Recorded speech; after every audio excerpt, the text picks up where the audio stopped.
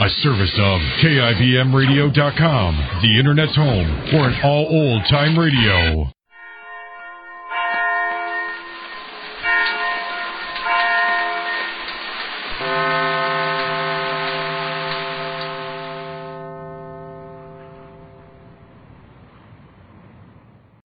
Kraft presents The Great Gildersleeve.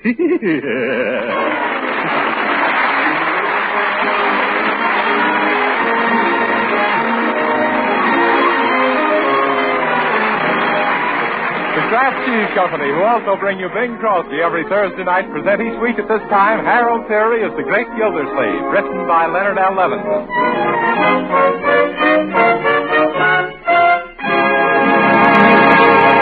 We'll hear from the Great Gildersleeve in just a moment.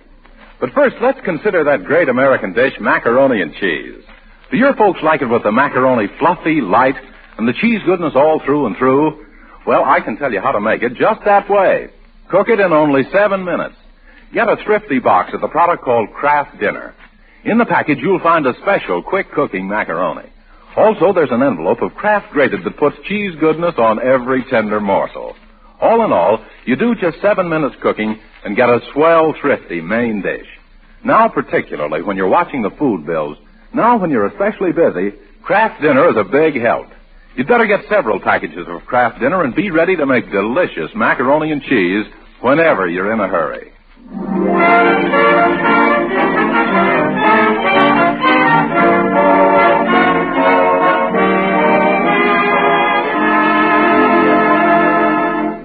Once again, let's visit our friend, the Great Gildersleeve, who's not a happy man today. No, indeed, this is one of his bad days. Right now, he's telling his niece and nephew, Marjorie and Leroy, and Bertie, their cook, all about it.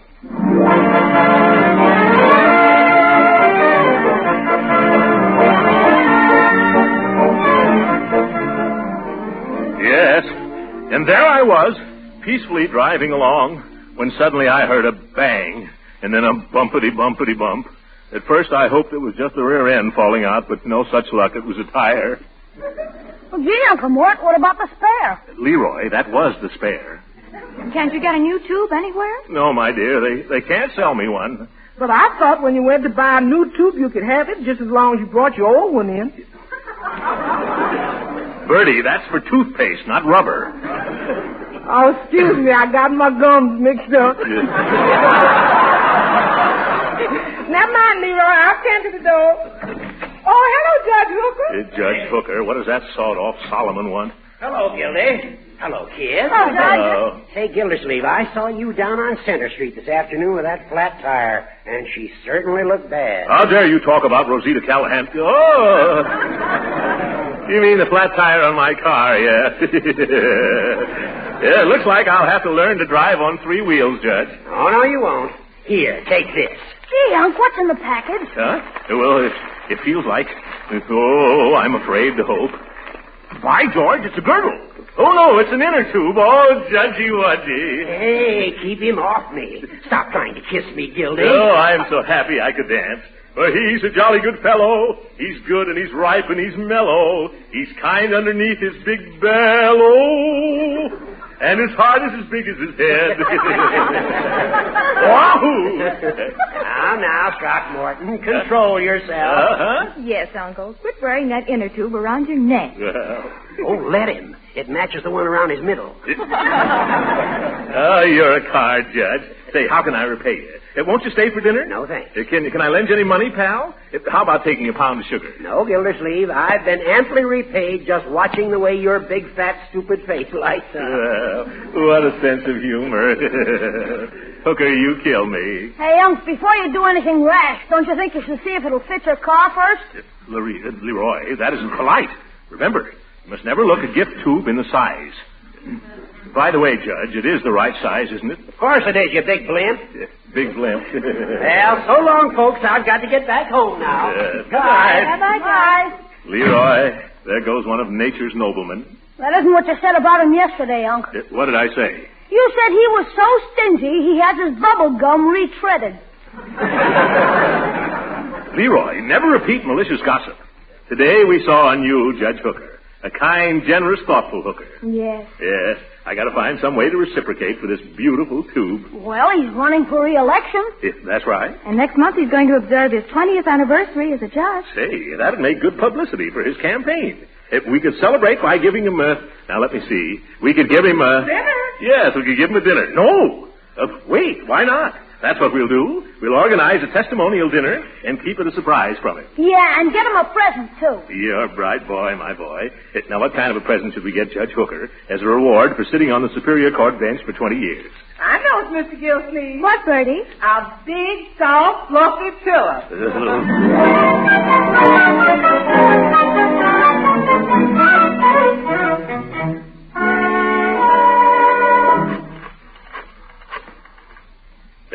Hello, Mr. Corbett? Gildersleeve speaking. We're holding a testimonial dinner for Judge Hooker, and I'm calling to see how many tickets you want. Now, Mr. Corbett, he always spoke well of you. Don't you feel you owe the judge something? How?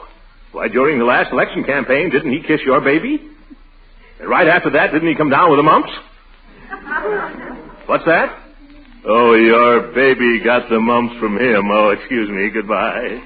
Say, maybe you shouldn't have brought that up, Uncle Mort. Mr. Corbett controls a lot of votes. Oh, Hooker's going to win in a walk, my dear, and a good thing, too. The little stiff is getting a little stiffer. Hey, look, I printed all the tickets on my printing press. Oh, fine, my boy. Thank you.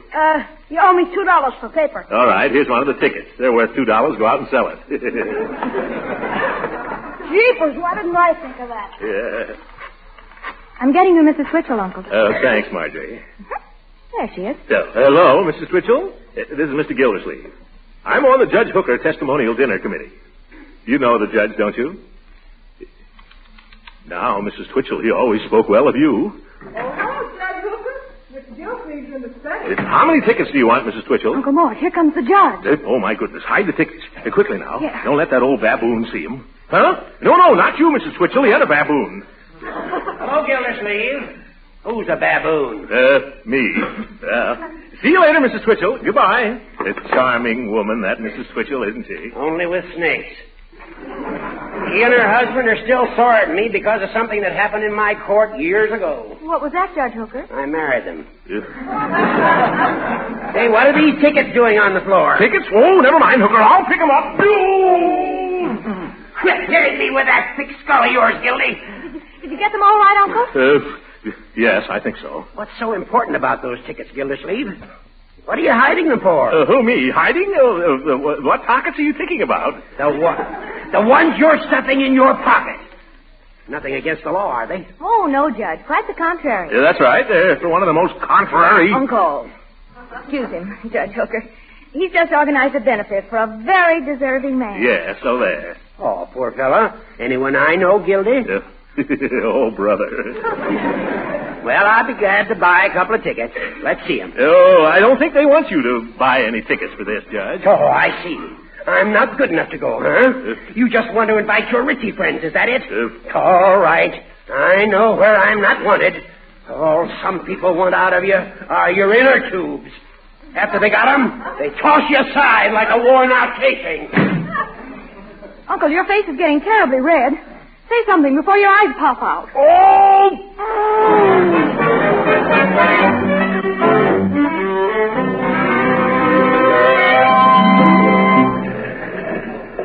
Gee, Uncle, what did the editor say, huh? The editor assigned one of the reporters to show us their files on Judge Hooker. Are you going to tell him you want the dope for your speech at the banquet? Oh, no, Leroy. We don't want any publicity till it's all over. Shh, here he comes. Mr. Gildersleeve, my name is Duffy. Oh, hello, Mr. Duffy. I brought you our Hooker file. Oh, a whole envelope full of clippings. Suppose we spread them out right here, huh? Okay. Let's see what we got here. Yeah. Look, Unc, here's a picture of the judge when he was first sworn into office. Gee, I never knew he had hair. Yep, of course, my boy. You think he was born bald? Well, wasn't he? Quit changing the subject. Look at this. Judge foils jailbreak by conking crook with gavel. Prisoner loses hearing. And listen to this one. Taxi company defaults drunk driving suit as Hickey Hackey plays hooky from Hooker. Oh, look at here. Here's a picture of him in Army uniform. Corporal Hooker returns from guarding Niagara Falls as Spanish-American war ends. Say, excuse me, but why all the interest in the judge? Well, you see, Mr. Duffy, he's coming up for re-election, and I've got a little surprise for him, that's all. Thanks for showing me these. Come on, Leroy. If we're going to make the judge's office, we'll have to run. Run for office, huh? Hey, Toots, give me Mr. Cornell. Boss, this is Duffy. You know that guy Gildersleeve? Well, after he dug around into Judge Hooker's past, I heard him say he's going to run for the judge's office. Now, look, we're out after Hooker, so what do you say we endorse Gildersleeve? Good. I've been gunning for that Hooker ever since he hit my brother over the head with his gavel.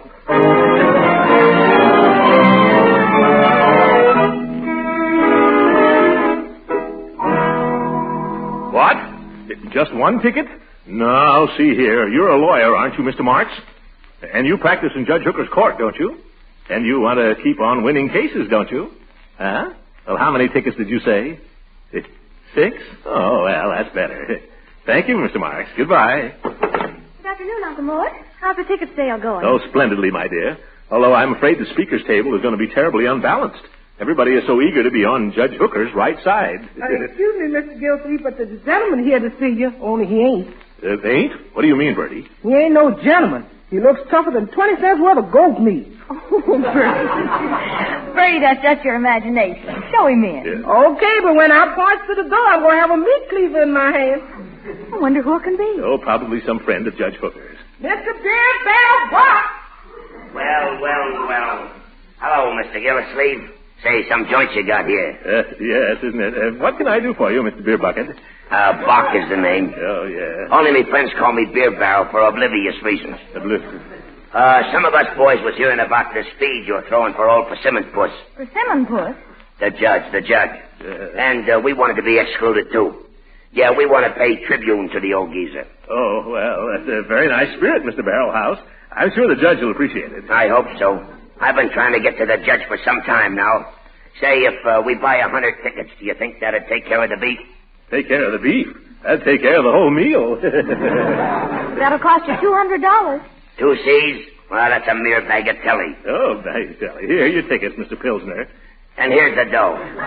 Well, so long. It's sure going to be a load off of me associates' minds now that we're palsy-wowsy with old Pickle Pan. Pickle Pan? Oh, yes, he means cucumber kisser. Oh, that reminds me. Have you heard about my poem for the banquet, Marjorie? No, Uncle Mort. Well, it's called Poem on the occasion of the celebration of Judge Horace Hooker's 20th anniversary of his election to the State Superior Court bench. Oh, that's just wonderful, Uncle. Wait a minute. That was just the title. How does the poem go? I don't know. I haven't written it yet. Where is it? Lead me to him. Oh, there you are. Gildersleeve, what is the meaning of this? Oh, hello, Judge. What's the meaning of what? This story in the political column of the Times. Throckmorton P. Gildersleeve to run against Judge Hooker. Dark horse enters race. Who's the horse? It's a plot. A frame-up to ruin me. Gildersleeve, you're going to pay for this. Yes, but Judge, I just went there to put down that floor lamp, Hooker. I'll put it down on your head, you overstuffed double-crosser. Wait a minute. That paper lied. How can I run for a judge? I'm not even a lawyer. Say, that's right. I should have thought of that myself. But I'm all a bundle of nerves today. Got a mighty tricky trial on my hands, and I've got a right to be jittery. Is that so? What case is that, Judge? A gang of cutthroat racketeers. Whole slew of them. It's Beer Barrel Buck and his mob. Oh, my, here we go again.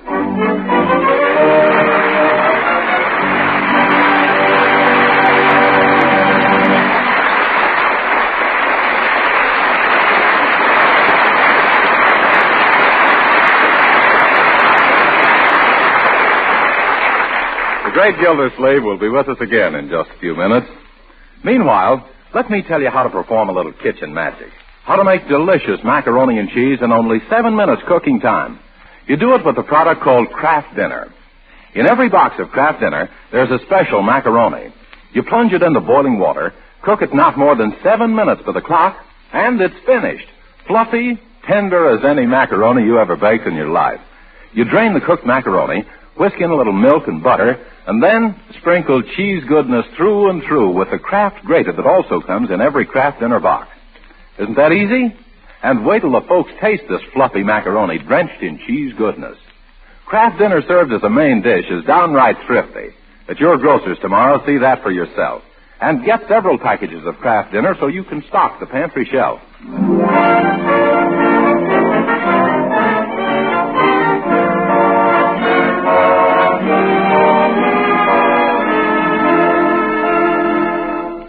And now back to the great Gildersleeve, who's still determined to surprise Judge Hooker with a big testimonial dinner, even if it kills him being the judge.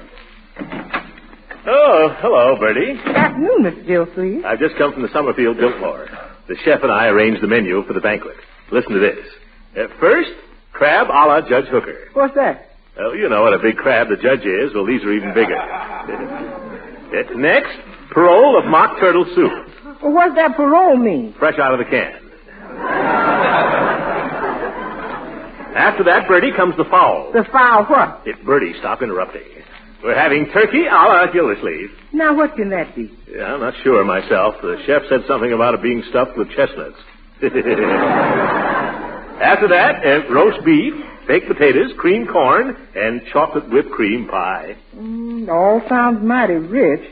Judge Hooker usually sups on milk toast and a cup of hot water, diluted. Bertie, the only reason we're giving this dinner is so the judge can get a good square meal. Hello, Uncle Mort. Say, did you order a lot of flowers for the speaker's table at the banquet? Well, yes, but why not? Well, doesn't Judge Hooker suffer from rose fever? Rose fever? Now, Marjorie, a few American beauties aren't going to hurt his Yankee noodle.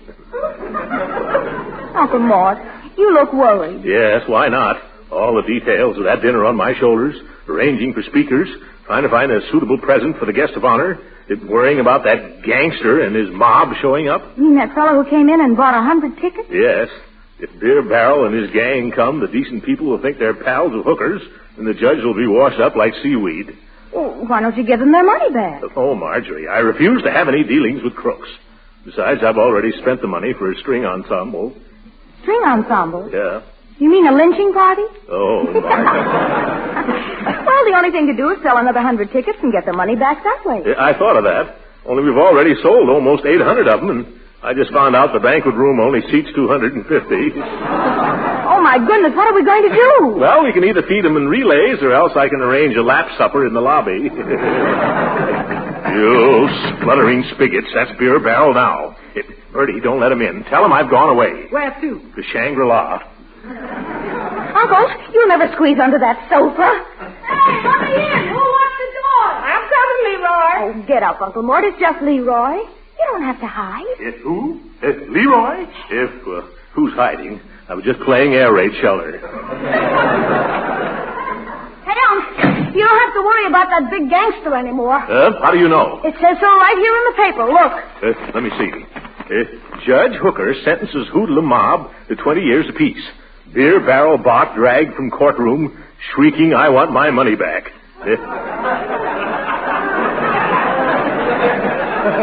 Sorry, old fella. No refunds.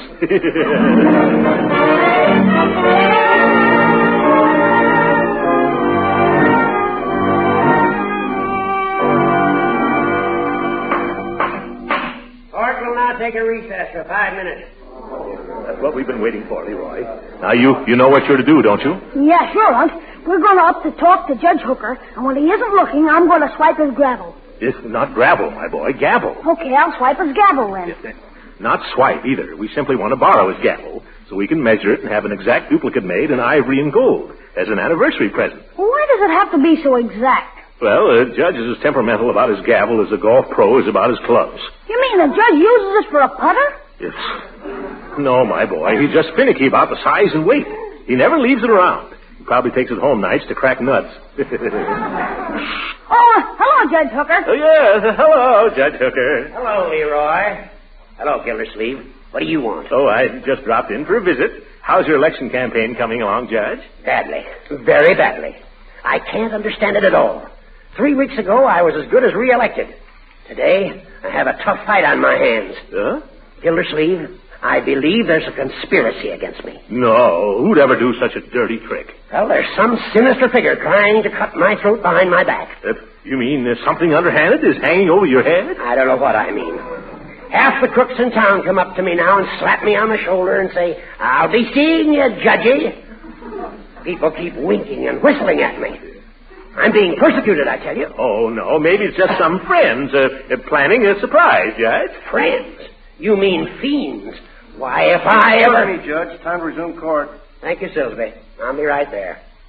Look, Gildersleeve, keep your eyes and ears open. If you see or hear anything suspicious, please let me know. Oh, sure, Judge. Just leave everything to me. Unc. It's coming, Leroy. Did you get it? Sure, and I drew an outline of it on paper, like you told me. Oh, fine. Let's slip the gavel back into place now, huh? Court will come to order, please. Just a second, Silsby. Where's my gavel? Uh-oh. Where's the judge's gavel? It was right there, Your Honor. Isn't here now. Someone must have stolen it during recess. Leroy, isn't it getting a little stuffy in this courtroom? Why, yes, Uncle Throckmorton. Shall we get some fresh air? Well, is this a practical joke or a real theft? All right, bailiff. Lock the doors. We'll search everyone in the courtroom till we find the culprit. Leroy, get rid of that gavel. Don't worry, Unc, I did. Splendid, my boy. Where'd you hide it? In your pocket, Unc. Leroy, never do that again. The judge won't like me if he finds this. We gotta get out of here. Oh, Judge Hooker, can I whisper something to you? What is it, Gildy? Judge, I've got an important engagement with the governor. You wouldn't want to keep him waiting, would you? No, go ahead. I've got enough trouble without you, you big buffalo. Beat it. No, thanks, Judge. Come on, Leroy. Silsby, let Mr. Gildersleeve leave. It's okay. All right, Judge. Gee, Unc, that was fast thinking. What are you going to do with the gavel now? The gavel? Oh, I haven't got it anymore, Leroy. While we were talking, I stuck it into Judge Hooker's pocket.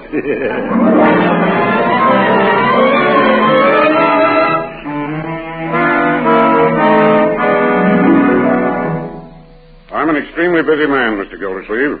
What can I do for you? Well, Governor, I hate to ask any favors, but after all, I voted for you the last 3 times you were elected. Thanks. However, this is my first term in office. Yes, it is? Oh, must have been 2 other governors. Please get to the point of your visit, Mr. Gildersleeve, if your visit has any point. Oh, it has, definitely. I just want to invite you to be the principal speaker at a dinner we're giving for Judge Horace Hooker. Hooker? Why, that little... Governor, he's always spoken well of you. No, he has he? Oh, absolutely. Except maybe when you pardon some crook he's just sent up the river, or pass some law that he has to declare unconstitutional, or to get involved in some shady deal with the forestry department. And what does he say then? Oh, he still sticks by you. He says our state has the best governor that money can buy. See here, Gildersleeve, I didn't come to Summerfield to be insulted. I know it. Judge Hooker said you came here to make a couple of sharp horse trades so you can stay in office. Well, after that, I'm certainly not going to make a speech in favor of any political nincompoop. But I'm not asking you to talk about yourself, Governor. I wasn't talking about myself, Gildersleeve. I was referring to that miserable little travesty on justice. That anemic habeas corpuscle. That blithering judicial blunder named Judge Hooker. Did you get that? No, Governor. Would you mind repeating it again? There's a couple of dandies I'd like to remember.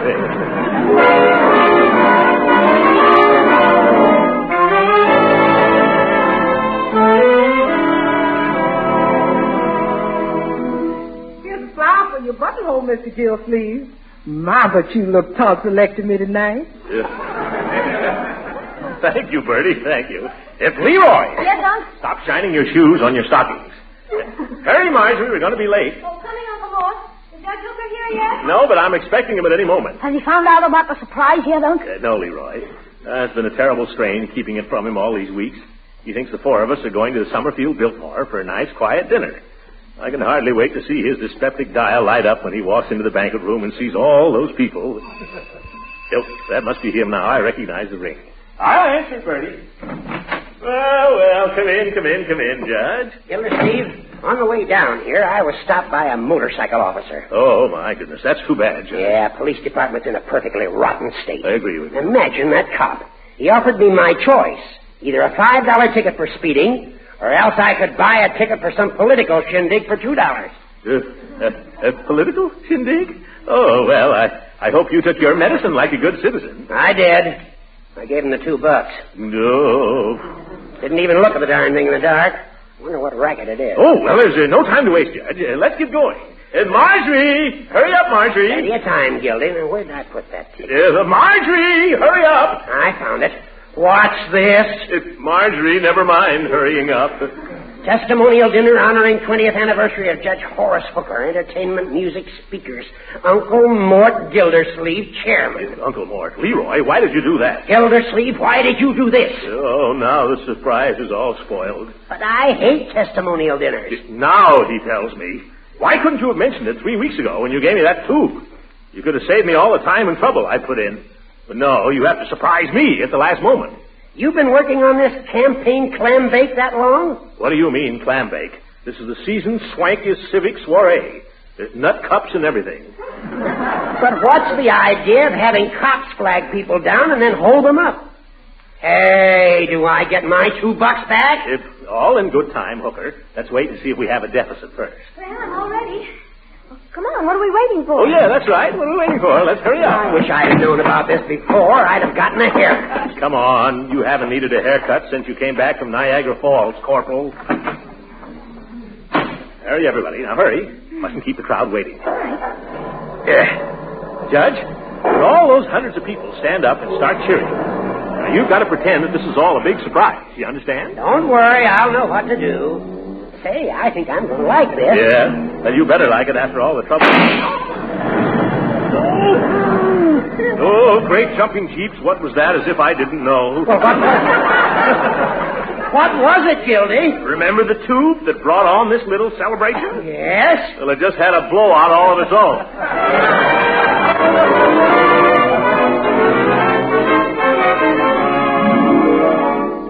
And remember, ladies and gentlemen, life is just a football game, so let's keep Judge Hooker on the bench.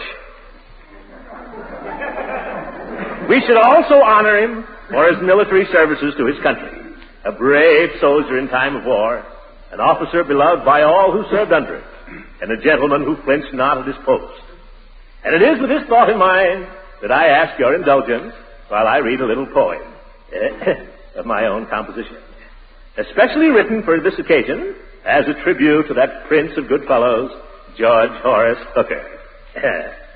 H is for honesty. You can see it in his mug. O is for offenders, who he puts right in the jug. O's also for the office he's held for 20 years. K is for the knowledge hidden between his ears.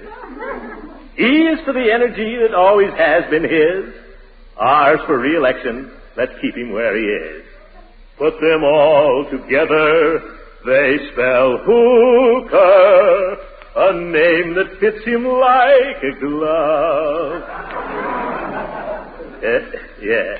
And in conclusion, ladies and gentlemen, if any of you have been lavish in your praise of Judge Horace Hooker, it's only right. For remember, he always spoke well of you. Thank you, Marjorie. Thank you, Leroy.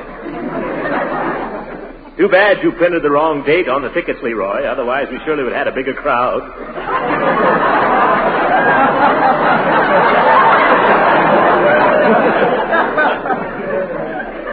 And now, Judge Hooker, won't you say a few words?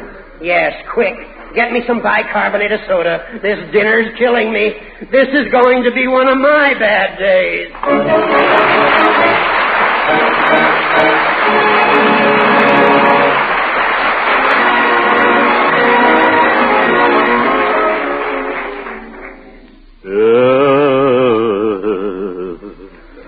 How is he, Marjorie? Oh, he'll be up and around in a day or so. How are you feeling, Uncle Mort? Is that lump on your head any better?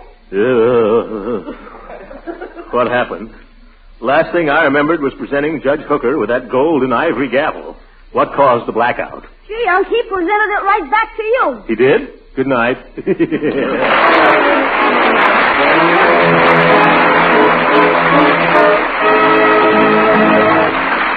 Original music heard in this program was composed and conducted by William Randolph.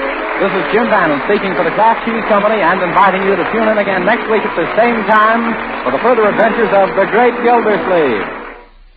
We all want to eat the right foods these days, the nourishing foods that help give us energy and health.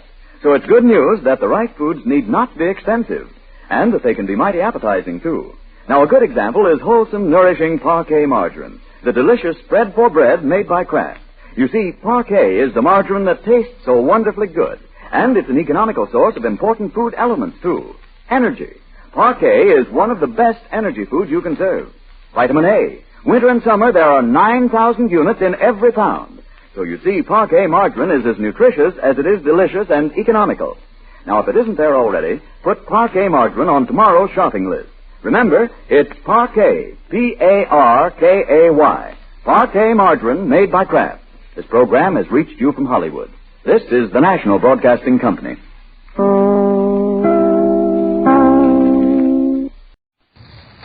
Kraft presents The Great Gildersleeve. The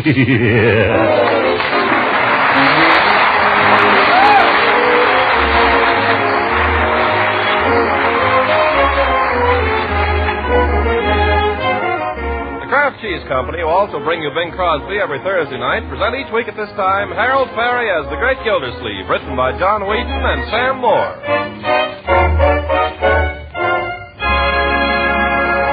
We'll hear from the Great Gildersleeve in just a moment. But first, with food shoppers everywhere thinking in terms of ration stamps as well as money, let me suggest a way to economize with both. Yes, and supply mealtime variety that'll really make your family sit up and take notice. Here's the secret. The next time you plan a shopping trip, include on your list Pabst-Step, the delicious, nourishing cheese food. For just 3 red ration points and surprisingly few pennies, you buy a generous package of cheese goodness that's a real help in preparing wartime meals.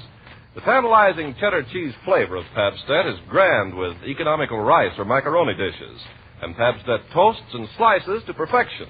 Or you can melt it to a smooth golden cheese sauce that does wonders with leftovers of meat or fish or vegetables. Pabst-Step is a fine source of important milk nutrients, too. Milk protein, milk minerals, food energy, vitamin A, and vitamin G that's also called riboflavin. So remember the name, Pabst-Step, the economical red stamp value.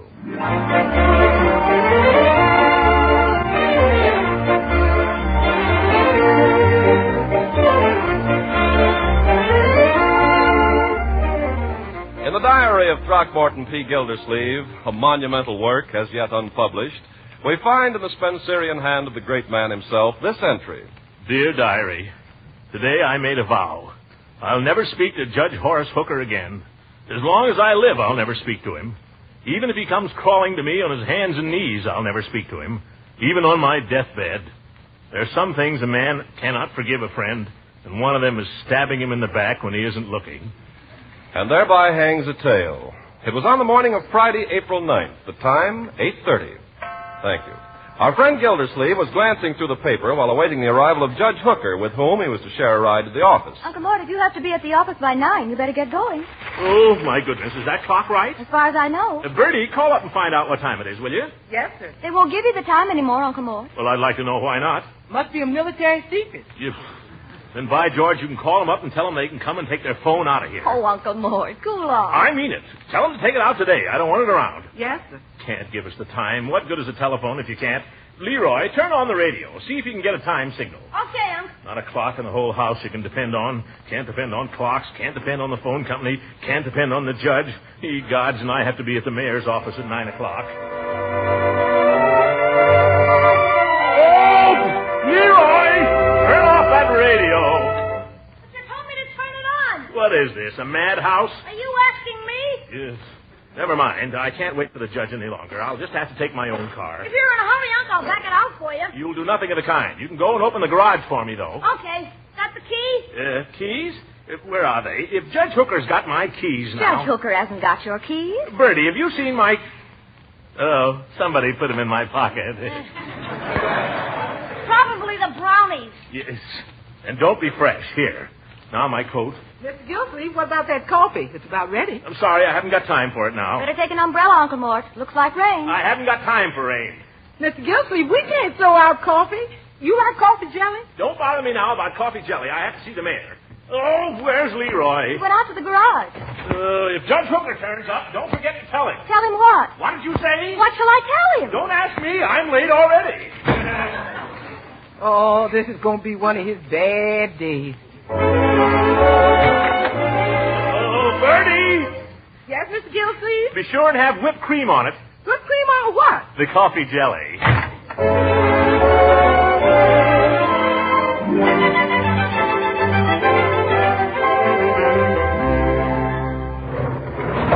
You want me No. I thought you were in a hurry. I am in a hurry. Now, don't keep asking me that. I don't want you fooling around with the car. You'll wreck it. How's the ignition? Stick in your shirt tail, Leroy. It is in. Well, get off the running board. Okay.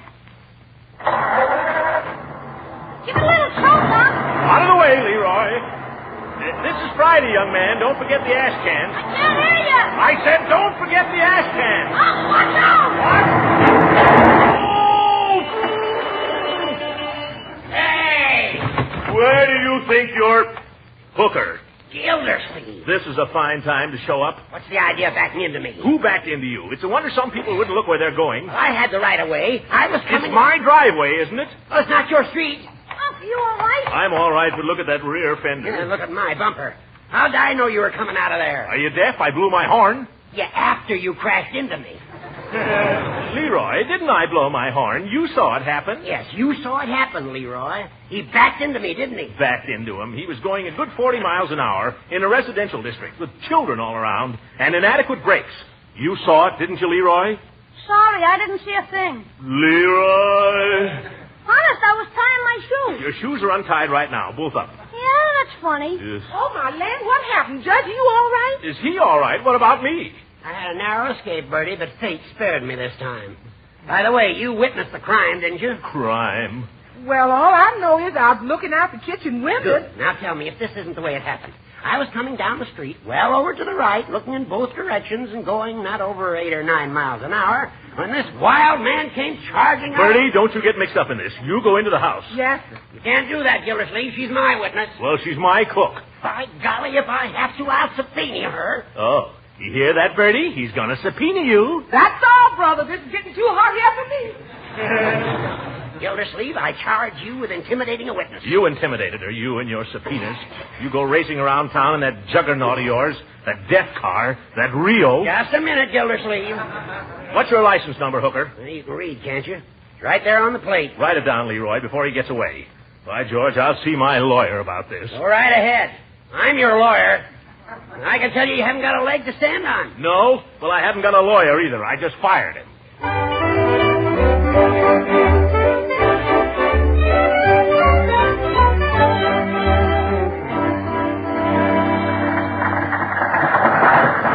Listen to that fender.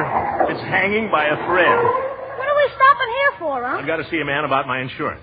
C. Harvey Diggs, real estate and insurance. I want to show him the damage while it's fresh. C. Harvey Diggs. Is he kidding? Just hop out, Leroy. You better run for it. He'll be late to school. Okay. So long, Unc. Goodbye, and watch out for cars. You never know what maniac will be driving these days. Mr. Gildersleeve. Well, come in. Hello, Diggs. I heard you and Judge Hooker had a little run-in this morning. How did you hear that? It didn't happen 20 minutes ago. Oh, news travels in this town, you know. Glad there wasn't any damage. No damage. You ought to see my automobile. Whole rear fender smashed to a pulp. Well, these little things will happen. That's why we have insurance companies. Sit down. I can't. I've got to see the mayor, Diggs. Say, you know that policy you sold me? On your automobile, wasn't it? Yeah, that's right. Well, I have... You know, I've always been sorry I couldn't interest you in that little life insurance plan I drew up for you. Life insurance? I'd like to see you have that protection, Gildersleeve. Right now, I'm interested in the automobile. I know, it's only human. We keep putting it off. But it's something we all have to face sooner or later. Now, only the other day, I had a man come to me. He happened to be a very important executive here in town. You'd know him at once if I were to tell you his name. I'd been after that man for 5 years. And only the other day he said to me, Diggs, he said, I don't know how to thank you for what you've done for me. Good. I'm glad he's taken care of. Now let's talk about me. I have this policy yes, on my... just what I was getting to. Now, that's a very fine policy you've got there, as far as it goes. But it doesn't go far enough. You sold it to me. Mr. Gildersleeve, I'm going to ask you a question. Have you ever considered what would become of your loved ones in the event that you were suddenly to pass on? Mr. Diggs, I'm going to give you an answer. I'm likely to pass on right now to the next insurance man if you won't listen to me. Huh? All I'm interested in is collecting on the policy I've got. Well, you're the doctor, Mr. Gildersleeve. Yes, sir, that's what we're here for, to service our customers. Good. I've got the policy right here. I can't make head or tails out of it. Well, now, we'll just have a look. Now, let's see. Bodily injury, property damage, collision or upset, Comprehensive. What does it say? Mr. Gildersleeve, that's a very fine piece of protection you've got there. My advice to you would be to hold on to it. What do you mean? Providential Mutual Fire and Loss, that's one of the biggest insurance companies in the state of Rhode Island. And Rhode Island is one of the smallest states in the Union.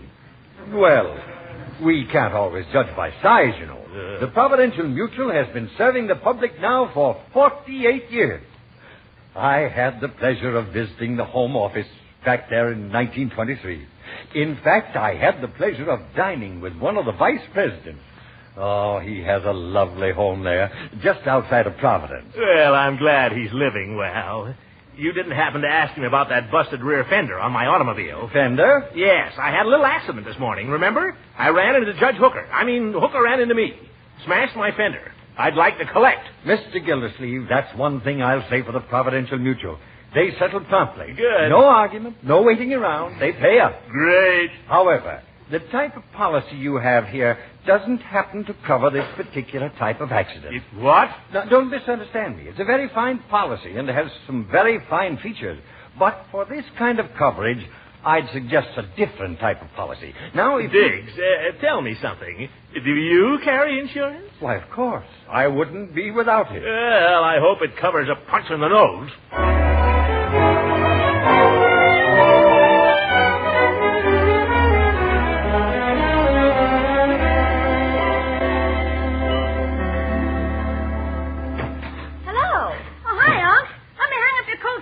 You got your allowance Monday, Leroy, in advance. I know. I'm just offering to hang up your coat. Yeah, there's something more to this. How did it go today, Uncle Mort? Oh, like that? Yeah, like that.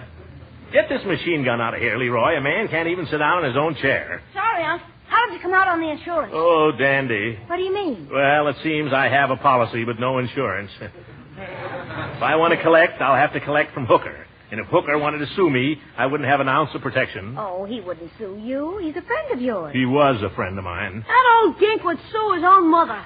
Leroy. I'm inclined to believe you're right, my boy. I don't think you ought to talk that way about Judge Hooker. You ought to hear what he says about you. Hey, Marge, when's dinner? I'm starved. I don't know. You'll have to ask Bertie. But I'm dying. Well, go outside and die.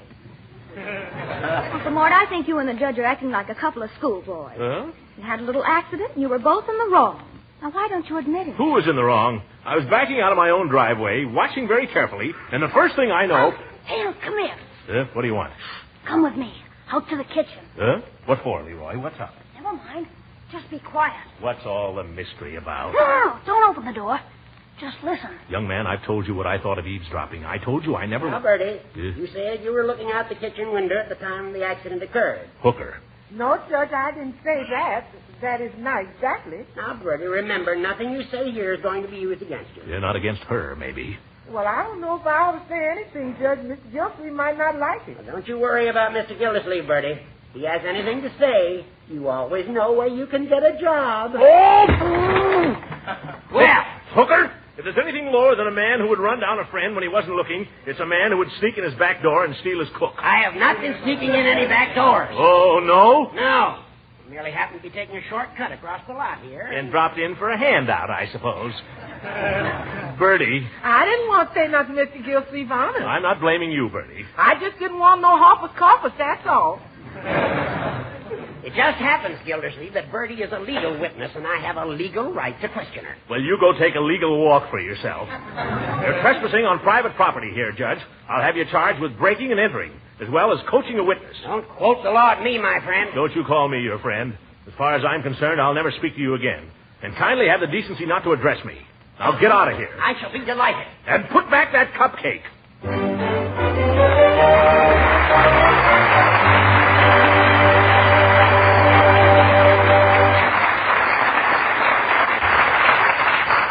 The great Gildersleeve will be with us again in a few seconds. Meanwhile, here's a tip for homemakers. The way to spend red ration stamps to best advantage is to plan family meals several days in advance, using a list of point values as your guide. That way you can make sure that meals are good tasting and well balanced and provide the variety your family likes. And as you plan, be sure to include quality foods like Tab Step, the delicious cheese food that's good in such a wide variety of ways. You'll find that Tab Step is a grand help for your wartime budget. because it costs only a few cents and just 3 red ration points per package. And whether you melt or toast or slice it, the whole family will go for its grand cheddar cheese flavor. What's more, Pabstet's a fine source of important milk nutrients and is highly digestible. Now, your dealer may not have Pabstet the very first time you try to buy it because so much cheese and other dairy foods are going to war. But everything is being done to keep dealers supplied. So ask for Pabstet, Pabst-ETT, Pabstet, the delicious, nourishing cheese food.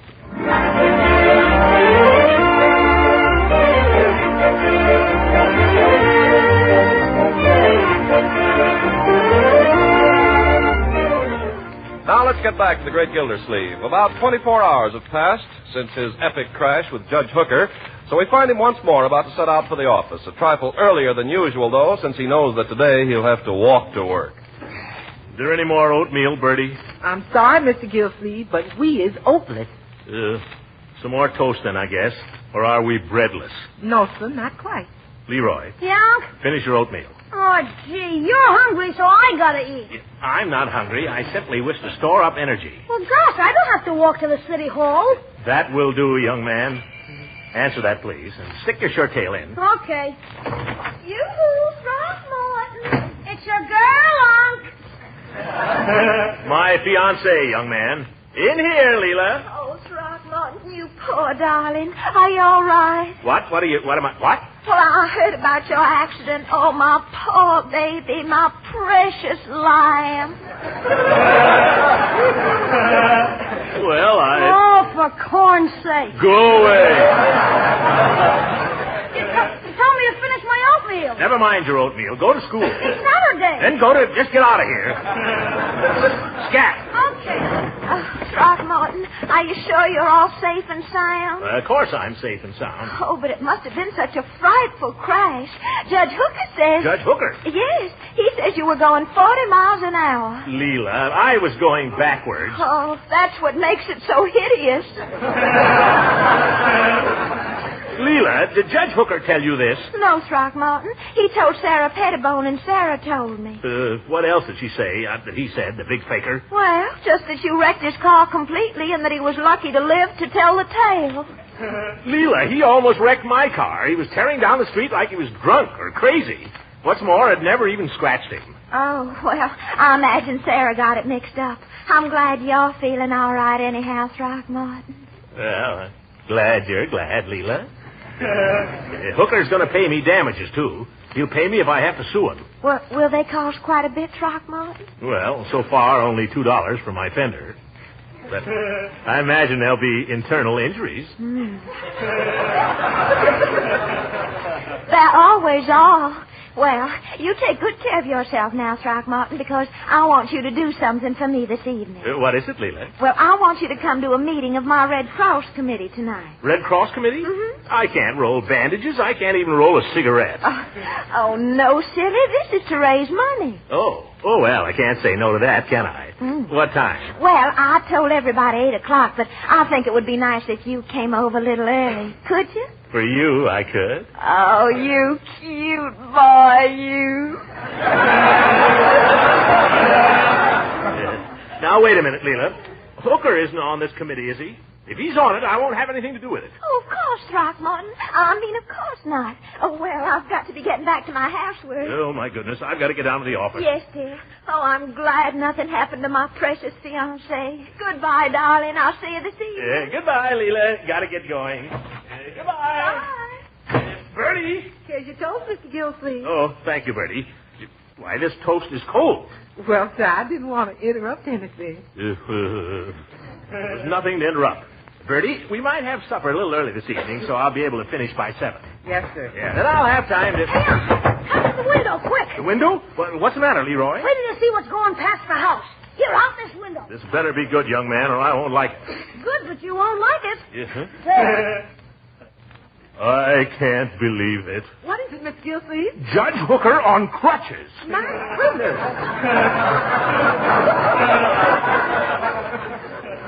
What's the matter with him? He didn't have no crutches last night. Of course not. He's just faking. Well, gosh, Unc, if he isn't hurt, what's the idea of the crutches? Oh, he wants to impress his lawyer. He wants to impress everybody. Well, if that's his game, I can do better than that. How? What you gonna do, Unc? I'm going down to Peavy's drugstore and get me a wheelchair.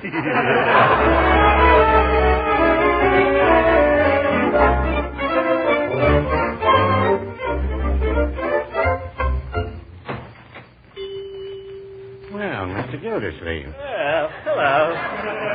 Hello, Peavy. You weren't in yesterday. Yes, I've been pretty busy. Lawsuits and whatnot.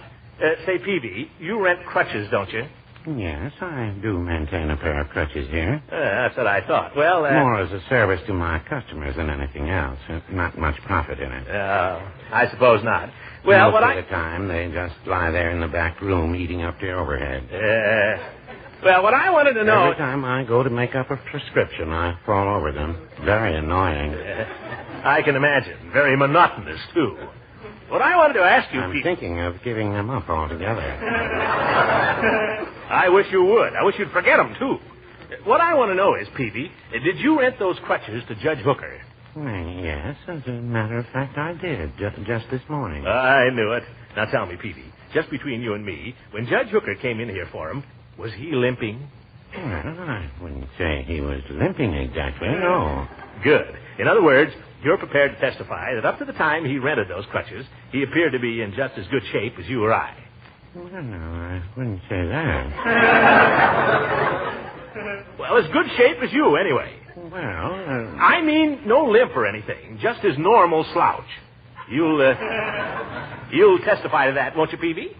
Well, I don't know that I'd care to testify to anything. Now, don't get scared, Peavy. I'm not going to drag you into court. I'm just trying to line up a few facts and witnesses, just in case. I know, but a man can't be too careful, Mr. Gildersleeve. Circumstantial evidence, you know. What's circumstantial about it? Well, take yourself. Now, you'd say you were in good health, wouldn't you? Never better. You look well, too. Thank you. But do we know, Mr. Gildersleeve? Do we know? What do you mean? You might drop dead any minute. What? It's a fact. I had a man come in here one day perfectly well. Just felt a little funny, that's all. And all of a sudden, he dropped dead right where you're standing. Oh, don't move. It was just a heart attack. Oh, just a little heart attack, eh? Peavy, will you tell me what all this has got to do with whether Hooker needs crutches or not? That's what I'm trying to find out. I'm afraid I couldn't express an opinion on that. Professional ethics, you know. After all, I'm a pharmacist. I'm not asking your opinion as a pharmacist. I'm asking your opinion as a crutch renter. Well, I will say this, Mr. Gildersleeve. Yes? Crutches never hurt anybody. Yes. Oh, Peavy, you make me tired. Why don't you ever give anybody a straight answer? All you can say is, well, now, I wouldn't say that. Well, now, I wouldn't say that. Goodbye!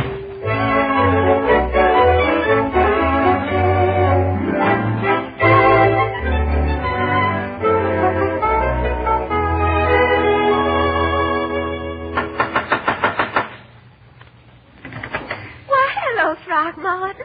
I'm glad you got here early. Yeah, so am I. Ooh, you look beautiful in that dress, Leela. Oh, do I? Yeah, much too good for a committee meeting. Couldn't we go out? Now, Throckmorton, I've got things to do before the others get here. Yeah, so I...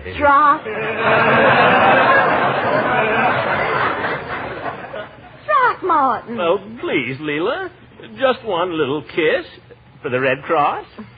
Well, just one. What's that? You told me the others weren't coming till 8 o'clock. I thought I'd have a chance to... Well, I thought I'd have a... Who the devil is it anyway? Well, Judge Hook always knocks like that. Hooker? I thought you said he wasn't coming. Well, no, I didn't, Throckmorton. I said he wasn't on the committee. Well, what's the idea of him hanging around here with secret knocks on my fiancé's door? By George, if I lay my hands on him... Throckmorton, please, go in the dining room and wait. I'll think of some excuse to send him home. Well, all right. But make it quick, Leela. I'm liable to lose my temper. Hush. You can listen to everything I say. I will anyway. Well, Horace Hooker, what a surprise to see you. Come right in, won't you? Thank you, Leela. Well, aren't you going to ask me why I'm on crutches? Oh, are you? Oh, why, goodness gracious, so you are. Horace, it's your lumbago again, and you shouldn't be out in this weather. You go right home, you hear? It's not my lumbago, Leela. Now, Horace, don't be vain. You said it wasn't lumbago last time, and you had to go to bed for a week. Leela, I'm not suffering from any organic complaint. I'm walking on crutches because of your fiancé. Really, Horace? Yeah, he drives his car around this town like a murderer. Who's a murderer? Oh. Oh, is that Mr. Gildersleeve in the dining room, Leela? Yes, Judge. I wouldn't have come here if I'd known he'd be here. Neither would I. Oh, please, Judge. Let me talk to him for just a minute. Perhaps you wait here. Well, please. All right. Throckmorton, I asked you to be quiet while I talk to Horace. You want me to stand there like a wooden Indian while he calls me a murderer? Oh. Now, honey, he didn't call you a murderer exactly. He was just telling me about his injury. His injury? There's nothing the matter with him. Throckmorton, he's on crutches, and it's your fault. He doesn't need those crutches. And if you don't quit calling me a murderer, he will. Leela, I didn't know you allowed criminals in your house. Who's calling people criminals? I've been doing it for 20 years, and I've never missed yet. Leela, I swore yesterday I'd never speak to that old goat again. But Throckmorton... I'll never speak to that fat windbag. Horace, please. Tell him this, Leela. There's nothing lower than an ambulance chaser. Tell him I'll sue him for that. Yes. All he can think of is suing people, pushing innocent people through the knotholes in the law. Throckmorton. Tell the big coward to shut up. Who's a coward? Tell him to lay down his crutches, Leela, and I'll knock his block off. Tell him to come ahead. Boy, Right. stop.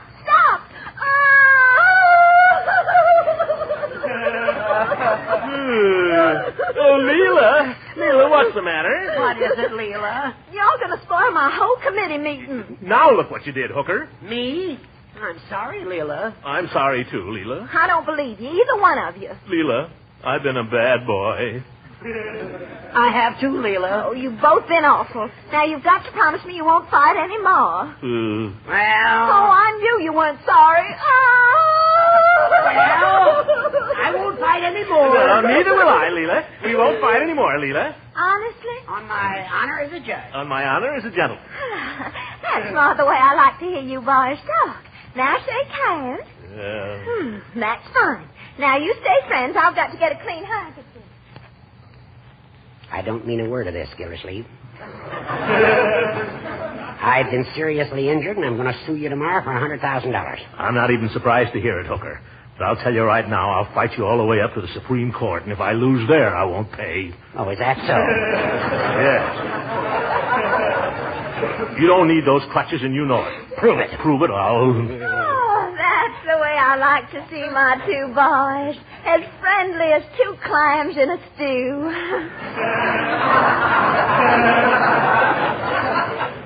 What were y'all talking about? Post-war planning. Oh. No, that's awfully interesting. Why don't we all sit down for a minute? Sit down, all right. Thank you. I think post-war planning is just as important as rationing, don't you? I do indeed. In fact, I was... I'll go, Leela. No, let me go. Don't forget, Gildersleeve. None but the quits deserve the fair. Oh, is that so, Judge? What are you laughing at? At you old goat. You forgot your crutches.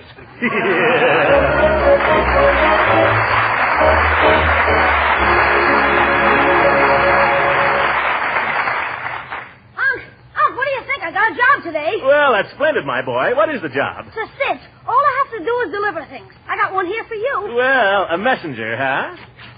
Unc, what's a summons? Leroy. Good night, everybody.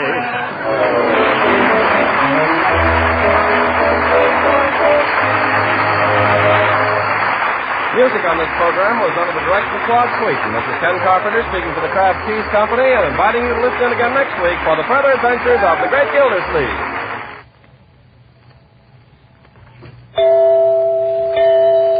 Right now, which is the most important economy in your food budget? Money or red ration points? Well, most likely the answer is both. So there's no better time to get acquainted with foods like Parquet, the quality margarine made by Kraft. For Parquet costs just 5 red ration stamps and so little money. And yet it has a delicate, appetizing flavor that really satisfies. Yes, you'll like the taste of Parquet spread on bread and toast and rolls, and you'll like it as a seasoning for hot-cooked vegetables, too. If you bake your own cakes and cookies, you'll find Parquet is a real flavor shortening. And it's grand for pan frying.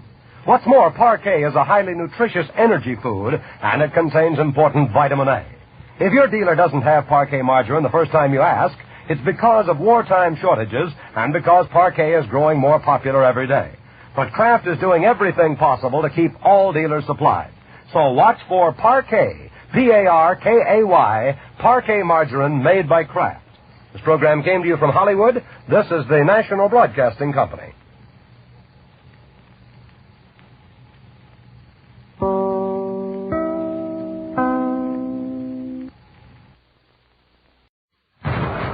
The Kraft Foods Company presents The Great Gildersleeve.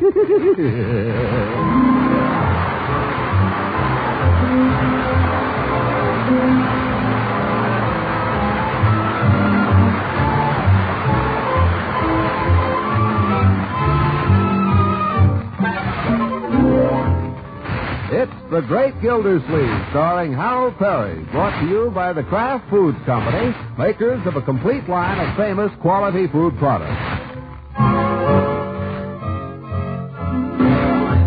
Now let's see what goes on with the Great Gildersleeve. He comes home in the evening and finds the hall table piled up as usual with everything under the sun. Confound it, let's clean up this mess here. Leroy, Marjorie.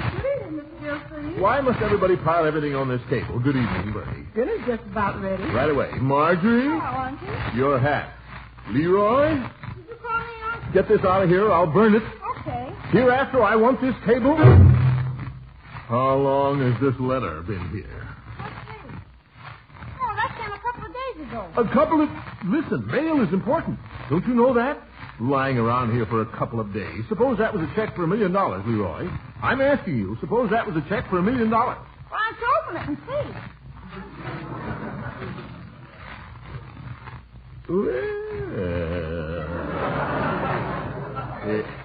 see? Leroy, have you washed your hands? I wasn't reading it off. Have you washed your hands? Sure. Well, go wash them. Okay. Man has no more privacy around here than... What day is this, Marjorie? Wednesday. I mean, what date? I think it's the 3rd. Oh, my goodness. Then this is for tomorrow. Oh, that's terrible. It says RSVP. I don't know what she must think of me by now. I'll just have to call her up. Miss Gildersleeve's dinner. Bertie, do you know how long this letter's been lying on this table here? 5 days. At least. Yeah.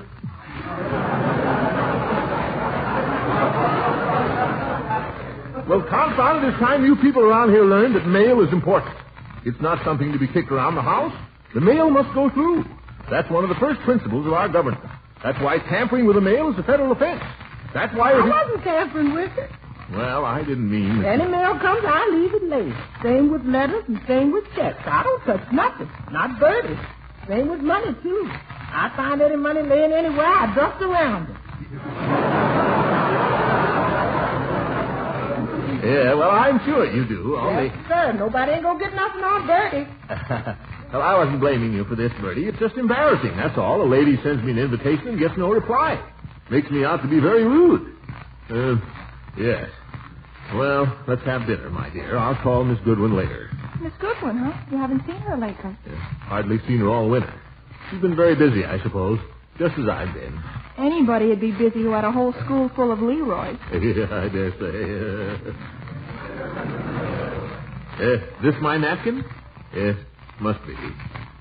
Yes, that's the trouble with winter. People get too busy. But now that it's spring, they begin to relax a little. Yes, that's what's nice about spring. I think she's so attractive, don't you? Oh, yes. Very attractive woman, very. Capable, too. Capable and yet, attractive. Remind me to call her right after dinner. Unky. Yes, my dear? Have you decided yet about tomorrow night? Tomorrow night? I mean about Ben.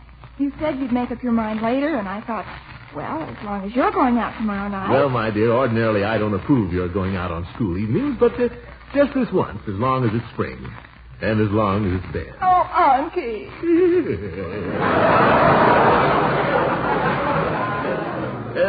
Go ahead. Have a good time, my dear. Where's dinner here? Where's Leroy? Leroy, I told you to come down to dinner. He told me to wash my hands. Well, come to dinner. Bertie? I'm coming. You can bring it on now. What's for dinner? Never mind what's for dinner.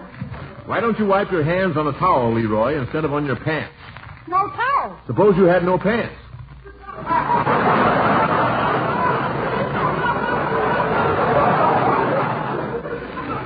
If there's no towel, go get one. Yes, sir. Not now. Sit down and eat.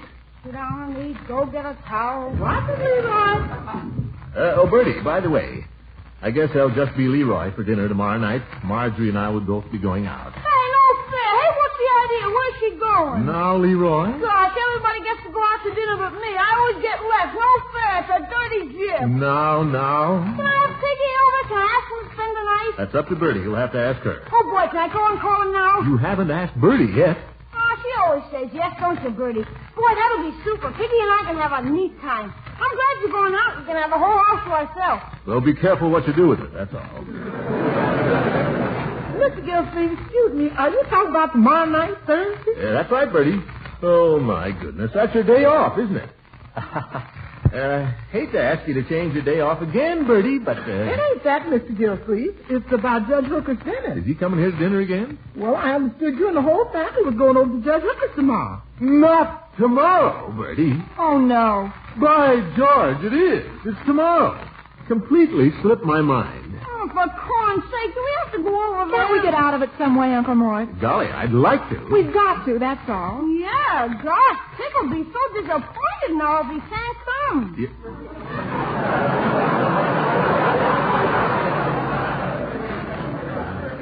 If the old goat didn't make such a great big thing out of it every year. Confound these annual customs. Never should have got started in the first place. The whole thing is ridiculous anyway. The idea that I should have to report to him once a year on you children in the estate. That's not what a probate judge is for. Just something the old goat made up. Sure, what does he know about it, the old goat? Leroy. That's not the attitude either. Judge Hooker's been a very good friend to both of you children. And to all of us. It's just that, well, confound it, I've got better things to do. So have I. Me too. Well, I don't know how we're going to get out of it this late. I know. Tell me you're sick. But, Leroy, that wouldn't be true. Pardon me. Maybe if you explain to him, Uncle. I know. I'll tell him I had a previous engagement, only I didn't know it till today. That just happens, young man, to be the case. Now eat your soup.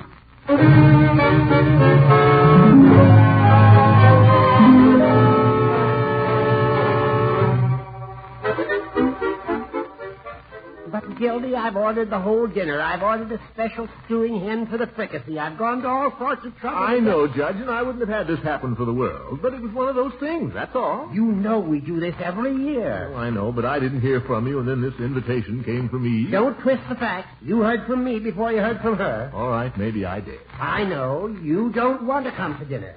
Of course. If our little custom means no more to you than that, let's skip it. Well, too bad. But if he's going to be an old goat about it, oh, well.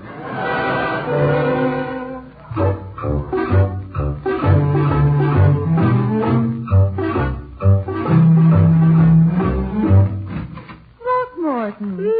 Hello, Eve. Long time no see. Oh, dear, and I was just going out. That's all right. I was going to phone you, Eve, and then I said to myself, no, I'll just run over there. Because I owe you 1,000 apologies. What for? Your invitation. It was lying on the hall table. I never found it till this evening, and then I was horrified. Oh, you needn't have been. Oh, but keeping you up in the air that way without an answer. Oh, I wasn't expecting you, so it was all right. You weren't expecting me? Oh, no, Judge Hooker told me you wouldn't be able to make it. When I invited him.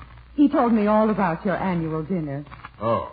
Well, about that, Eve, that's all right now. Oh, I quite understand, and I wouldn't interfere with it for the world. Huh?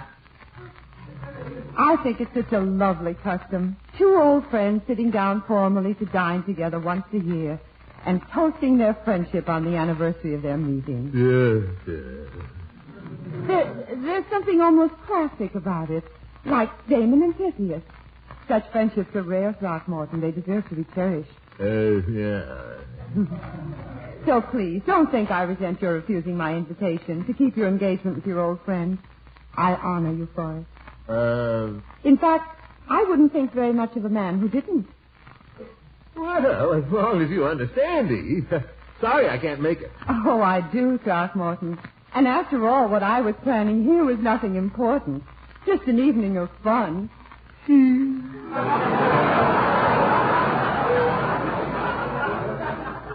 Well, goodbye, Eve. Goodbye, Throckmorton. Oh, and by the way, if the judge's dinner ends early, stop over later. It'll end early, all right.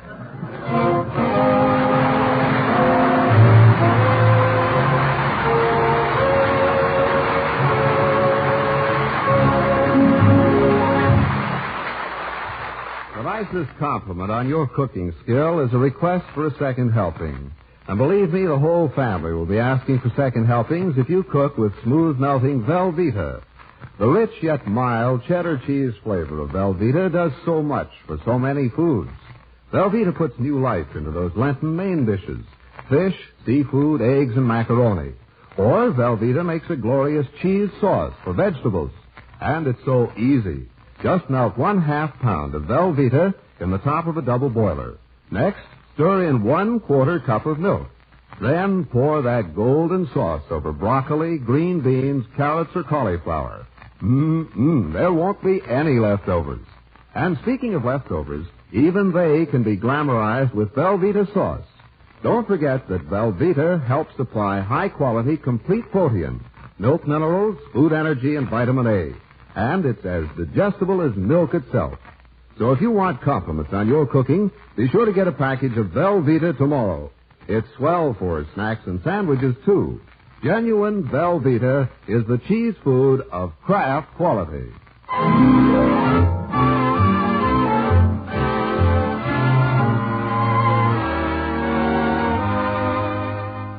Now let's get back to Gildersleeve. He's had to swallow his pride and ask Judge Hooker to renew his invitation. But weighing the prospect of an evening with the judge against an evening of fun and games at Eve Goodwin's, it becomes clear to him that something must be done. And so... Yeah, hello, Mr. Gildersleeve. What can I do for you today? Peavy, you can do me a favor. Yeah, that's what you're in business for. What's the nature of the favor? Well, I'll tell you. I'm going to dinner at Judge Hooker's tonight. You see, every year well, I won't go into the whole boring business, but the long and short of it is, I want to get out of there. I want to get out of there early. Something else on the file? Never mind. I want to get out, and I need an excuse. That's where you come in. Where? I want you to call me up at the judge's house. Wait till about 9:30, then call me to the telephone. But what do I say? It doesn't matter.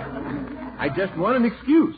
I'll say I got an emergency phone call and I was suddenly called away. Will you do it? Well, it's a little out of the pharmaceutical line.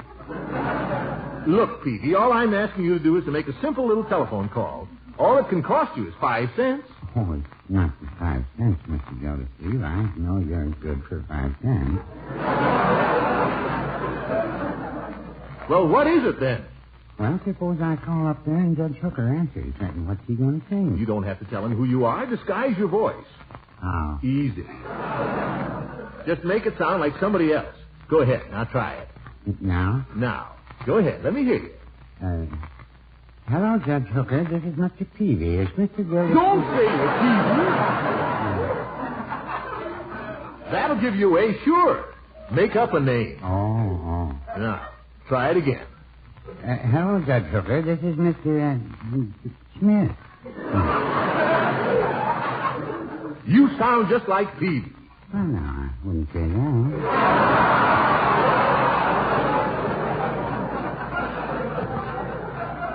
And you'll have to think up a better name than Smith. Look, Peavy, can't you fake some kind of an accent or something? Pretend you're some kind of a foreigner?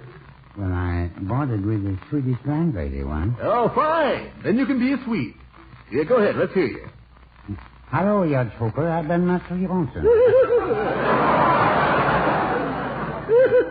Great. Do it that way, Peavy. That's great.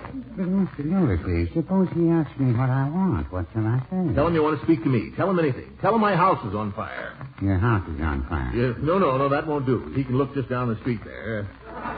Well, make up something, Peavy. Tell him it's an emergency. Will you do it? I'll try. Yeah, all right. You're my friend for life, Peavy. Thanks. 9:30 tonight now, and remember, you're Swedish. Let's see. Hallo, Judge Hooker. Ik ben Mr. Johnson. Hallo, Judge Hooker. Ik ben Mr. Johnson.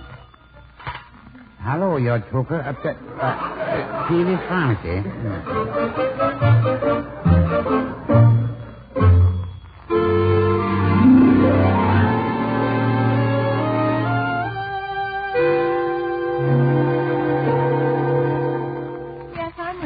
Very nice. I think it's perfectly ridiculous wearing my hair like a child just to please the judge. Now, Marjorie, if it makes him happy, as a matter of fact, it's very becoming. After all, it's only once a year. Why does everything always have to be the same? It's so boring. Now, we're all having to give up something this evening. Let's just grin and bear it, shall we? Grin, Leroy. Who's that supposed to be? Judge Hooker. Oh, great. Are you all ready to go? Sure. Let me look at you. Yeah, you look pretty good. Pretty good for you. You know, you're quite a nice-looking boy when you get dressed up with your hair combed. There's just one thing. You ought to shine your shoes. Shine my shoes? You can't shine these shoes. They're too beat up. Well, then put on another pair. This is the only pair I have. I buy you a pair of shoes every week, it seems to me. What becomes of all the shoes I get you? Well, some of them get too small. And some of them get like this. You'll get lost. Well, go upstairs and try to find some of the lost ones. If you can't find any, try to polish these a little. Okay, gosh, all this fuss for nothing. Chicken fricassee. Doesn't Mrs. Fogel know how to cook anything else? The judge's housekeeper is a very kind-hearted woman, Leroy. She thinks you like chicken fricassee. Kindly behave in such a way that she will have no reason to change her opinion. But it makes me sick. If I don't tell her this year, we'll just have it again next year. You can stand it once a year? I don't mind the chicken. I hate the carrot soup. Well, I don't really mind that. It's the prune souffle.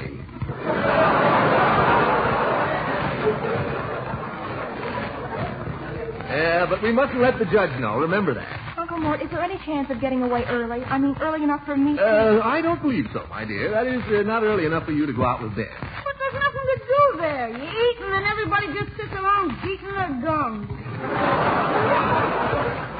That's the way grown-up people enjoy themselves, my boy. You might as well get used to it. Gosh, I'd rather be a kid. I suppose the judge will let us look through his stereoscope. Those dull pictures of Yellowstone National Park. Well, you don't have to look at them if you don't want to. Join in the conversation. And listen to the judge tell about how he stole the chapel bell at college. Every year he tells us. Well, this year I won't let him. By George, there's such a thing as carrying politeness too far.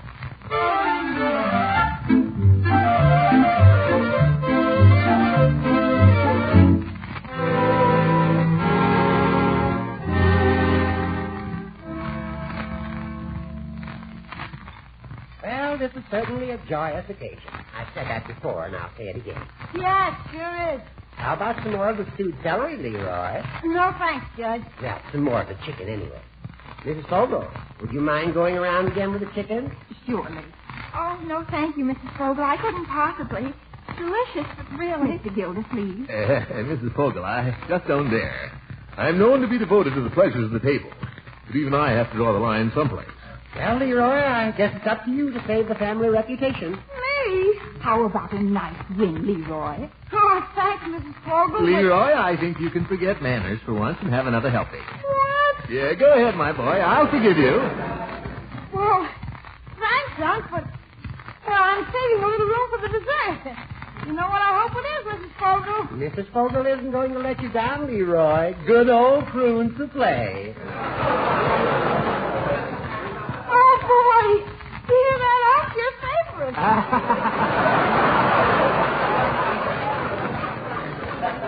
Take some more chicken, you little weasel.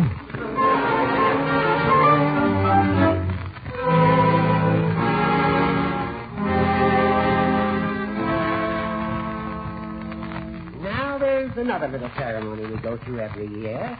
Anybody remember? Oh, which one, Judge? The measuring. Come on over here to the door jam, Leroy, Marjorie. Oh, for corn's sake. Yeah, come on. Come on. Now, my guess is that Marjorie has grown the most these past 12 months, beginning to look like quite a young lady. But these pigtails, really, Judge. Where's last year's mark, Horace? I see. It's glasses here. Marjorie, 1945. There it is. Stand up there, my dear. Head flat against the wall. Wait. Hold still while I make mine. There. Where is it? Right there, over your nose. What? I've only grown half an inch. Puffy, do you realize what that means? What? I've grown up. Well, you may be right. Little Margie. Well. I suppose you'll be going to dances and all that kind of thing in another few years. In another few years? Why, if it wasn't for this thing... Yes. Leroy, suppose you stand up there and see if you're getting any bigger. Are you kidding? Stand still, young man. No tiptoes now, you little rascal. Now, don't cheat the boy, Horace. Make the mark level with the top of his skull. That's level. Golly. He's grown about 3 inches. 3 inches? The gym teacher at school says I grew 3.5 inches since last year. Well, what does it matter? After all, the main thing is to have a record each year, isn't it?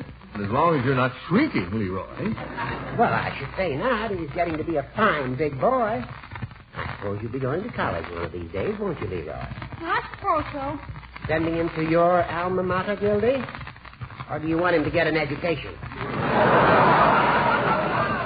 Now, listen here, you old goat. Just because you went to some little eastern college that nobody ever heard of, with a football team that couldn't even beat Vassar. Why, we had an excellent... It was an excellent college. And if Leroy happens to have an inclination toward the law, he couldn't choose a better school to give him his foundation. What about it, Leroy? Care to be an attorney? Or a judge? Nah. I want to be an airline pilot. Yeah, plenty of time, Judge. The boy's not even in high school yet. Well, perhaps I worry unduly. I know I shouldn't. After all, both you children come from fine stock. Your mother was a cultivated, lovely woman. My sister. Your father was a splendid man. I know you'll both turn out all right. Yes. Throckmorton, perhaps you and I should excuse ourselves and retire to my study for a little financial discussion. Huh? Leroy, I know you've been itching to get your fingers on my stereoscope all evening. You and Marjorie can examine the slides if you wish, while your uncle and I have a little talk in my study. Is this really necessary, Horace? In my opinion, it's vital. Oh, well, then come on, let's make it snappy. Only 9 o'clock.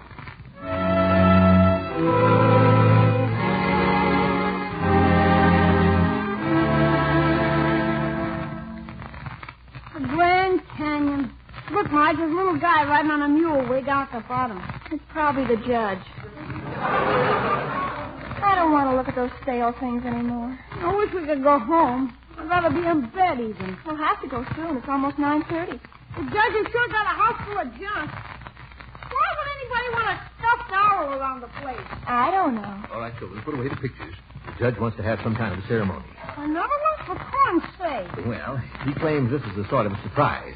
Some sort of a presentation, I believe. I bet it's a book. Why don't we go home, huh? Quietly, Roy. Soon, if all goes well. Oh, hello, Horace. Well, children, I have a surprise for you. For each of you. I've been intending to save these until your respective 21st birthdays, but I've decided not to wait. What's that you got there, Horace? Your strong box? Yep. Open it with a key. Oh. There we are. Now, Leroy, I take great pleasure in presenting you with something that was given me by my father many years ago.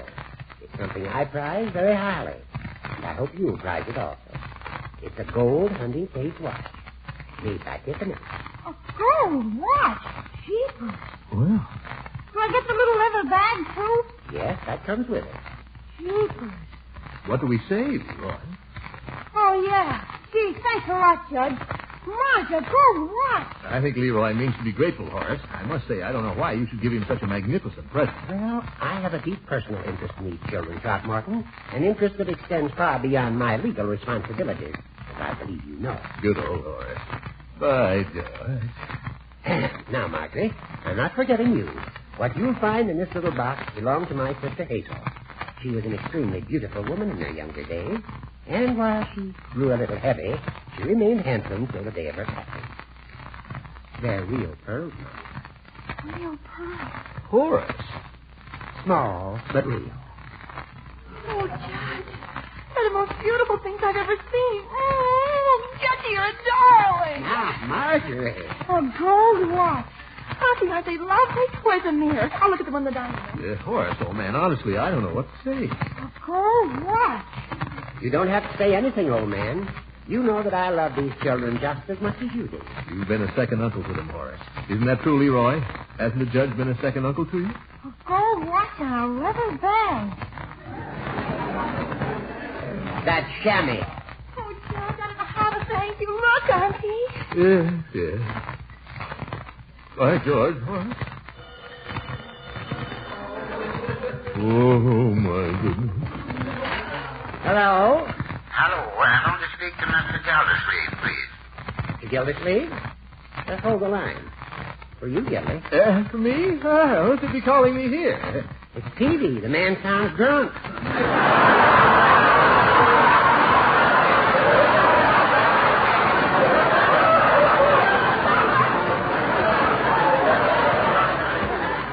Why, it couldn't be Peavy, but I'll speak to him. Hello? Mr. Gildersleeve, the dam has burst.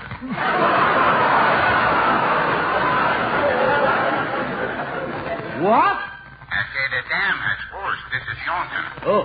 Well, I don't care, Johnson. I won't be able to make it this evening. Goodbye. Matter, Gildy? Trouble? No. It's really nothing. These fellows can't pester me about business in the evening, not when I'm enjoying myself with an old friend. Anyway, I was saying to Leroy, Marjorie, the judge has been a second uncle to you children, hasn't he? He's been wonderful. You're a darling, Judge. Well, as I say, What the dickens? Hello? I want to speak to Mr. Gildersleeve for just a moment. Gildersleeve? Hold the wire. Peavy again. It's not Peavy. It's a man named Johnson. Hello. Mr. Gildersleeve, your house is on fire. I told you, Johnson, I can't be bothered tonight. Goodbye. That darn pest. What were you saying, Horace? Well, I've been intending to save these things till the children were 21. And I got to thinking. The allotted span of man is 3 years and 10. Well, I've arrived now. Horace, you're not feeling sick. Oh, no. That is nothing out of the ordinary. I never saw you looking better. Did you, children? I think he looks great. I never saw him looking younger. Of course. You lived many a long year yet, old friend. Many a long, happy, prosperous year, I hope. Sure, Judge. The first 100 years are the hardest. Leroy means well, Horace. I know he does. Leroy is... Let me answer that, Horace. That fellow Johnson, I'll break his neck. Hello? Mr. Gildersleeve? Is that you, Johnson? No, it's Gildersleeve. I just wanted to know if you got the message. Yes, I got it. Ye gods, what do you think I am, a half-wit? Are you there, Johnson? Yes, I'm here, but I don't know what to say. This is Peavy. I'll see you tomorrow, Johnson. But if you see Peavy, tell him to stick to the drug business. Peavy is an idiot. Goodbye!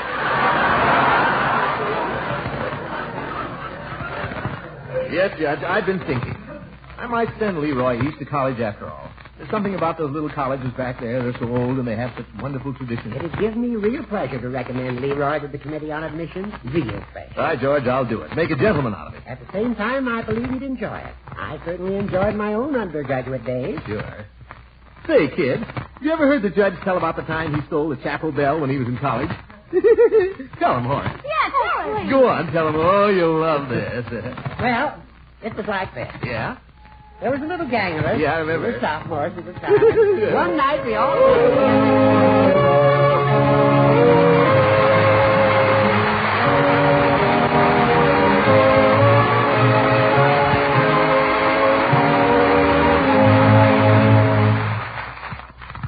There are millions of crippled little girls and boys, and grown-ups too, who will find better health, occupation, and joy this year because of the aid and comfort you give in your purchase of Easter seals. When the mailman brings your envelope of Easter seals, you will know that whatever you give will go to bring comfort to 500,000 crippled children, about 7 million crippled adults, and nearly 15,000 war veterans. The National Society for Crippled Children and Adults has 42 state societies working to make this silver anniversary Easter Seal campaign its most successful. The greatest investment one can make is an investment in human life. You can invest in the life of crippled children by keeping your quota of Easter seals. Good night, folks. Have you tried Kraft's delicious prepared mustards? They're really different. Creamy smooth for easy spreading and blending, seasoned with extra care to bring out that true mustard flavor. For the folks in your family who like a mustard that's mild and delicately spiced, the variety to buy is tangy Golden Kraft Salad Mustard. And to please sharper taste, there's another popular variety, the Kraft Mustard with snappy horseradish added. Why not buy both kinds? Get them flavor fresh from your dealer tomorrow. Ask for Kraft Horseradish Mustard and tangy Golden Kraft Salad Mustard. This is NBC, the National Broadcasting Company.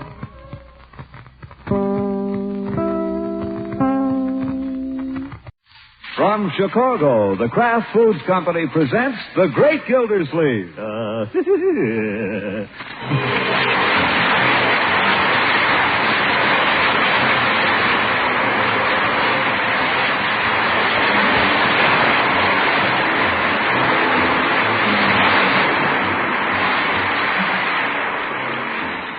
It's The Great Gildersleeve, starring Harold Perry, brought to you by the Kraft Foods Company, makers of Parquet Margarine and a complete line of famous quality food products. Well, you ought to be in Summerfield. The drizzle that started Friday afternoon and threatened to spoil the weekend turned suddenly to snow last night. Great feathery flakes that floated down and spread a white blanket of silence over the whole town. The kids were up early this morning, pelting each other and leaping and rolling and wallowing in it. When Gildersleeve rubbed the sleep from his eyes and looked out upon it, one thing came instantly to his mind, and apparently it had come to others. Hello. Hello, Chief. Gildersleeve. Say, have you looked out your window, Chief? You see what's out there? Well, sure. Well, of course. We'll never get a better snow for it than this. He did, eh? Good for Floyd. Well, tell him to line up his cousin Sleigh. Tell him to pile some nice, clean straw in it. Oh, and tell him... What's that? Yeah. Don't you worry about the girls, Chief. You know who's in charge of the Committee on Arrangements? Yours truly.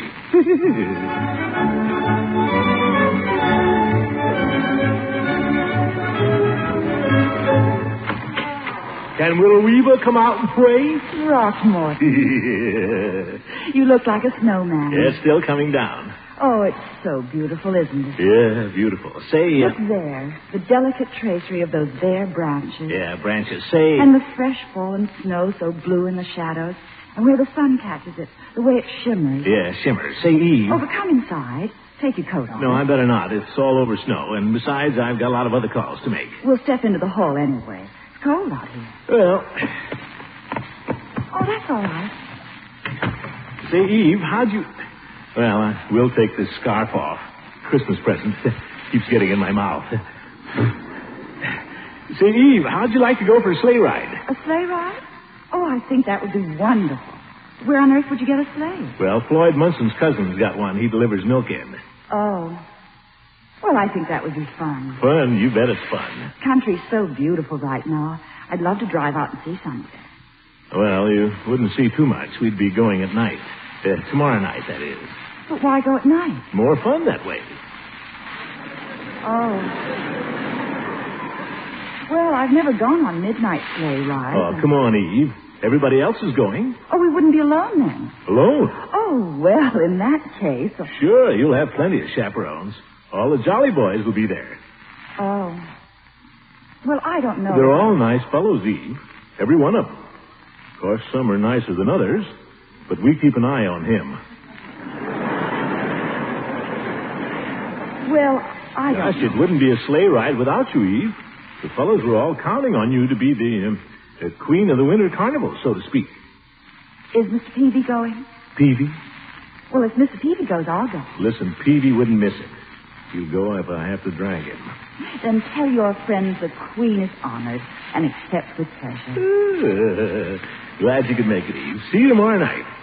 You'll call for me here. I'll be here with bells on.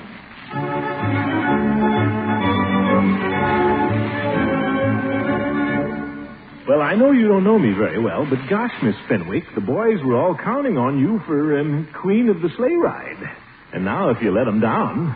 Well... Atta girl. See you tomorrow.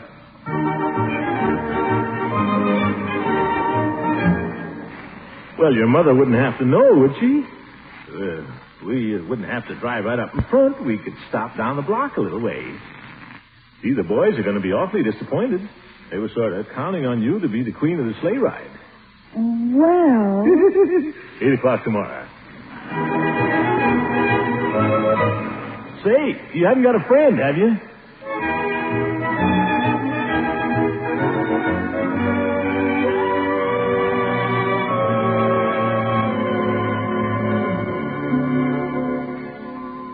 Down by the old mill stream.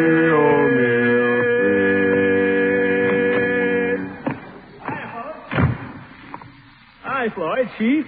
Hi, Commissioner. Only you two making all this noise?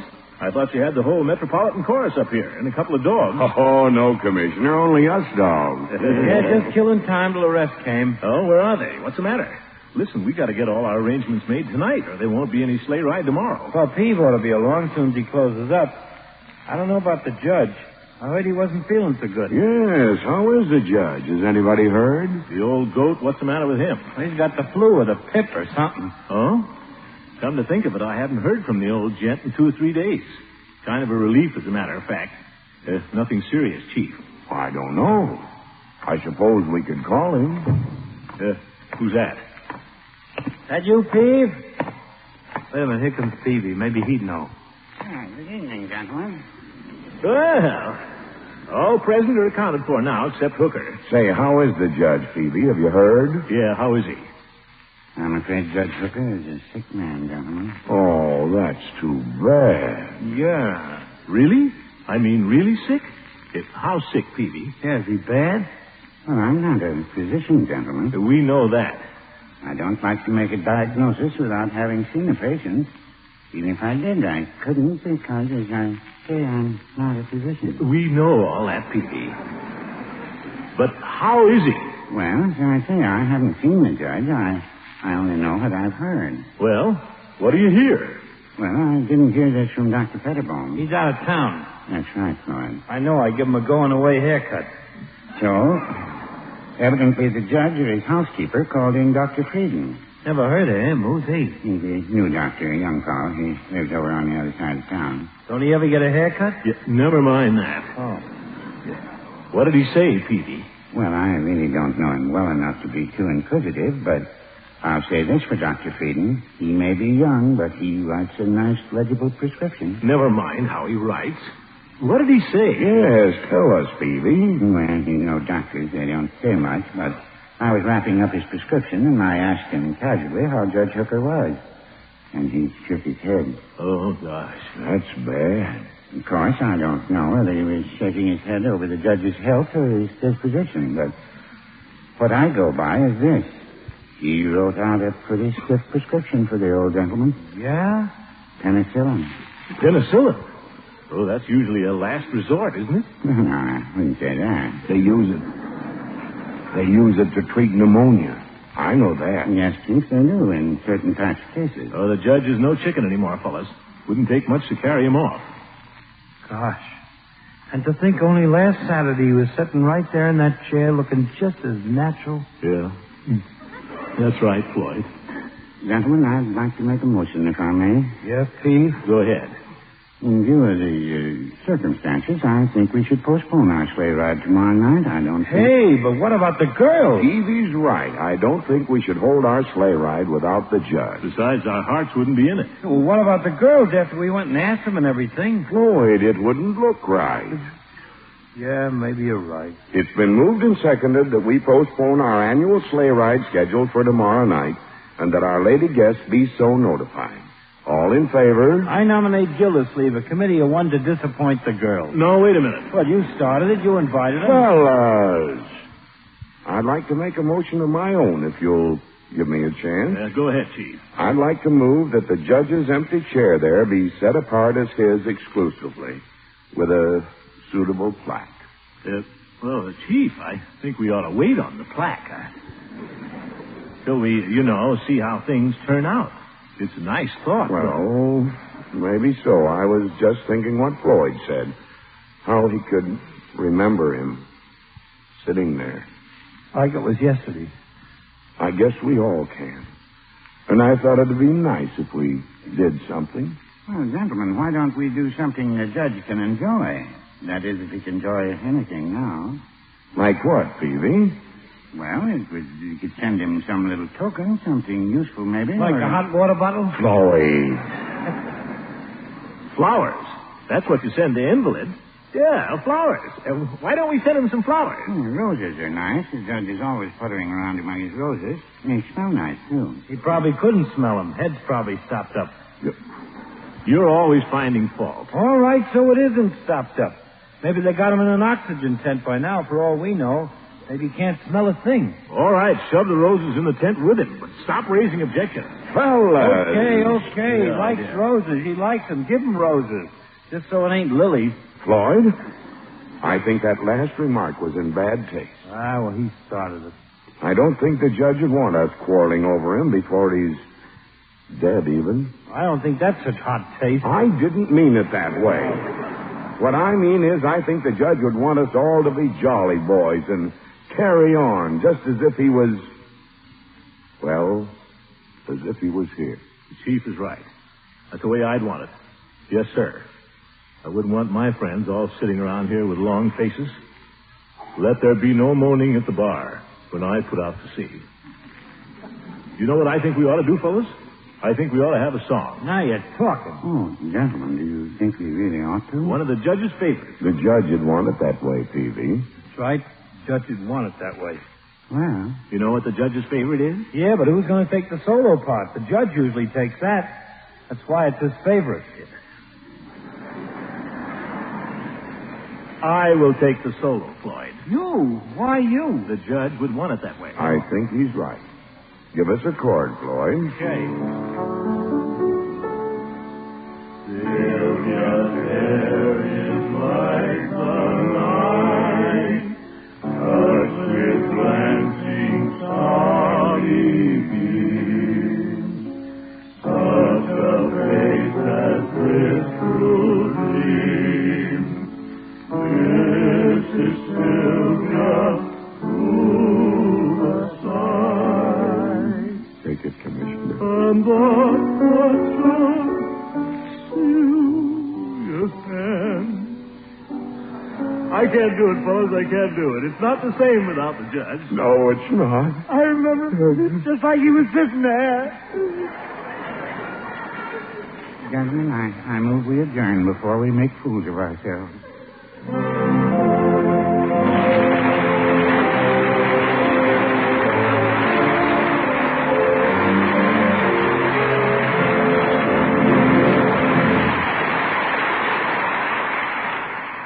The great Gildersleeve will be back again in a few moments. I suppose, Mr. Lang, you have some interesting things to tell us tonight about your stay here in Chicago. Yes, and one of the high points of my visit was a trip today through the Parquet margarine plant, one of the many modern plants in which Kraft makes delicious country sweet parquet. Oh, I'd like to hear about that. And I'll try to give you a brief word picture. As you enter the Parquet plant, you see a row of gleaming white tanks containing huge quantities of fresh, sweet, pasteurized skim milk. In this room, cultured skim milk is held at carefully controlled temperature, constantly protected to safeguard purity and freshness until it is blended with highly refined vegetable oils and other wholesome ingredients. This bright, clean room is typical of all sections of the Parquet margarine plant. They're as spotless as a housewife's best china. If you could see the care and skill lavished by our Kraft people in making parquet, I'm sure you'd appreciate even more the wholesome goodness of this popular spread for bread. Reason, too, why you'll want to look first when you shop for this bread of Kraft quality. Parkay, Parquet margarine, made by the Kraft Foods Company.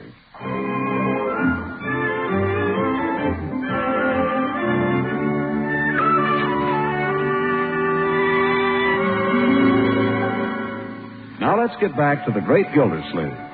Gildersleeve and his niece and nephew have been to church, it being Sunday. We join the family as they shuffle homeward through the snowy streets. Leroy, I want you to shovel the snow off our front walk the very first thing after dinner. After dinner? After dinner? Today? Today. This is Sunday. I don't care if it's... Be sure and do it the first thing Monday morning. Okay. Maybe by Monday it'll be melted. I'm hungry. I hope Bertie's got a good dinner for us. Yeah, me too. That's one thing about going to church. Gives you an appetite. And then there's the spiritual values. Get the snow off your feet, my boy. Bertie wouldn't want you tracking it all over the floor. You don't have to kick the house down. I can smell the dinner. I'm starved. Yes. Well, we can just sit quietly till it's ready. Can't I play the radio, Unc? It's an educational program. Educational? A football quiz. Yeah. We'll just sit quietly, my boy. You might go up and wash your hands. I washed them for church. I guess you'll do then.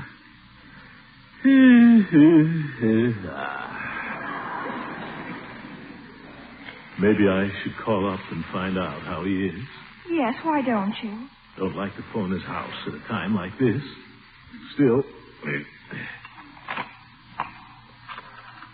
Ask if there's anything we can do, Unky. I will. What could there be? Doesn't matter. There might be some little errand. Hello, Mrs. Fogel? This is Mr. Gildersleeve. I don't like to intrude at a time like this, but at the same time, being such a close friend. How is he, Mrs. Fogel? I see. Oh, that's that. Well, I thought I might stop by this afternoon with some flowers, but if you think not, I'll come by then. Thank you, Mrs. Fogel. What's the word, Unc? Not good. Poor old horse. Well, I want you children always to remember him. Remember all he's done for you. What?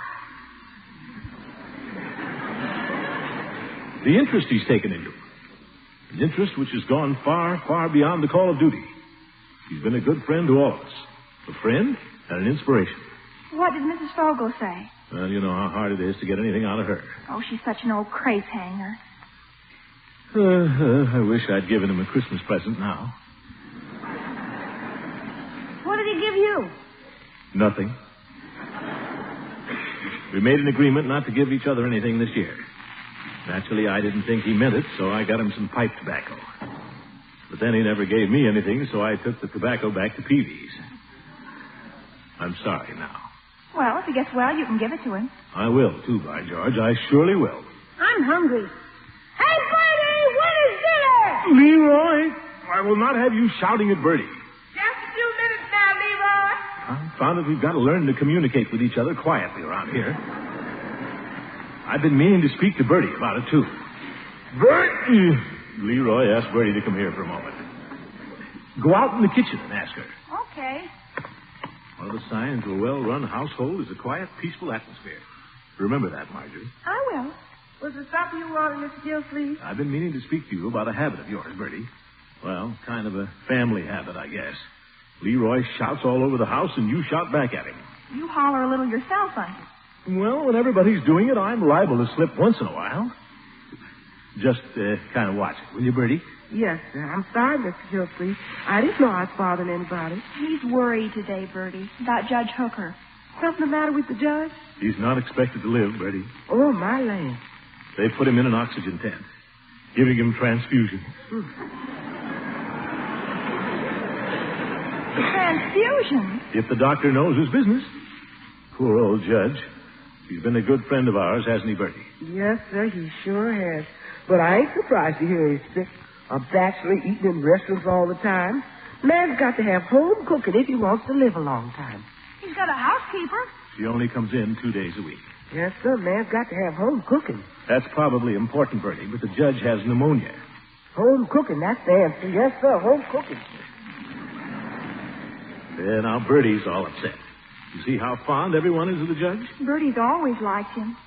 Sorry I ever called him an old goat. Not that I ever meant anything by it. He was a fine man. Fine man. I want you children to try to be like him. Remember that. You mean I have to be a lawyer? No. Just be like him. His fine, manly qualities. Okay. How can Marge be like him? She's a girl.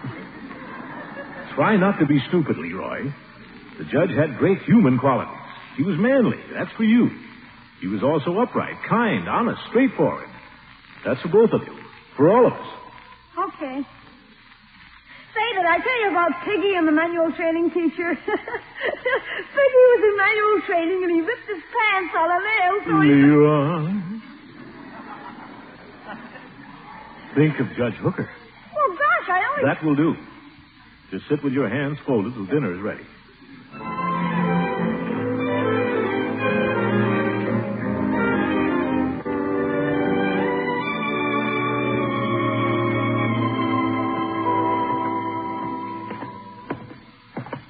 Now remember, when we get inside, Floyd, try to keep your voice down, will you? Why pick me out? I've been around. Shut up. Have you rung the bell yet? I'm cold. Oh, stop whining, Peavy. For heaven's sake, let's think about the judge a little, shall we? That's right, fellas. Let's think about the judge. After all, he's the one. Jigger, she's coming. Good afternoon, Mrs. Fogel. We're a little group of the judge's best friends. We've come to pay a little visit and bring him some flowers. Yeah, some flowers.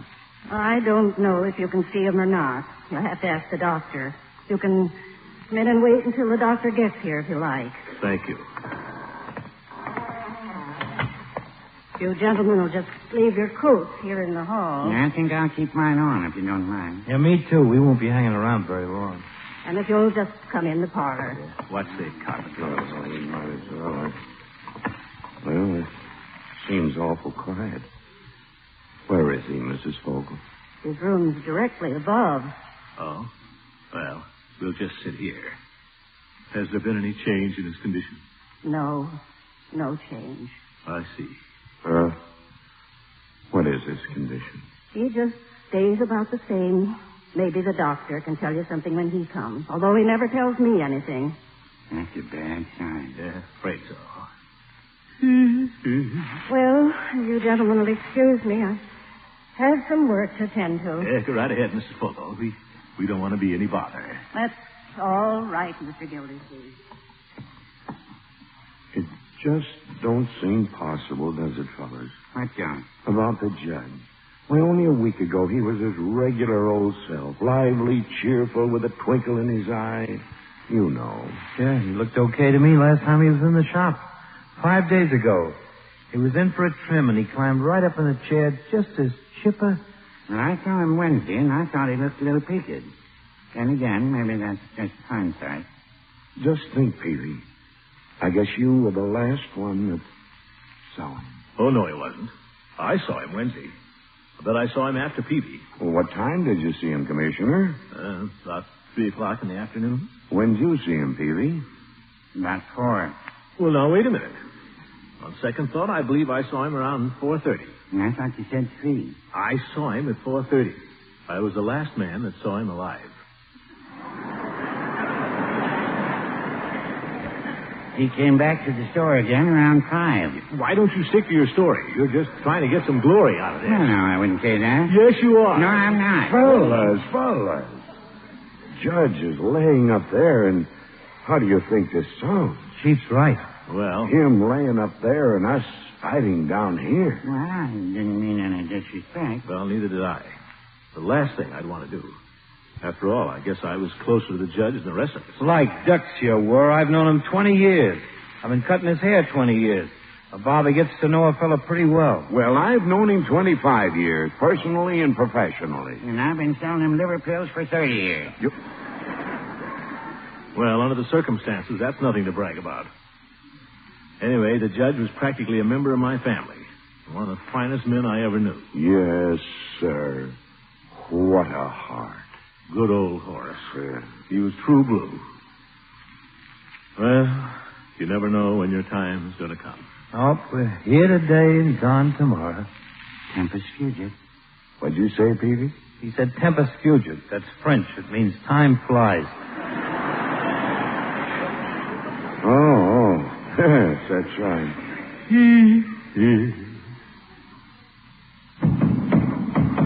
What the... Hey, what's going on upstairs? The judge, he must be delirious. Mrs. Fogel! Mrs. Fogel, where the devil are you? Sounds like he's having a spasm. Where the devil is my chicken broth? Mrs. Fogel, quick, the chicken. The judge. By golly, I don't know why I can't have my broth on time. Here it is, 3:15. Well, What's the dickens are you fellas doing here? Glad to see you. Hooker, we thought you were dead. I mean dying. Well, I'm not. What's more, I can prove it. I'll be darned. Who started this rumor? Yes, where'd it come from? Peavy, he's the one. You told us he was at death's door. Well, no, I didn't say that. How do you like that? He's no sicker than I am. Of course not. Say, how about a game of cards? Come on up to my room. As my eye, we can call up the girls again and have our sleigh ride. Good idea. Fellas, please. There's nothing the matter with you, you old goat. You spoiled our sleigh ride in the first place. Come on, fellas. But Gildy. Here's some flowers, Judge. So long. Yes, the long horse. Go on back to bed.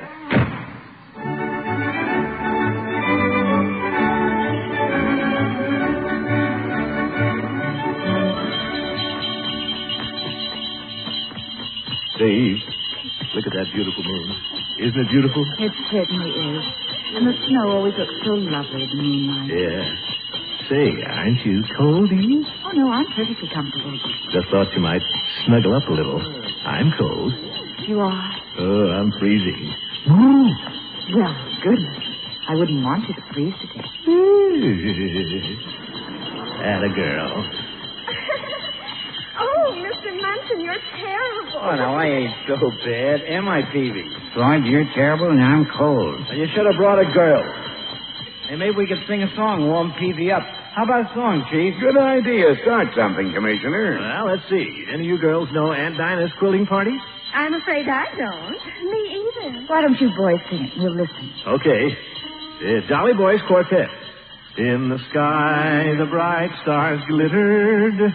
On the banks, the pale moon shone. And was from Aunt Dinah's quilting party. We were seeing Nellie home.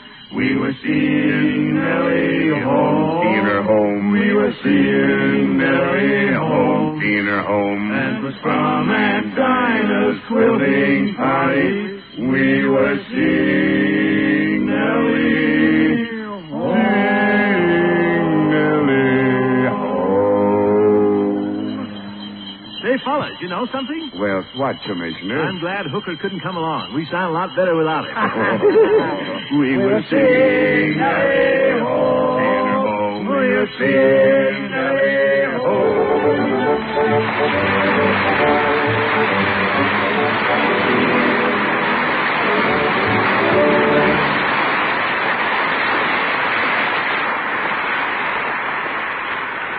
A few months ago, I had an opportunity to talk to the young women in our audience about the need for student nurses. That need is still very great. A nurse's training course offers a splendid opportunity for young women to make for themselves a lifetime profession. Salaries are good, there are interesting opportunities for specialization, and most important of all, nursing offers an opportunity to be of real service to one's fellow man. Women between the ages of 17 and 35 who are high school graduates or who have college credits may apply for entrance in any of the nearly 1,300 accredited schools of nursing. You may obtain full information at your nearest hospital, nursing school, or from the vocational guidance counselor in your local high school. We urge all you young women listening to consider again making nursing your life work.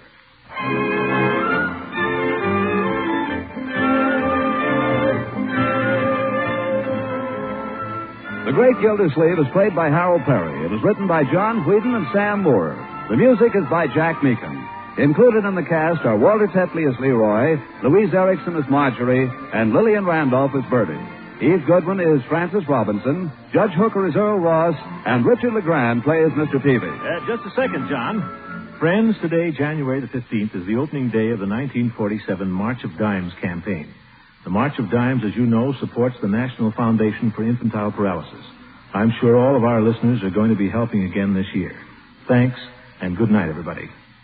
This is John Lang saying goodnight for the Kraft Foods Company and inviting all of you to listen again next Wednesday for the further adventures of the Great Gildersleeve.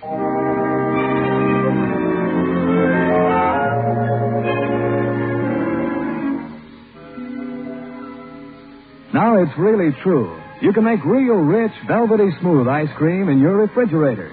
Just ask your grocer for the Kraft product called Frizz, F-R-I-Z-Z. One package makes 6 generous servings of ice cream and very economically. You simply add water, a little sugar, and freeze according to directions on the package.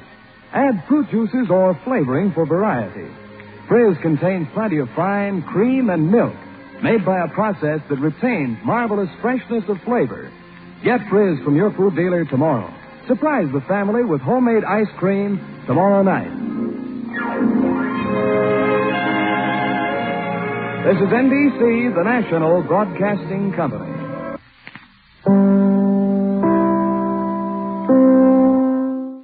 The Kraft Foods Company, makers of Kraft Quality Foods, presents Harold Perry as the Great Gildersleeve.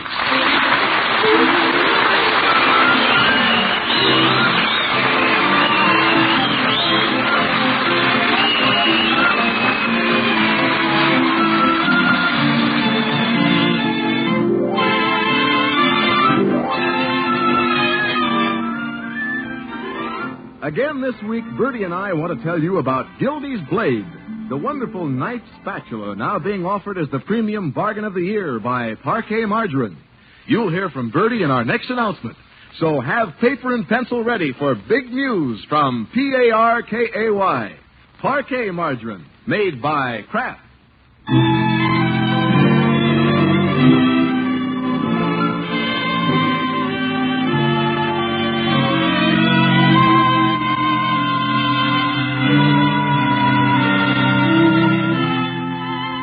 Let's see what's going on in Summerfield. After a hard day at the water department, there's nothing the great Gildersleeve enjoys more than relaxing in a barber chair. Give me a nice, close shave, Floyd. Okay, Commish. Say, you knocked off a little early today, didn't you? Early? Yeah, you're getting rid of your 5 o'clock shadow at 4:30. Yeah, well, I simply have things well organized at the office, Floyd. When I stop work, the water doesn't stop running. That's efficiency. Yeah, yes it is. Mm-hmm. Getting prettied up for the Jolly Boys tonight, Commish? Not exactly, Floyd. In fact, I may be a little late for the meeting. Huh? Well, why? I promised Miss Milford I'd drive her home from the hospital. She gets off work at 8 o'clock. 8 o'clock, huh? Yeah. Well, let's see, it's 10 minutes from the hospital to your little nurse's house. Then you have to walk her up on the porch and say goodnight. Yeah. We'll expect you about 11:30. It doesn't take me that long to say goodnight. I guess not. You did say you was efficient, though, didn't you? All right, Floyd.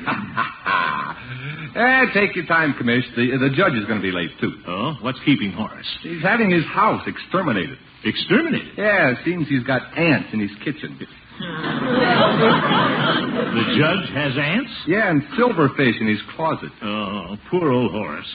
Last year it was aphis in his rose trellis, and now it's silverfish in his closet. Yeah, he's getting rid of all them things. They're going to seal up the house, and pump it full of pest control. Fumigating, eh? Yeah, yep. The judge is thinking of taking a room in a hotel over the weekend. Wonder why the old goat doesn't stay home and get sealed in. I've seen moths fly out of his pockets.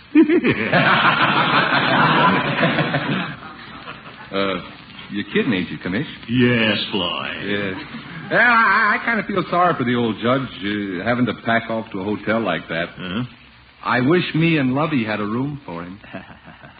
Oh, why don't you take him in, Commish? He's a fellow jolly boy, you know. Floyd, I don't have room for him either. Got more room than anybody else. I've got more family than anybody else, too. Besides, you know how finicky the judge is. Only be for 2 short days. Floyd, with a judge in your house, there's no such thing as a short day.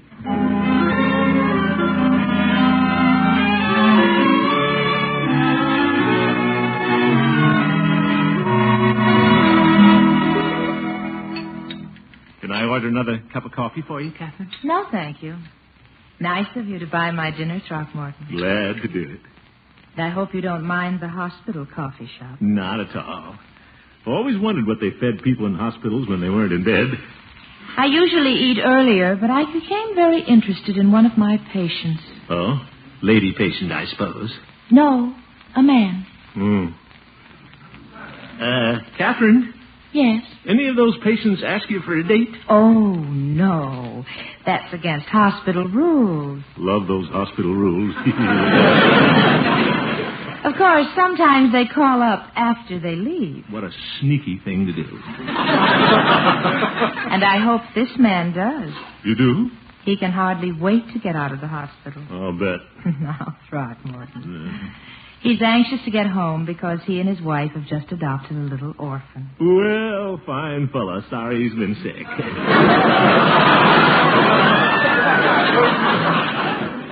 You know, that's one thing I like about my work. A nurse sees so many people doing wonderful things for others. Oh, yes. This man can't really afford it, but he's giving this little child a home. Well, good for him. I admire him so much. He's so generous and warm-hearted. Well, nobody ever accused me of having a cold heart. What? Come to think of it, I have a pretty warm one. Oh, I know you have. You bet. In fact, I've decided to help somebody out, too. Who, Throckmorton? Well, poor old Judge Hooker is fumigating and has to get out of his house. He's going to a lonely old hotel, but by George, I'm not going to let him. I'm going to insist that he come to my house. Oh, that's thoughtful of you, Throckmorton. It thrills me when people do nice things like that. I could kiss you. Well? But it's against hospital rules. Hate those hospital rules.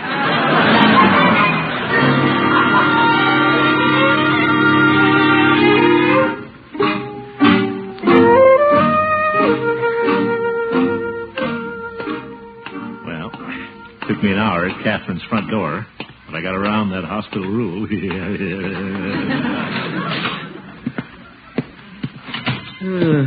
Guess I'm late. There's Peavy tuning up his violin. Sounds like a cat with his tail in a screen door. Uh-oh. The judge is here, too. Hope he doesn't bring his flute to my house. I'd have to go to the hotel. Hey, here's the commish. Now we can get going. Hi, commish. Hi, Floyd. Evening, Gildy. Hi, Judge. Hello, Peavy. Yeah, hello, Mr. Gildersleeve. Band practice tonight, fellas? Sure. Get your trombone off the piano, commish. Give us a blast. Wait a minute. Where's the chief? He's under the weather tonight, commish. Too bad. Hope he's better soon. Yeah, I'm taking over the bass drum for tonight. Better tune up, Gildy. Before we start, Judge, I'd like to talk to you about something. We can talk later, Gildy. If I wait any longer, I'll lose my lip. Well, button it up, Judge, and let's play. Yeah. Here's your copy, commish. A waltz. Well, The Merry Widow. This ought to be fun. Okay, now, everybody follow the music. I hope Mrs. Peavy won't mind if I follow the Merry Widow. Peavy. Okay, fellas, let's go. Wait a minute, Floyd. Give me a chance to warm up. Okay.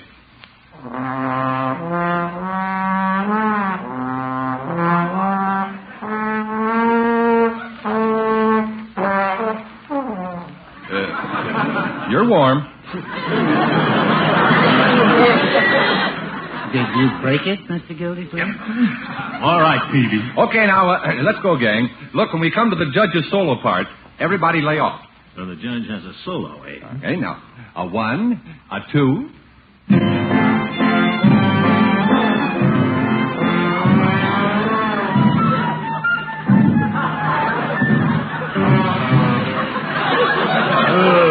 What an arrangement.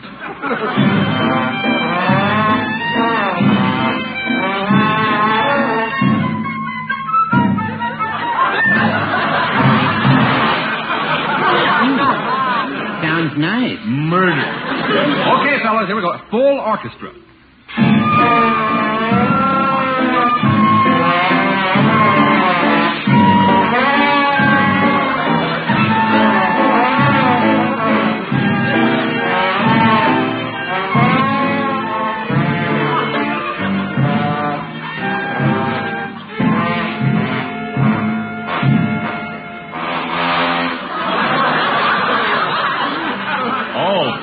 If you want my opinion, I think we're showing definite improvement. Don't you think so, Peavy? Well, no, I wouldn't say that.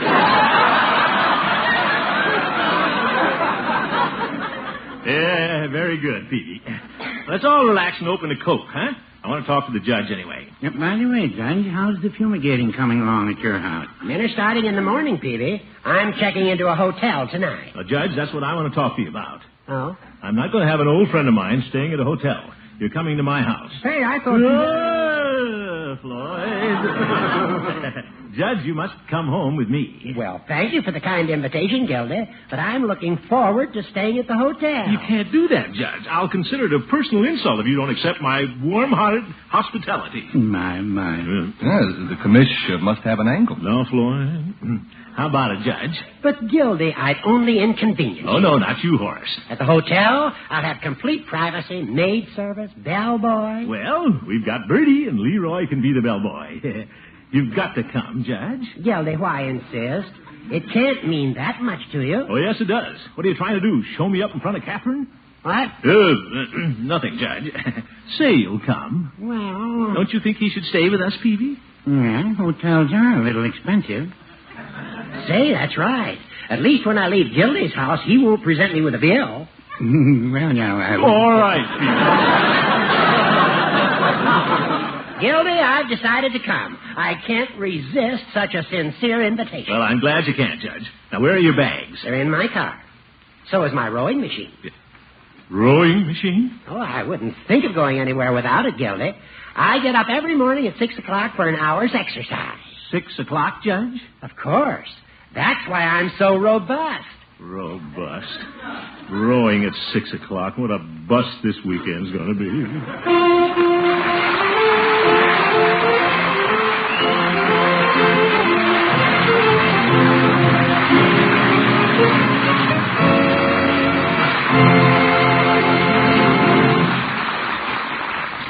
We'll return to the Great Gildersleeve in just a minute. You've probably all heard about Gildy's Blade, the amazing knife spatula we're offering as a phenomenal premium bargain on this program. Tonight we want you to hear from a woman who's already using one in her own kitchen, who can tell you just what a real cook thinks of this unique kitchen implement. It's none other than your old friend Bertie.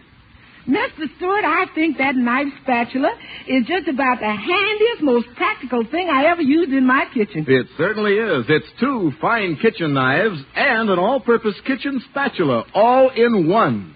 One edge of Gildy's blade is a lifetime serrated edge that never needs sharpening. Wonderful for slicing fruits, vegetables, bread, cake, anything you want to slice without crushing.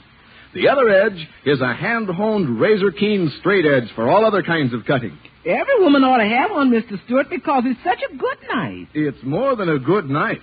It has 2 different kinds of cutting edges, and Gildy's blade is spatula-shaped. It mixes, turns, stirs, scrapes. So it's 2 fine knives and a spatula all in one. Now, Gildy's blade is a real $2 value. It's made by Kalon, world-famous manufacturers of fine cutlery. But you can get one for only 50 cents, plus the label or wrapper from any loaf of bread you buy at your grocer's, and the red end flap from a package of parquet margarine. Tell them where to send, Mr. Stewart. Every woman is going to want one because it's wonderful in so many ways. Just send your 50 cents, the bread wrapper or label, and the parquet red end flap to Kraft Foods Company, Box 5939, Chicago 77, and be sure to include your own name and address. I'll repeat that address. Kraft Foods Company, Box 5939, Chicago 77. Better tell them to do it now, Mr. Stewart. That's right. Hurry. Get this wonderful knife spatula. Send for Gildy's blade tomorrow.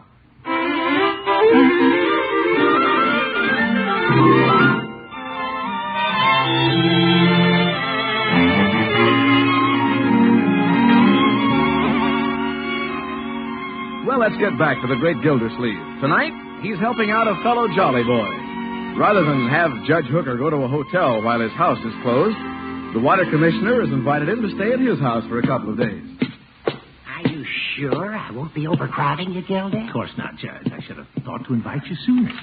Well, it's most considerate of you to take me in and give me a rip over my head over here. Now, don't you mention it, Horace.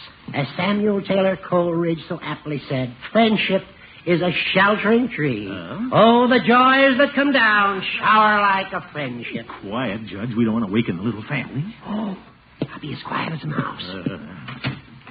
Where shall I put my bag? Yeah, we'll put them right here in the den. Very well.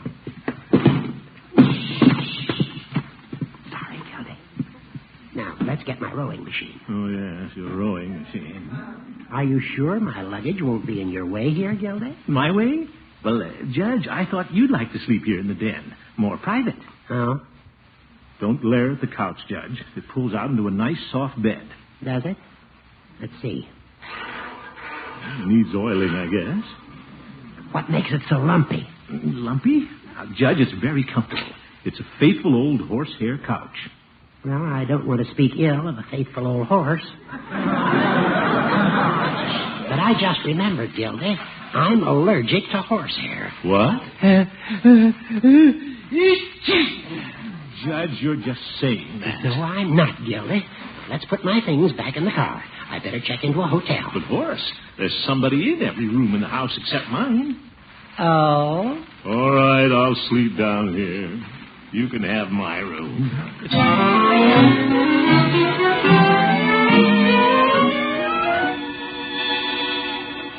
Grab that end of the sheet, Judge. You can help me put on the clean linen. Didn't anybody know I was coming, Gildy? Well, I didn't have time to prepare for you. I didn't know you had your bags in the car tonight. The sheet, please, Judge. Oh, yeah.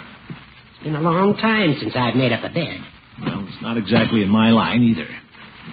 Tuck in the corners, Judge. I can't tuck in the corners. The bed's against the wall. I know it. All you got to do is push it away from the wall. Very well. Not so loud. You'll wake up the family. Now push. I'm pushing. Catch the nightstand.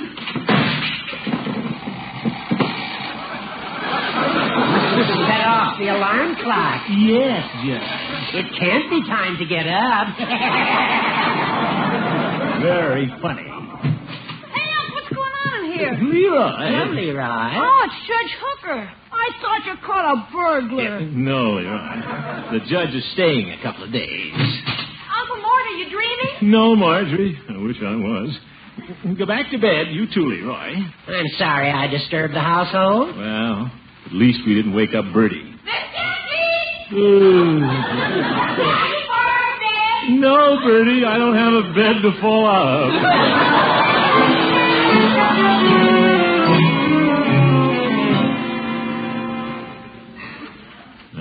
The judge is right. This is a lumpy couch. Horsehair. Must have left the horse in it. What was that? Oh, that big spring that snaps the back of it up. Hope it holds. Never did trust these folding contraptions. Just have to lie still, that's all. A thing like this could throw a man out of bed.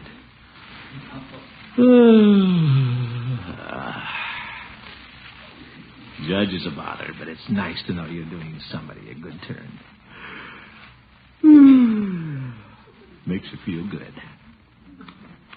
I'm tired. Glad everything's quieted down. Reedle, deedle, deedle, deedle.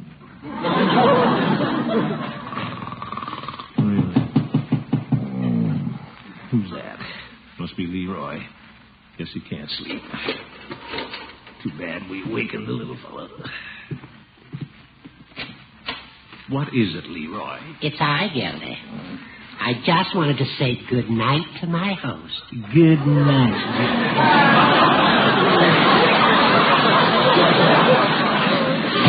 Oh, what a nightshirt. The old goat looks like a zebra.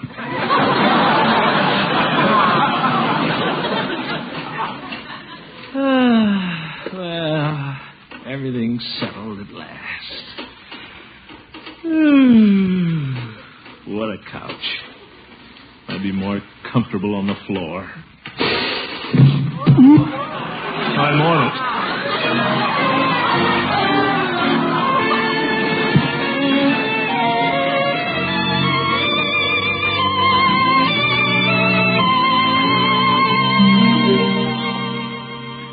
Morning, Miss Gilsleeve. Good morning, Bertie. What you doing out here in the kitchen with that razor in your hand? Nope. Didn't mean to frighten you. Looking for a place to shave, Bertie. Yes, sir.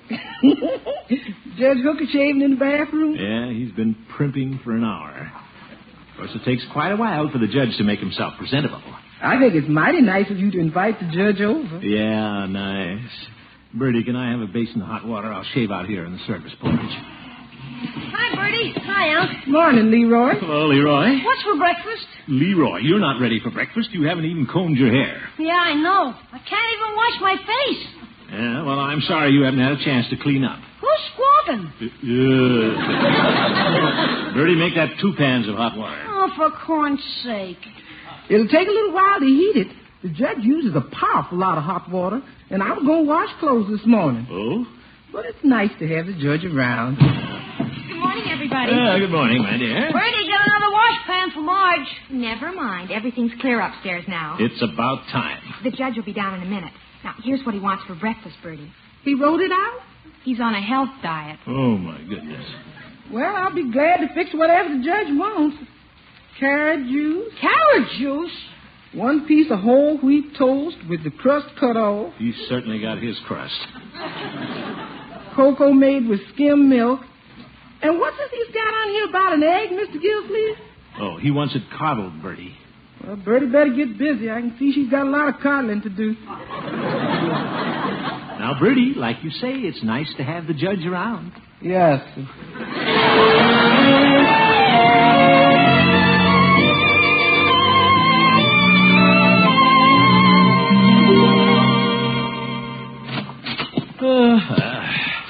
Commissioner, you had a long day at the water department. Guess the judge is home already. There's his little cape hanging on the hall tree.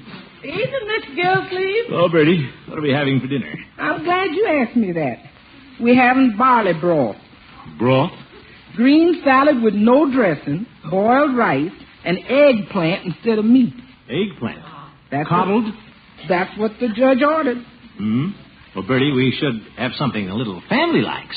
Mr. Gillsleeve, you said accommodate the judge. That's what you said. But... And that's what he ordered. Bertie can't cook to please everybody. This ain't no hotel. Big-hearted, coddled egg Gildersleeve.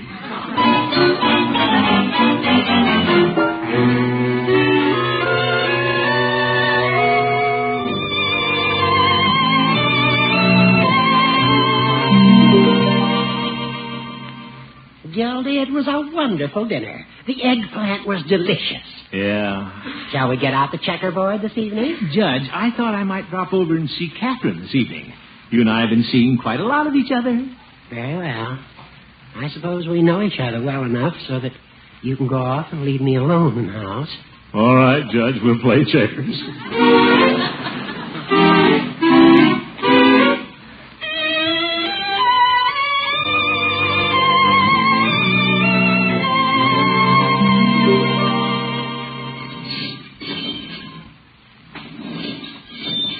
Bertie.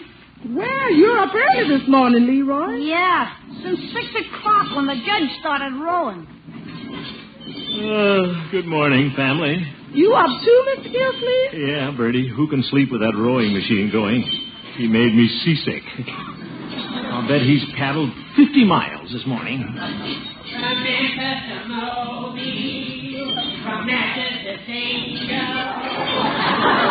Now he's a riverboat. But a whole breakfast, Bertie. We're waiting for the Robert E. Lee.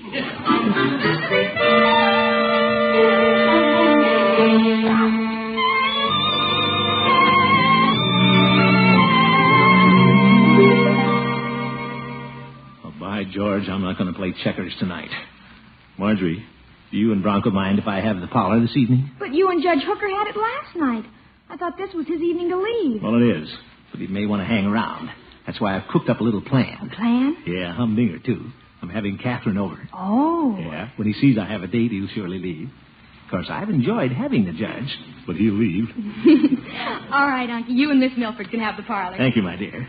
You're sly, Gildersleeve. Yeah.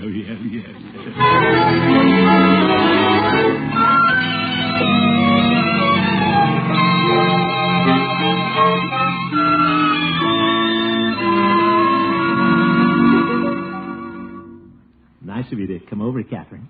Oh, I understand, Throckmorton. After all, you have a guest in the house. Yeah, and I couldn't leave until he leaves. And he'll be leaving any minute. Then we'll have the parlor all to ourselves. Oh? Yep. Leroy's over at Piggy's, and Bertie stacked the dishes and went to a movie. She did? Nerves. Oh, here he comes now. Guess he's all packed. Good evening, Miss Milford. Hello, Judge.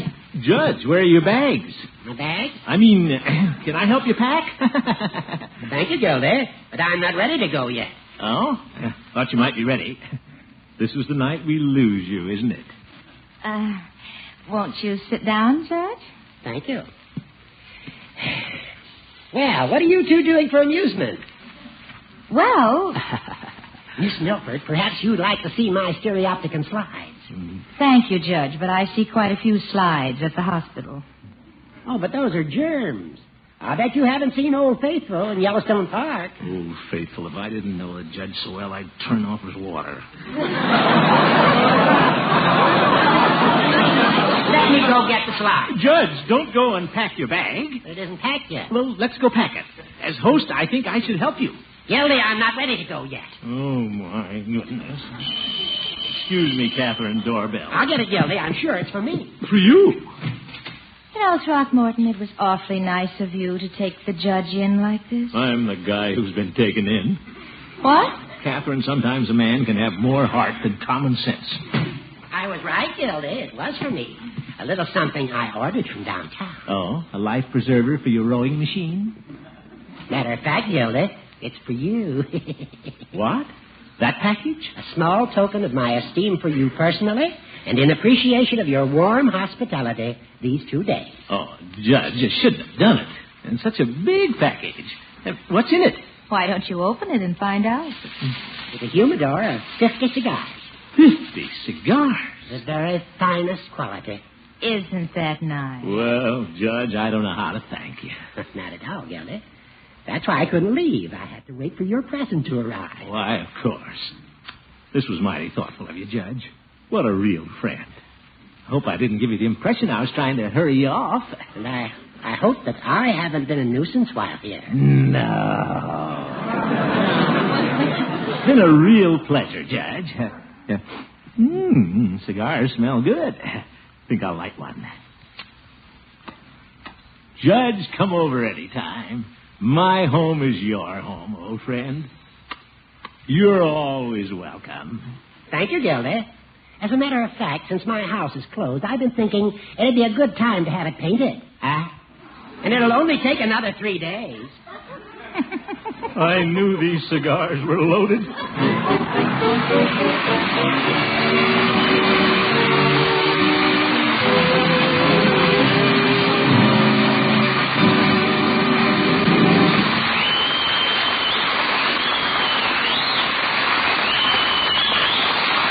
We'll hear from the great Gildersleeve again very shortly.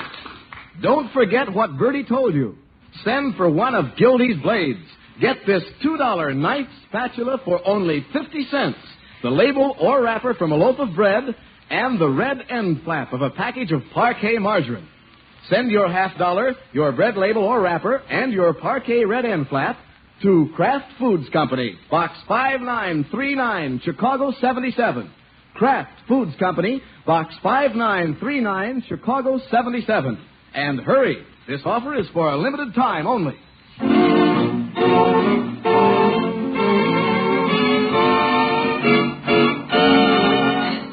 Hey, Unc. Just a moment, Leroy. Ladies and gentlemen, I'd like to take a moment to thank the city fathers of the village of Upper Sandusky, Ohio, for making me their honorary water commissioner. And the community of Palm Desert, California, near Palm Springs, and the Shadow Mountain Club for appointing me honorary hot water commissioner. Gosh, a hot and cold running water commissioner. Yeah. Good night, folks.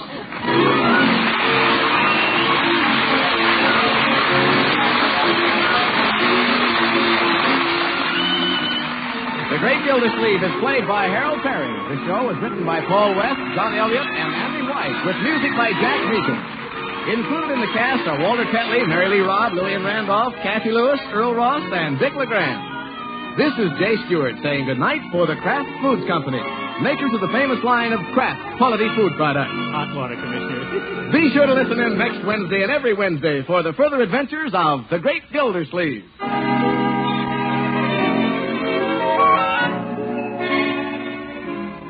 Here's a taste test that counts.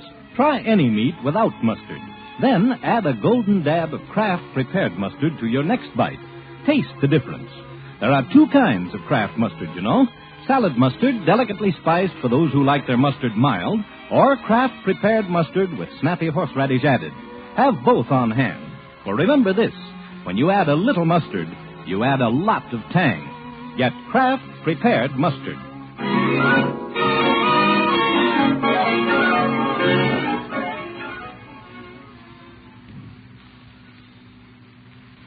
Next, join the excitement of Break the Bank on NBC.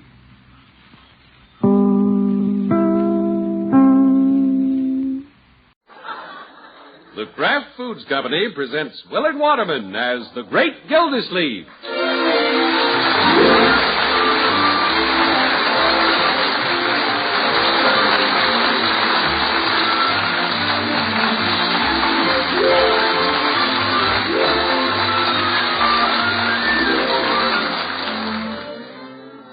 The Great Gildersleeve is brought to you by the Kraft Foods Company. Kraft, makers of the one and only Miracle Whip salad dressing. And one and only is right, friends, because there is no other salad dressing like Miracle Whip. No other salad dressing has that distinctive flavor, that lively, teasing flavor that's peppy, yet not a bit too sharp. It's a flavor millions prefer. Enjoy it on your salads. Tomorrow, get a jar of the one and only Miracle Whip.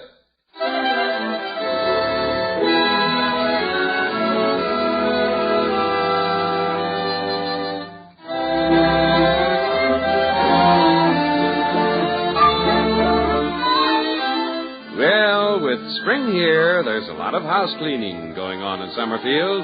The great Gildersleeve has refinished his parlor furniture.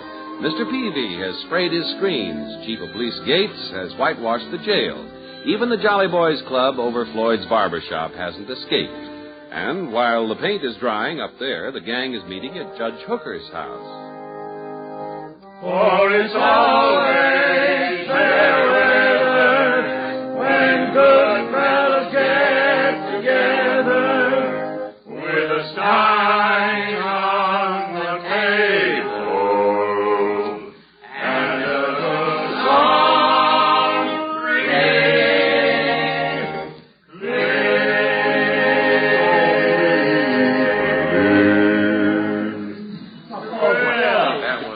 Just like Fred Waring, fellas. Yeah, we are in good voice tonight, Gilda. Floyd, what are you trying to play? Home Sweet Home, Commish. Right off the needlepoint on the judge's wall. Home Sweet Home. I love that picture. My mother in Salinas has one over the mantel. Play something else, Floyd. The chief's getting sentimental. Okay. Let me see. That's fine, Floyd. Oh, it certainly is, Floyd.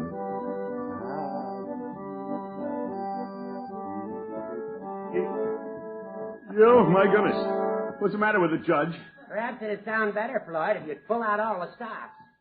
Well, it ain't a bad old organ, Judge. Thank you. It hasn't been played for quite a while. There are a few cracks in the bellows. If the air's escaping, Floyd, try pumping your feet a little faster.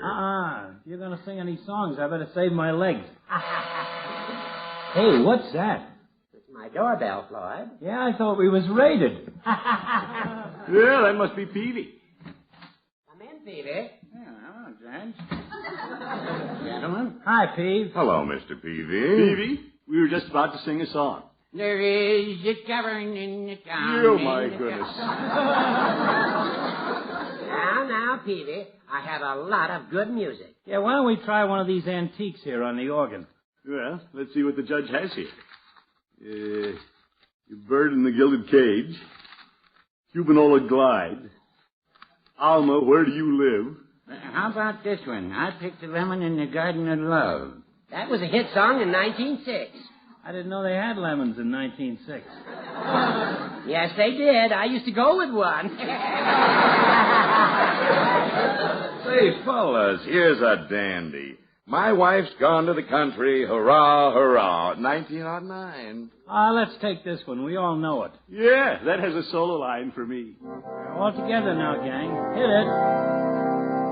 By the light of the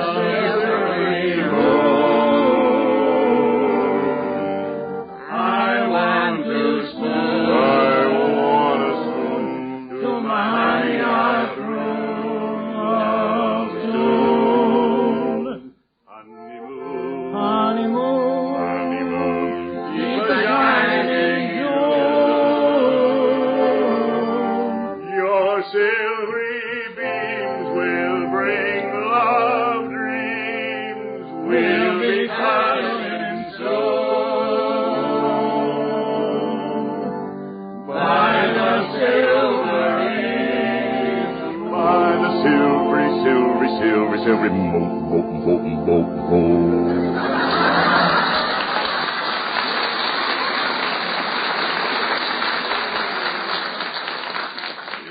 Great bass, Chief. Oh, it was nothing, Commissioner. Ho, ho, ho. Well, if I do say so myself, the acoustics are excellent here in my parlor. Yeah, music always sounds better in a musty room. Lloyd? Huh? Well, I do the best I can. But since I don't have my housekeeper now, it's a chore to keep things spick and span. I think it looks mighty nice, Judge. I've never seen your pussy willows over the fireplace look better. Thank you, Chief. Now, if you'll excuse me, I'll go brew some tea. Yeah, good idea, Judge. Forget what I said, Judge. You're a swell housekeeper. That's all right, Floyd. Ain't he a crummy housekeeper? Well, you didn't have to tell him so, Floyd. Judge's house wouldn't look bad at all if he'd get some of the junk out of here. He's had those old cattails behind that picture for 20 years. Well, cattails I can stand, but them peacock feathers in the umbrella stand ought to go. Well, the place could stand a spring cleaning. Things accumulate over the years. Yeah, I'll say. Last week when me and Lovey was cleaning, we threw away a truckload of stuff. Well, the judge doesn't have anybody around to help. Say, why don't we jolly boys clean up the judge's house? Us? Sure. He's going out of town tomorrow. We can surprise him. Oh, wait a minute, Commissioner. I just got through renovating the jail. Took me a whole day to lamp black the cell bars. Yeah, come on, fellas. Now, what do you say? It'll be a jolly boy's good deed. I wish you'd thought of these good dudes last week when Mrs. Peavy and I were cleaning. We ought to do it for the judge. He's lived with it so long, he doesn't realize how cluttered his house is. Remember our slogan now. All for one and one for all. Well, I'm game. I'll donate half a day from the barber shop. Great, Floyd. It'll be worth it to get rid of all this underbrush he's collected. What do you say, Chief? If everybody's for it, I'll help. Well, Mrs. Peavy always likes a chance to tend the drugstore. Yeah, okay. It's a deal. But don't say anything to the judge. Let's keep it a secret. Here comes the tea. Well, what are you gentlemen huddling about? Oh, nothing, Judge. Yeah, we're just deciding on another song. Yeah, that's right. Yes, indeed. How about Goodbye, Pussy Willows, Goodbye?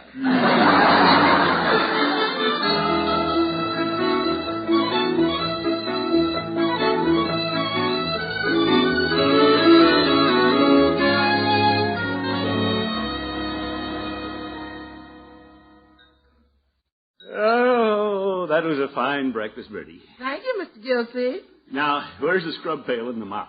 Scrub pail and mop. Yeah, that's what I asked for, Marjorie. What's the matter? Aren't you spill your prunes? No, Leroy. The pail and mop, please, Bertie. Yes, sir. And some floor wax, furniture polish, and dusting cloths. Yes, sir. And I'll want the vacuum cleaner, Bertie. Mr. Gilsey, what you trying to do? Get Bertie's job? No, not exactly, Bertie. That's what he's trying to do, get Bertie's job. Unky, what's this all about? It's a secret. It's a secret. What are you up to? Now, kiddies, don't get curious. Who's curious about a scrub bucket? Maybe the water commissioner's going to scrub up the office. No, nothing like that. I know. The mayor's transferring Unc to the street cleaning department. He is not. As a matter of fact, I'm just doing an old friend a favor. Oh? Last night at the Jolly Boys meeting, I had a great idea. We were at the judge's house, and I noticed it's in pretty bad shape, since he doesn't have his housekeeper. So it occurred to me that while he's out of town today, it'd be a nice gesture if the Jolly Boys pitched in and cleaned house for him. I thought of it. Yeah, we got that impression.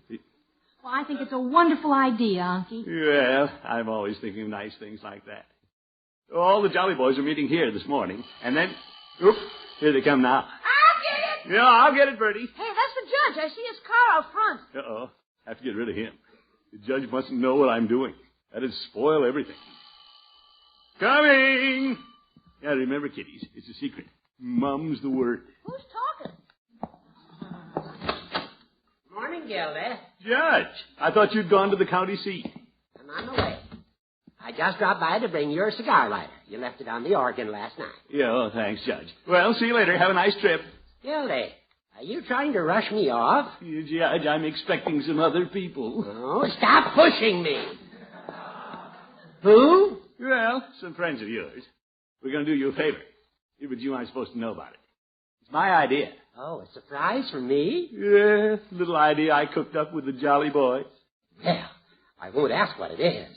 I'll be on my way. Wait a minute, Judge. Aren't you curious? What? We're doing this for you, remember? You might show a little interest. I thought I wasn't supposed to know about it. You're not. By the way, Judge, you still keep your house key under the welcome mat? Well, yes. And, how about those antiques? Will that finish take a furniture polish? Of course, Gildy. Why do you ask?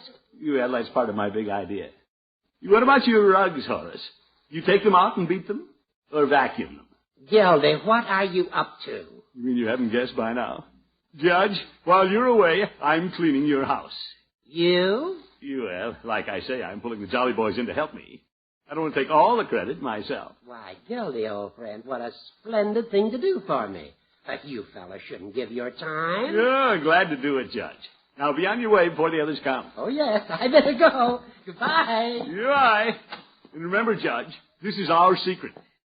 Some secret. Leroy. Unky, I thought you weren't going to tell the judge.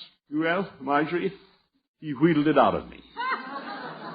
Yes. Don't tell anybody. It's a secret. Mum to the word. Big deal. That boy. Well, Unky, you were pretty obvious with the judge. Well, my dear. Excuse me. Yes, Bertie? I got the floor wax, the furniture polish, the vacuum cleaner, and the mop bucket ready. Well, thank you, Bertie. I'll get it. Yeah, I'll get it, Bertie. What if I wasn't a lobbyist? If you're doing something for somebody, you deserve the credit. No use hiding my light under a mop bucket. Hello. Hi, Commish. This is Floyd. Oh, Floyd, I'm waiting for you. We're due at the judge's. I can't leave the barber shop today, Commish. You can't? I got 9 customers waiting for haircuts. 9? Farmer Nelson just brought in his kids. Oh, my goodness. Well, Floyd, can't you put them off? At $1 a head? Little Floydie Munson ain't crazy. Sorry I can't be with you, Commish. Yeah, I'll bet.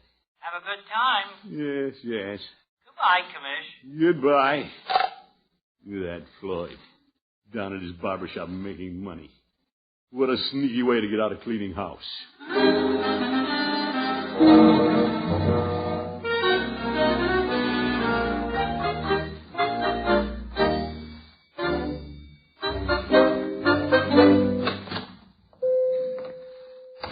Hello, Peavy. Hello, Mr. Gildersleeve. What can I do for you this morning? What can you do? Peavy, don't look so innocent. Last night you promised to help me clean the judge's house. Oh, yes. Well, I'm afraid you'll have to count me out, Mr. Gildersleeve. Peavy, not you, too. That's the way it looks. Well, I thought Mrs. Peavy wanted to run the store. Yes, but this is her day to run the garden club. Peavy, which is more important? The garden club or cleaning the judge's house? I'd hate to put that to vote before the garden club. Yeah, all right, Peavy. If that's the final word. That's the final word, Mr. Gildersleeve. I heard it this morning before I left home. Well, here comes the chief. He'll help me. Good morning, Peavy. Hello, Chief. Hello, Commissioner. I was just by your house, and they told me I'd find you at the drugstore. Well, Chief, are you ready? Ha, you bet I am. I'm letting a deputy prepare lunch for the prisoners, so I'm free. Yeah, you're true blue, Chief. Of course, we'll have to do this job alone. We will? Peavy and Floyd won't help us. Fair weather friends. Well, it isn't as if we wouldn't like to, Chief. We ran into complications. Oh? Well, in that case, Commissioner, perhaps we should clean the judge's house another time. Well, I can't do that, Chief. I told the judge we were going to clean his house today. How's that? Yeah, I mean... You told the judge? Commissioner, I thought this was to be our little secret. Well... Blabbermouth. No, Peavy. On second thought, Commissioner, I don't think I can help you today either. What's this, Chief? Well, my deputy doesn't make a very good stew. The prisoners might complain. Yelfer. That's an excuse, and you know it. Yes, I know it. You're all right. Back out, all of you. You'll be sorry you didn't help me clean the judge's house. Well, now, I wouldn't say that. Whose idea was this, anyway?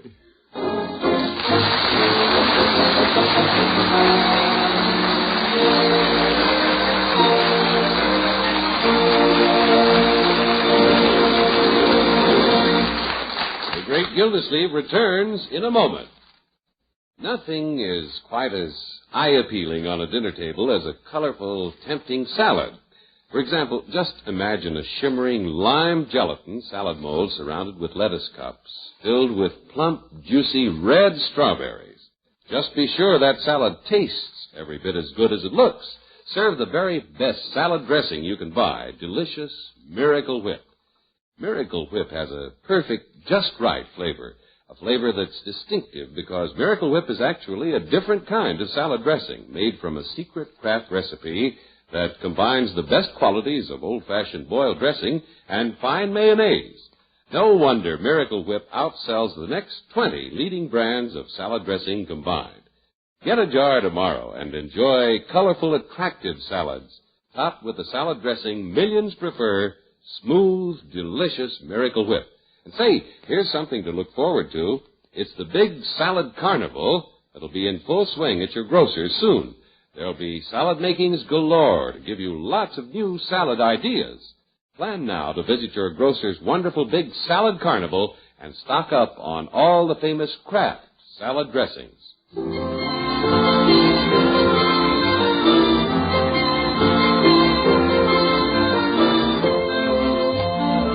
Well, let's get back to the great Gildersleeve. He had the brilliant idea of getting the Jolly Boys and cleaning Judge Hooker's house on the day the judge was out of town. It was to be a big surprise. But now, guess who's surprised? Yeah, I never dreamed the Jolly Boys wouldn't be able to help me. I have a feeling I put myself on the spot. Still, why should I go over to the judge's house and do all that work myself? I better lie down on the couch and think this over. You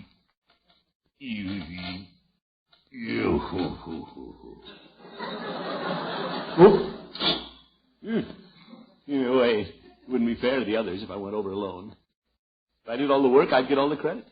It's supposed to be a Jolly Boys project. Unky, what are you doing on the couch?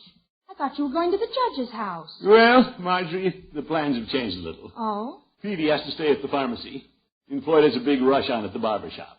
And the chief says he has to be at the jail. Everybody has an excuse. What's your excuse? Well, I'll think of something everybody else has. Well, I don't see how you can refuse to go through with it now, Unky. Well, why not? Well, it was supposed to be a secret. But you had to tell the judge. Now you can't back out. No, guess not. Blabbermouth. What? Nothing. Boob. Stoop. Pigeon. Unky, you can't just sit there calling yourself names. You've got to keep your promise. Well, if you don't, the judge will be disappointed in you. It might even break up your friendship. Well, that might teach me a lesson. Oh, I'd hate to see anything come between you and Judge Hooker. Oh, I don't think it'll come to that. Maybe the judge thought I was kidding this morning. After all, Marjorie, it is a pretty silly idea. A bunch of grown men going over and cleaning a house. Sure, I'll bet the judge has forgotten all about it. Miss Gildersleeve? Yes, Bertie? Here's a package somebody sent you. Me? What an interesting-looking box. Open it, Unky. Yeah, you'll be sending me a package. What is it? It's a box of cigars. My favorite brand. Ain't that something? Here's the card, Unky. Yes, let's see. To my thoughtful friends, with 1,000 thanks, Horace Hooker. Oh, he hasn't forgotten, Unky. You what a heck of a time to remember. Now I've got to clean his confounded house.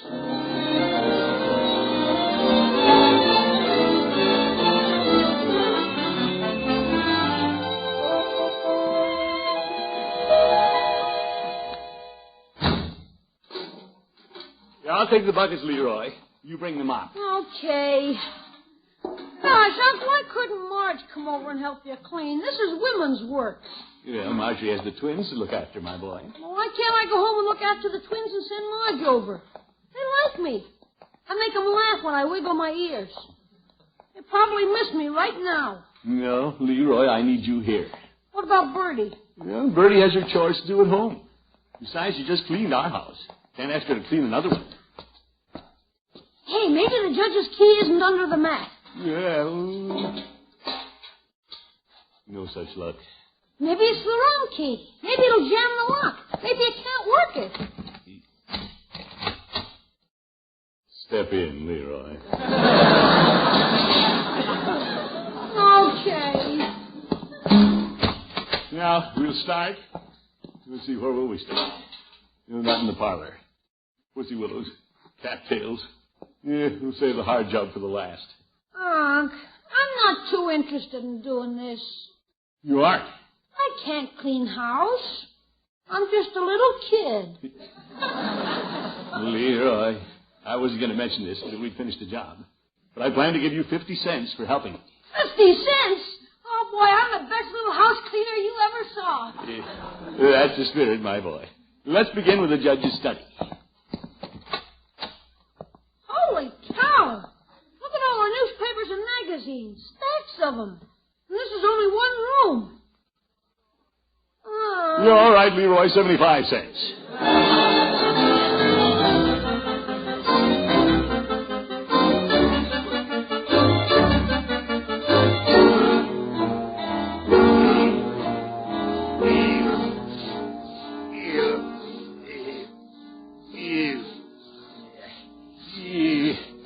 You ever thought I'd be scrubbing the kitchen floor? The water commissioner with housemaid's knee.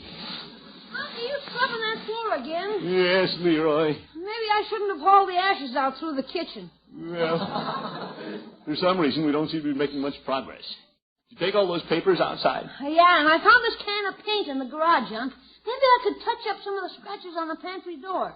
Well, it wouldn't hurt. Oh, boy, I like the paint. Look at Unc. Yes, Leroy. That isn't the way to handle a brush. Let me show you the stroke. Yeah, but gosh. Painting is ticklish business. Yeah, don't be afraid of it.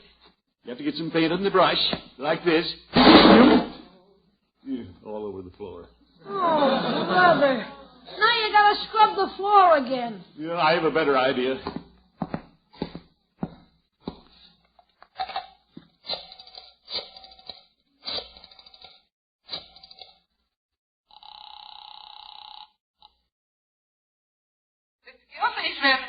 Bertie, this is Mr. Gildersleeve. Uh-oh.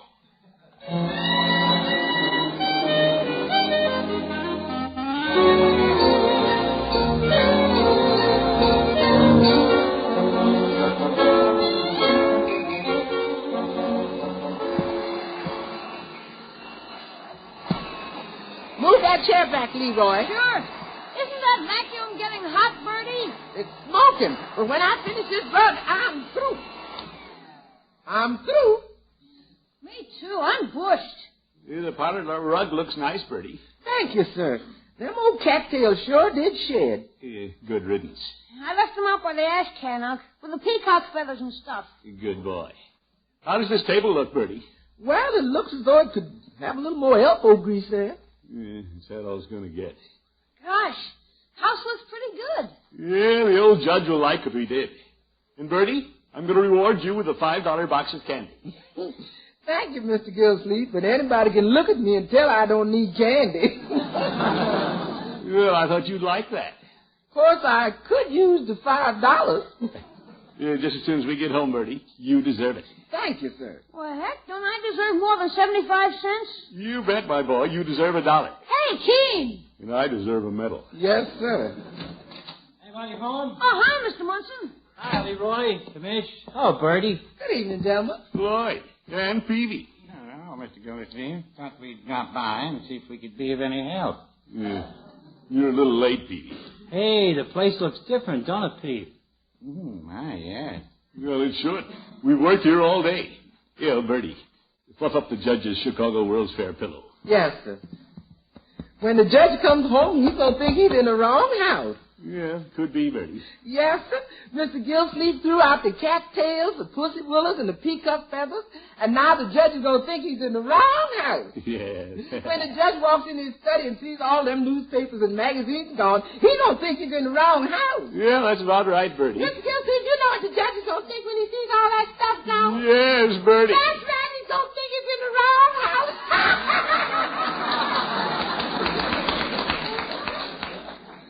I think Bertie's got something there. Yeah, well, it cost me a little money. It was a lot of work, but by George, it was worth it. I'll sleep like a baby tonight. You know, it makes me tired just to look at all you've done. Well, now, the judge's place wasn't really dirty. He just had it all cluttered up. Oh, look at this. Hey, it's the judge. My, what a shiny kitchen I have. You come on in, Judge, and take a look.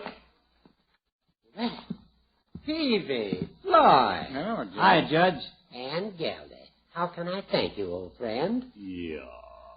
How beautiful my parlor is. Yeah, I'm glad you Judge, what have you got there? Let's see. The pussy willows go here. Got tails here. Peacock feathers in the umbrella stand, and the milkweed pods atop the organ. Is he kidding? Judge, where'd you find all those things? Out back. Apparently you forgot to bring them in after you cleaned. Good Judge. Now, will you gentlemen help me carry in my papers and periodicals? They're out by the ash can. Gopher, you old goat. Why don't you bring the cans in, too?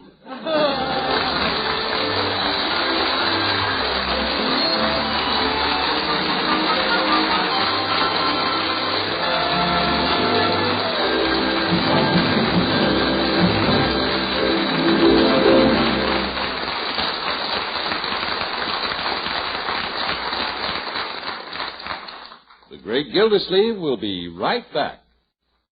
Now that spring is here and summer is coming on, you'll probably be serving potato salad often again. And for the best potato salad you ever tasted, be sure you make it with Miracle Whip salad dressing. Miracle Whip will give your potato salad a wonderful, lively, teasing flavor, a just exactly right taste your folks, like millions, will go for. Miracle Whip tastes so good, it's become the most popular salad dressing ever created. Get a jar soon, won't you? Make your salads taste better than ever with America's favorite salad dressing, the one and only Miracle Whip.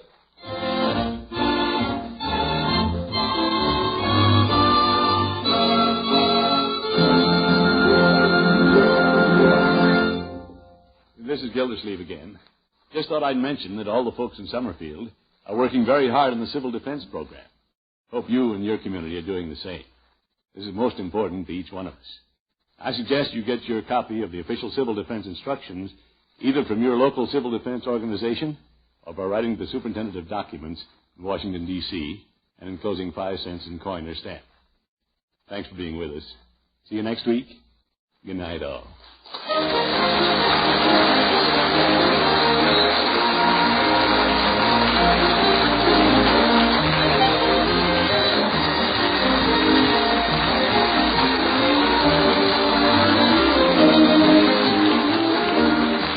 Great Gildersleeve is played by Willard Waterman. The show is written by Paul West, John Elliott, and Andy White, with music by Robert Armbruster. Included in the cast are Walter Tetley, Mary Lee Robb, Lillian Randolph, Arthur Q. Bryan, Ken Christie, Earl Ross, and Dick LeGrand. This is John Heaston saying goodnight for the Kraft Foods Company, makers of the famous line of Kraft quality food products. Be sure to listen in next Wednesday and every Wednesday for the further adventures of the Great Gildersleeve.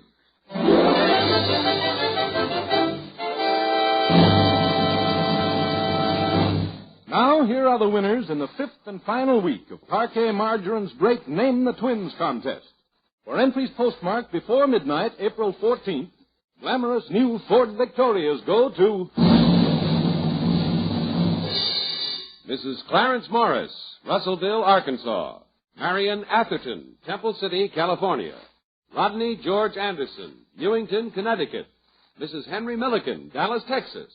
Winners of other prizes will be notified by mail. The makers of Parquet Margarine hope you have enjoyed this exciting contest, and they hope, too, that when you shop for margarine, you'll get the margarine that tastes so good because it's always fresh. Get P-A-R-K-A-Y, Parquet Margarine, made by Kraft.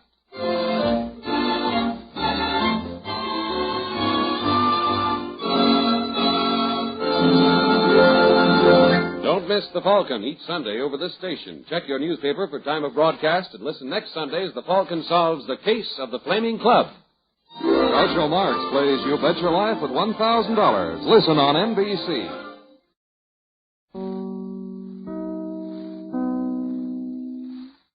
The Kraft Foods Company presents Willard Waterman as the Great Gildersleeve.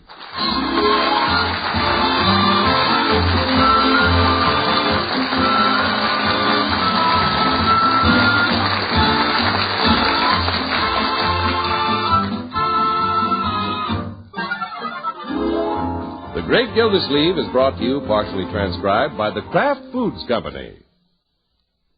And Kraft, you know, makes the famous pasteurized processed cheese food Velveeta.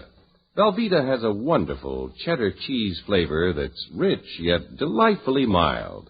It's delicious. And it's the finest quality cheese food you can buy because it's made by Kraft, the name that for years has meant only the finest in cheese and cheese foods. Get a package or loaf of Velveeta tomorrow and enjoy the cheese food of top quality, Velveeta, made only by Kraft.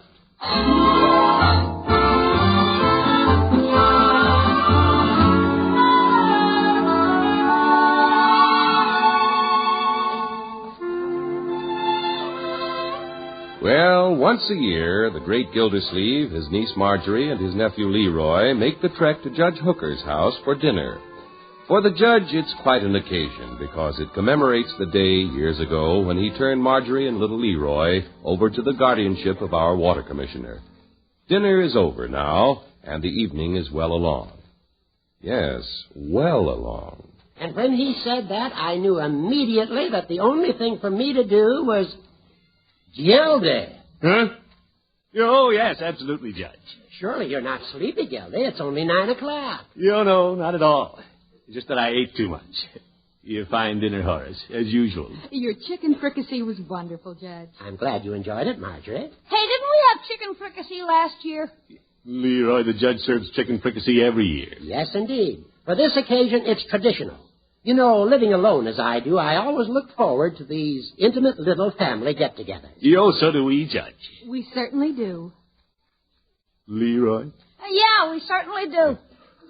We do have fun, don't we? My, it seems like only yesterday when it became my pleasant duty to tuck you children under the protective wing of your devoted uncle. Yeah, I remember, Judge.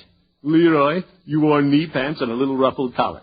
Me in ruffles? Oh, for corn's sake. That's right, Leroy. And who'd have dreamed that Marjorie, a little girl in pigtails, would now be the mother of twins? Now, Judge, you make me feel so old.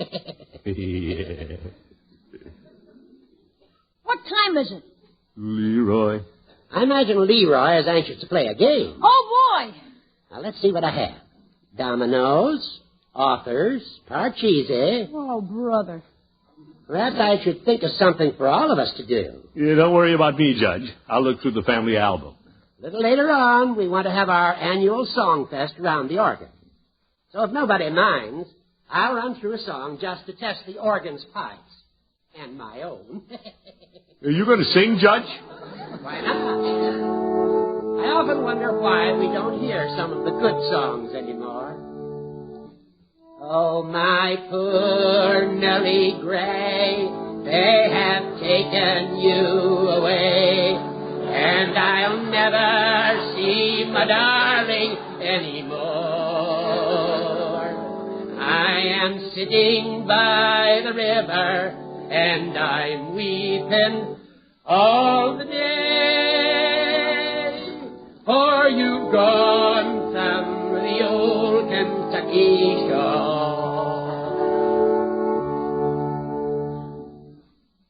What time is it now?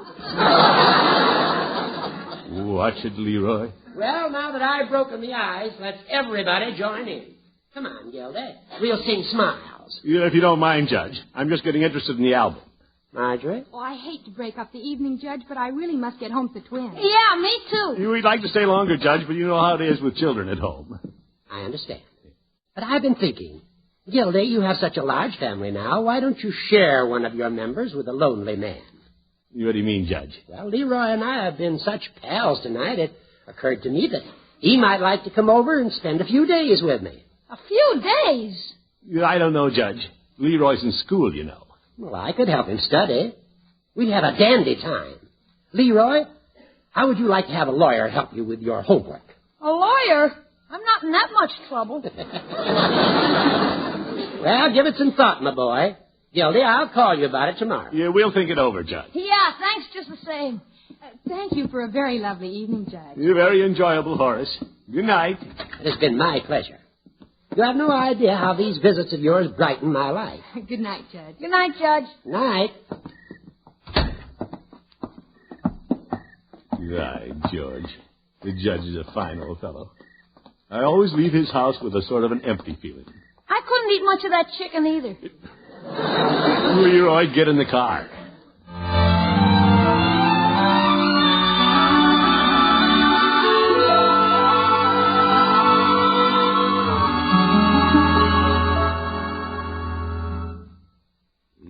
Eight times 7 is 56. 6 and carry the 5. 7 twos are 14. And add the 5 makes 19. You doing your homework too, Unc? No, Leroy, it's my water report. 9 and 1 to carry. Why don't you do that at the office? Well, it piles up, my boy. Now run along. Okay. Hey, can I use your red ink? No, I need it. 6 and 5 are 11. How about using your black ink? Leroy, what do you want with ink? I want to put a tattoo on my arm. Yo.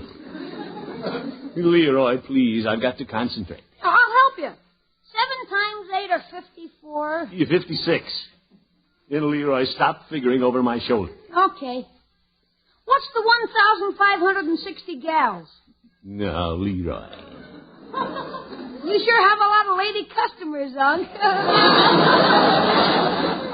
Leroy, will you go away and let me finish my work? Okay. Let me know if you get stuck, Unc. Yes.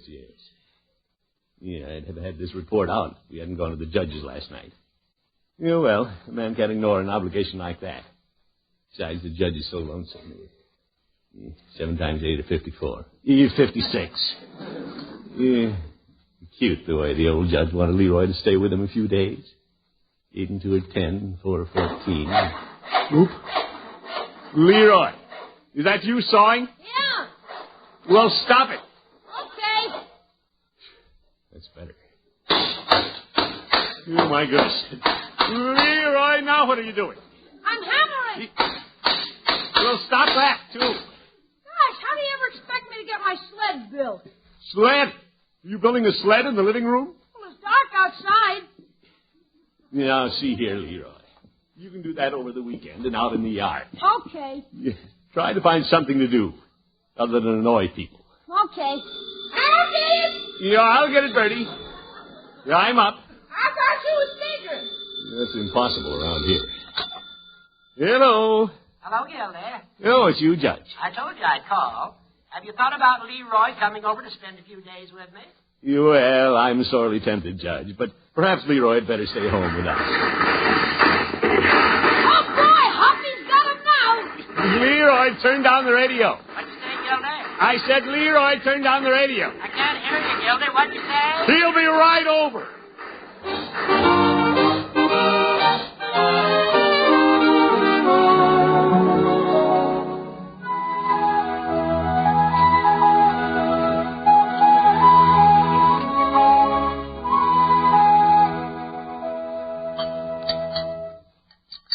More coffee, Mr. Gilsey? Yeah, thanks, Bertie. Sure is quiet around here this morning. Yeah, quite a change. That poor little boy. He didn't want to go. Now, Bertie, it'll be good for Leroy. Yes, sir. Besides, we sort of owe it to the judge. And he'll be a quieting influence on the boy. Yes, sir. I wonder what the judge's cook is giving that poor little boy for breakfast. Probably rye crisp and Kalak water. Yes, sir. Mr. Gilsey, while Leroy's eating light, would you care for another plate of bacon, eggs, toast, and marmalade? No, thanks, Bertie.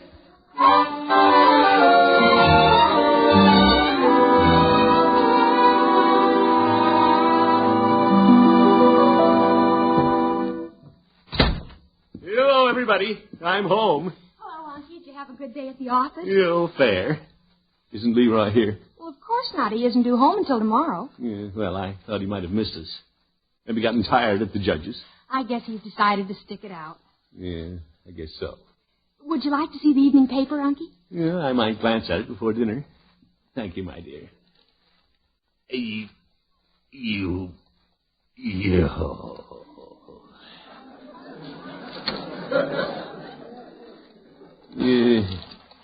Not much in the paper. No, not much. What's that? The clock. I haven't heard a clock tick in this house for years.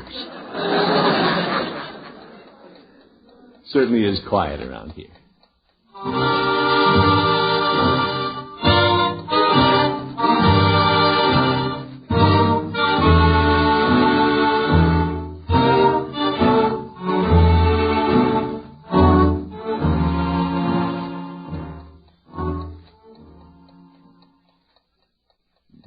That darn clock. Ticking louder than it did yesterday. Well, this is the last day I'll have to listen to it. Leroy will be home tonight. Morris. Yes, Marjorie? When are you going for Leroy? The judge wanted him to stay to dinner, my dear. Oh. Excuse me, did I hear you say Leroy wouldn't be home for dinner? Yeah, that's right, Bertie. He's been gone 3 days, you know. We realize that, Bertie. I got pot roast and chocolate pie. Yeah, I know, Bertie. 3 days and 9 meals besides what he eats in between. Now, Bertie, you and Marjorie make it sound like I'm punishing the boy. But I'm not. This has been good for Leroy. A few dull days with the judge will make him appreciate his home and family more. Yes, sir. I sure thought he was going to be home for dinner. Yes, yes. Well, I think I'll go see if I can help Bertie. You're all right, my dear. Bertie and Marjorie can't wait to get Leroy back home. But what's a couple of hours? They have the wrong idea about this. They pictured little Leroy over there playing parcheesi and eating cold fricassee. Maybe they're right. Where's my hat? Excuse me, dinner's almost ready. Where are you going? I'm going to get Leroy. Yes, sir.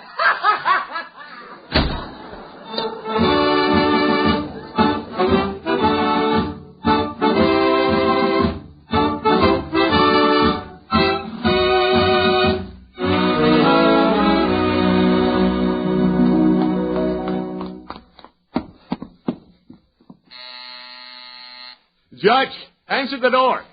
Yeah, will little Leroy be surprised? He'll fly into my arms. Oh, hi, Unc. Leroy. What are you doing here? What am I doing here? Where is it, Leroy? It's Unc. He's early. Leroy, aren't you glad to see me? Boy, I'll say, come on in. Oh, well. That's better. I want to show you what the judge bought me. You? Gildy, we didn't expect you till after dinner. Yeah, well, Judge. Look at this, Unc. A football outfit. Helmet, shoulder pads. And a breakaway jersey. Well, that's all very nice. But, Judge, we don't want to spoil Leroy. Why, you can't spoil a nice boy like Leroy. Heck no. And just think, I get to take all these things home. Yeah, well, speaking of home, Leroy, Bertie has pot roast for dinner. But, Gildy, we've reserved a table in the palm room of the Summerfield Grill. In fact, we were about to leave. Oh, well, yeah, I suppose I can come back for Leroy later. Oh, by the way, we want to talk to you about that. We haven't had time to do all the things that I planned for Leroy. How about letting the boy stay another week? Another week? How about it, Unc? Leroy. Oh, I've had a keen time, Unc. The judge even took me swimming over at the athletic club.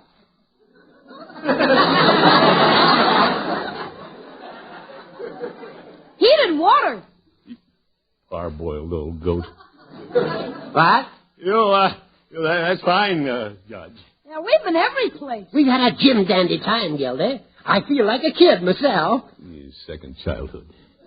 And Saturday, we want to attend the football game at Center City. I have tickets on the 50-yard line. Well, I'll leave it up to Leroy. Well, then I'm staying for another week.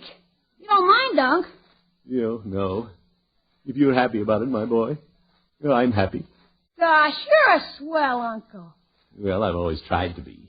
Hey, Unc, I forgot to show you what's in this other package the judge gave me. You never mind, Leroy. I'll see it some other time. Wait, Gildy. Leroy has a package for you. He has? His laundry. Yo. We have a busy week ahead, so tell Bertie we'd like to have it back by Monday. Yeah.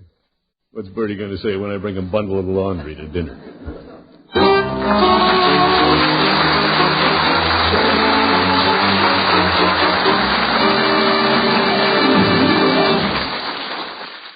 The Great Gildersleeve will be back in just a minute. It comes out just right. Yes, sir. Bertie wins again. Oh, hi there, Bertie. What's funny? Mr. Houston, Bertie's won again. I got my food budget all fixed.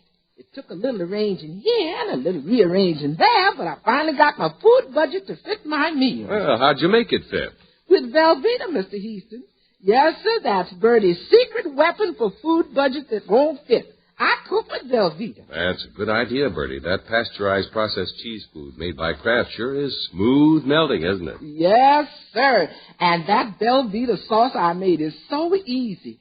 You just melt a half a pound of Velveeta in the top of a double boiler and stir in a quarter cup of milk, season, and bingo, you have delicious cheese sauce. Well, that's because Velveeta has such a swell, rich, yet mild cheddar flavor, Bertie. And don't forget, Velveeta is mighty nourishing, too, because it's so rich in important food values from milk. How are you going to use that Velveeta sauce this week?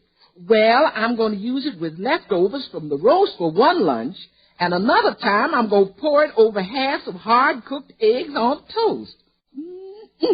I can almost taste that Velveeta sauce right now. It's so golden, smooth, and delicious. And don't forget, Bertie, Velveeta is digestible as milk itself. Yes, sir, Velveeta sure is good stuff. Why, Mr. Houston, you know Velveeta is Bertie's favorite budget extendifier. Favorite what, Bertie? Extendifier. Oh, you mean Velveeta is your favorite budget extender? Yes, that's what I said, extendifier.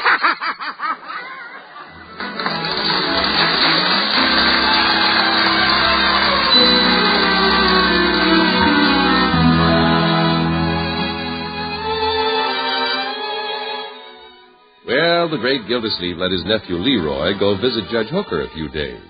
Partly because he felt sorry for the lonely judge, and partly because Leroy was getting on his nerves. Now it's the great Gildersleeve who is lonely, and it's the judge who is getting on his nerves. The old goat. Marjorie, he's practically bribing Leroy to stay with him. Buying him presents, taking him places. You shouldn't say that, Unky. I think it's wonderful of the judge to take such an interest in Leroy. You can't blame him. The poor man never had a family of his own. Yeah, he'll be poor if he keeps spending money on Leroy. Mr. Gildersleeve, I like the way the judge is treating Leroy. Bertie, I thought you wanted him to come home. Oh, that's 'cause I thought he'd just be moping around that big old house. But that boy's having the time of his life. Well, he could have the time of his life with me, too, if he were here. There are a lot of things we could do together. By George, there's no school tomorrow. I think I'll call up and offer to take him to the roller rink tonight. Unky, Leroy's having a good time. Why don't you leave him alone? Well, I want to have a good time, too. The judge is getting a wee bit possessive.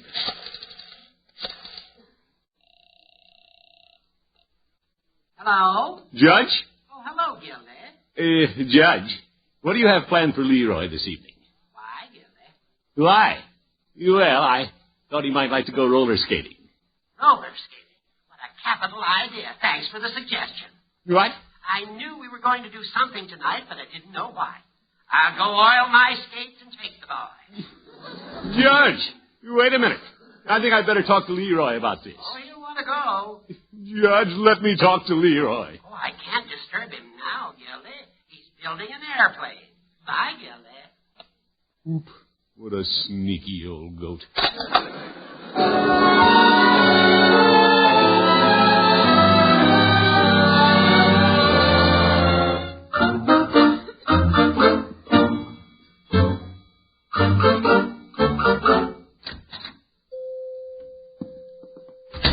Hello, Phoebe. Oh, hello, Mr. Gildersleeve. What can I do for you today? Yeah, I guess you can give me a Coke. Very well. I hear Leroy is still visiting the judge. Yeah, that's right, Phoebe. Spending the winter, is he? He is not. He'll be home in 4 days, and that'll be the end of the visit. And I mean it. All right. I take it you're not happy with the arrangement. Phoebe, how would you feel if your nephew went for a short visit, and then you couldn't get him back home? Well, Mr. Gildersleeve, it wouldn't make any difference to me. You wouldn't? I don't have a nephew. You might. But Mrs. Peavy tells me we have nieces in the family. Of course, that's only hearsay. You mean you aren't sure? Well, I've never seen them. Yeah, all right, Pete. Suppose your nieces went to visit the judge and wouldn't come home. Mr. Gildersleeve, that could never happen. They don't know the judge. They don't even know me. Peavy, let's drop the subject. You drop it. You brought it up. Well, I will. I'm not going to worry about it anymore. The only reason Leroy is staying over there is because the judge is spoiling it. You don't say. Yeah, I could win him back in a minute if I wanted to buy him everything he saw. But that isn't good for the boy. Besides, I wouldn't stoop to such obvious tactics. Well, look who's here. Hi, Unc. Well, Leroy. How are you, Gildy? Leroy, how about having a big Coke with your old uncle? Well, thanks, Unc, but the judge is going to buy me a pineapple nut sundae. No, he isn't. Leroy, how about me buying you a double banana split with 3 kinds of ice cream? My, now who's being obvious? But, Gildy, Leroy wanted the pineapple nut sundae. I think I'd rather have the double banana split, Judge. Very well. While Mr. Peavy is making the banana split, let's you and I look in the showcase and see what we can see. The old goaty never gives up. Gosh, look at the swell box camera. Would you like one of those, Leroy? Boy, would I. That model you're looking at is $450. Peavy, we'll take it. Judge, you forced me to bring this up, but I'd planned to buy Leroy a good camera for Christmas. Well, in that case, no sale, Peavy. You plan no such thing. Oh, say, Judge, what time is it? We don't want to miss the movie. Leroy, don't you have a watch? Yeah, I'll say he does. Peavy's shown Leroy one of those wristwatches. Very well. This is more like it. Gee, you mean it, Unc? Yes, indeed, my boy. Leroy. Yeah, Judge? Here it comes again. You remember the day we were browsing around Hogan Brothers? Yeah, they got everything. I want you to go to Hogan Brothers and pick out anything your heart desires. Tell Mr. Bentley to charge it to my account. Yo, brother. Oh, boy, am I a lucky little kid. Just think, anything I want at Hogan Brothers. Isn't that great?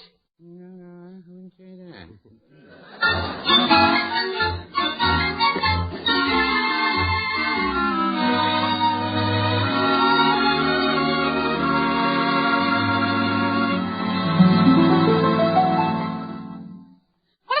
Tonight, Judge. What are we going to do tonight? Well, Leroy, I'm afraid I'll have to spend some time on this brief.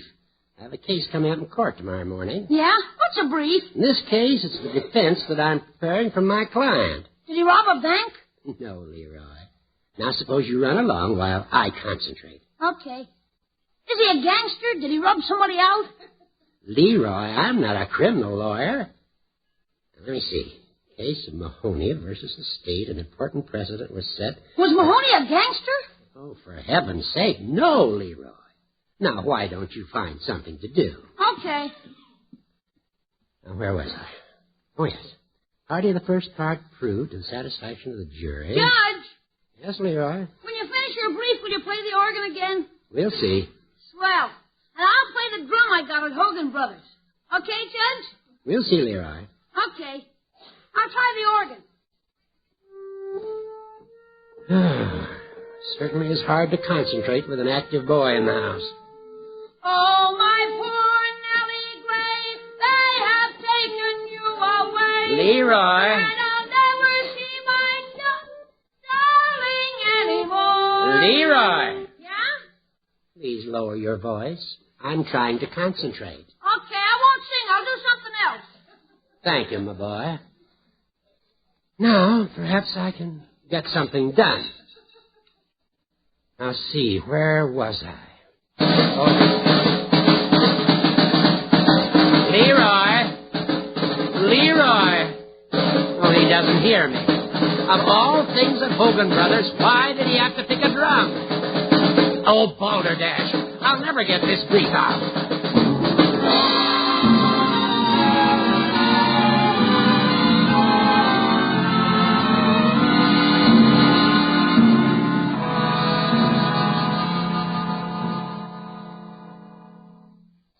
Uncle Mort, I don't understand you. All week you've been stewing about Leroy being with the judge, and now you don't seem to care. Well, Marjorie, I'm not going to worry about it anymore. I never thought Leroy would stay away from home this long. It's very simple, Bertie. You should have seen them at Peavy's. The boy gets anything he asks for. But I refuse to be concerned anymore. Yes. I can't imagine the judge letting him buy anything he wanted at Hogan Brothers. Well, he did. Uncle Mort, I think you should go after him. Enough's enough. No, that's not the way to do it, Marjorie. Let Leroy stay as long as the judge can put up with it. I'll get it. Yeah, never mind, Bertie. Hi, Unc. Leroy, well, come in. Hello, Gildy. Hello, Judge. I hope you don't mind, Gildy, but I I thought it about time to bring the boy home. Yeah, glad you did, Judge. It's good to see you home, Leroy. It's good to be home, Unc. Where's Marge and Bertie? Leroy. Hi, Marge. Hi, Bertie. Hello, Leroy. My gracious, I think you've grown. Hey, come on. Look at all the things I've got. Let me help you carry, Leroy. Oh, I've never seen so much. Gildy, I suppose you wonder why I brought him home early? Well, Judge. As a matter of fact, my work has been piling up, and I'm not accustomed to having youngsters around me. Of course, he's a wonderful boy. You bet, Judge. But as you see, he is inclined to be a little bit noisy. Yeah, I know, Judge. Who do you think told Hogan Brothers to sell Leroy the drum? Gildy!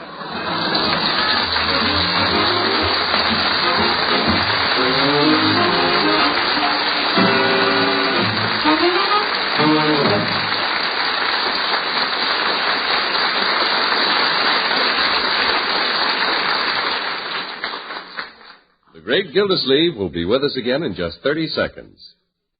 Need a good snack and sandwich food at your house? Then get Velveeta, Kraft's golden pasteurized processed cheese food. Velveeta not only tastes delicious with a fine, rich, yet mild cheddar flavor, but it's nourishing, too. Really good for you because it's rich in important food values from milk. And Velveeta is digestible as milk itself. Try it. See for yourself how perfect Velveeta is for hearty, good-eating snacks and sandwiches. Remember, Velveeta is the cheese food of finest quality, for Velveeta is made only by Kraft.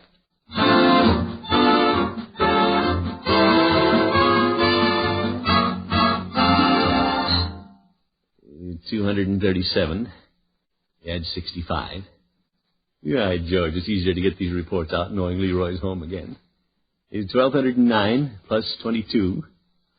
Yeah, that was a stroke of genius. Getting the clerk at Hogan Brothers to sell Leroy those drums. Yeah, I really put one over on the judge. Yeah, let's see. 1,209. Yopper. What's that?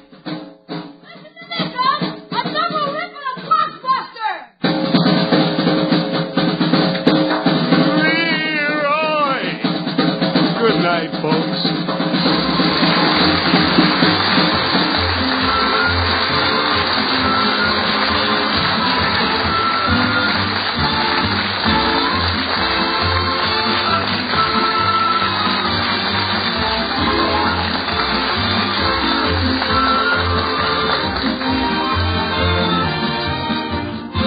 The Great Gildersleeve is played by Willard Waterman. The show is written by John Elliott and Andy White and is partially transcribed.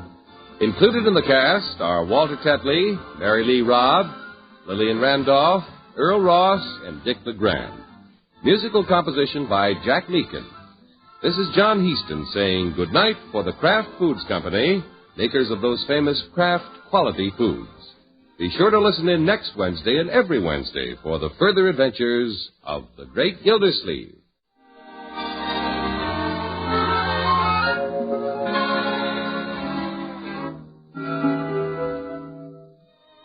Question: what's the best way to raid an icebox? Answer: with Kraft prepared mustard, of course. Because when you add a little Kraft mustard to the sandwich you make, you add a lot of tang. And here's something for you professional icebox raiders to remember. There are two kinds of Kraft mustard. Salad mustard, with that delicately spiced mild flavor.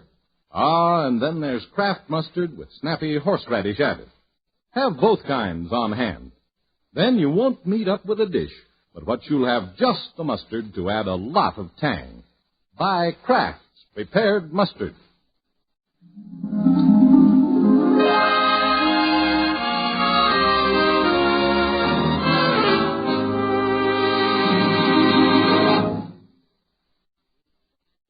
Groucho Marx, You Bet Your Life. He's next on NBC.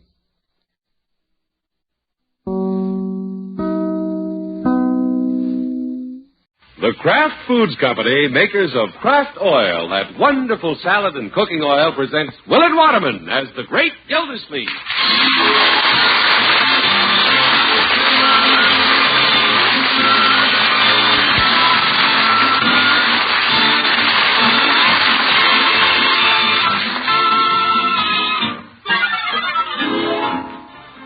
Great Gildersleeve is brought to you, transcribed by the Kraft Foods Company. There's great news this evening for every family that loves popcorn. Just to prove to you that the easy, delicious way to fix homemade popcorn is with Kraft Oil, the Kraft folks will give you a package of Jolly Time popcorn. The popcorn is wrapped around the neck of every bottle of Kraft Oil, and it's absolutely free when you buy the oil at your grocer's. Get your gift package of popcorn tomorrow when you buy Kraft Oil.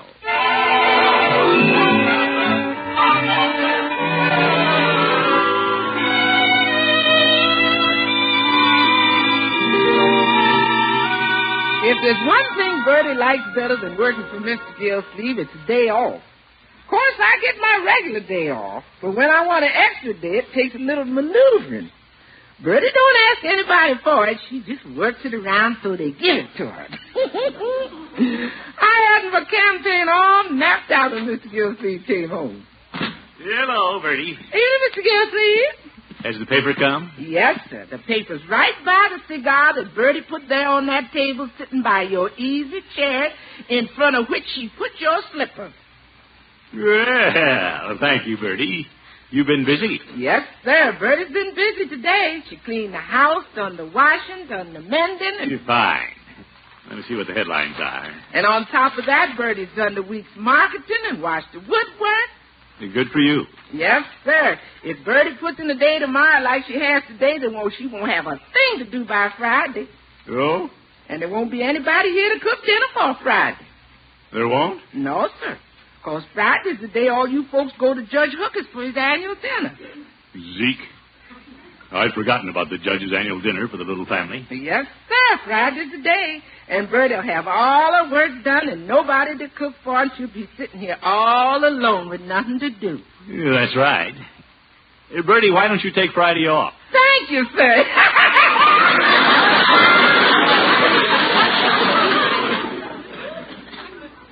Oh, dear, nobody liked Bertie. Hard-working, unselfish. It never occurred to her to come up and just ask for a day off. Yeah, I'm glad you reminded me of the judge's dinner. He'd be very offended if we forgot. Hiya. Hello, Leroy. Hello, Uncle Mort. Marjorie, nice to see you, my dear. I was wondering where Leroy was. I've been over to Marge's. Oh? Visiting with your sister? Visiting. He comes to eat. Well, I just happened to bump into half a chocolate cake in the kitchen. I'm glad you came over, Marjorie. I hope you and Leroy haven't forgotten Judge Hooker's annual dinner. Oh, grown. Leroy, is that nice? Well, you have to admit, Unky, that the judge's dinners aren't much fun. Well, they are to him. Well, he can have my plate of chicken fricassee. Let him have twice as much fun. Young man, that'll do. I'm not fond of his fricassee either, but I... Gee, I'd forgotten about it, Unky. Has the judge called? No, but he counts on us every year. Forgetting this dinner would be like forgetting Thanksgiving. But at Thanksgiving, you get your turkey whole. Not chopped up chicken held together with a lot of gooey fricassee. That's enough kidding, Leroy. Who's kidding? And then after dinner, the judge will say, well, shall we repair to the parlor? I'll show you my slides of Old Faithful and the Chicago World's Fair. Murder. Leroy, don't remind us. Gee, I wonder if by some stroke of good luck the judge has forgotten.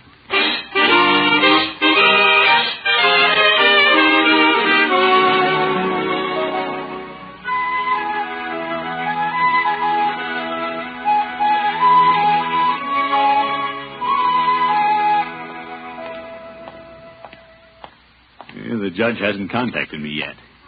I thought sure he'd call last night and invite us. If I can get by today, I'll know he forgot about it. I wonder if Peavy's seen the judge in the last day or so. Hello, Peavy. Yeah, hello, Mr. Gildersleeve. What can I do for you this morning? Peavy, have you seen Judge Hooker recently? No. Are you looking for him? Well, not exactly. As a matter of fact, I'll be happy if I don't see him until after tomorrow night. Why tomorrow night? Well, it's the judge's dinner for the little family. Oh, my. Judge is a fine, sentimental gentleman. Yes, he is. But frankly, we're all just a little fed up with this chicken fricassee dinners. Yeah, I can understand that. And how often can you look at Old Faithful? Well, I look at Mrs. Peavy every morning.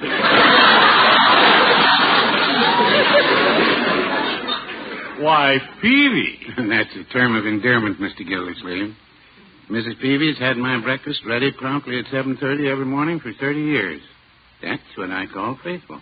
Well, that's wonderful. Yeah, and I have to get up and eat it whether I want to or not.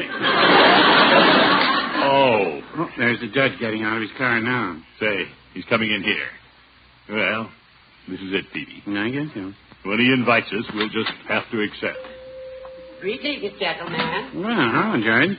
Hello, Horace. Gildy, I haven't seen you in quite a while. Well, we've both been busy, Judge. I said to myself the other night, I wonder how Gildy and Marjorie and Leroy are getting along. I don't see them often enough. Well, we were talking about you the other night, too. Oh? Well, Mr. Gildersleeve was talking about you just a minute ago. Then you haven't forgotten me, have you, old friend?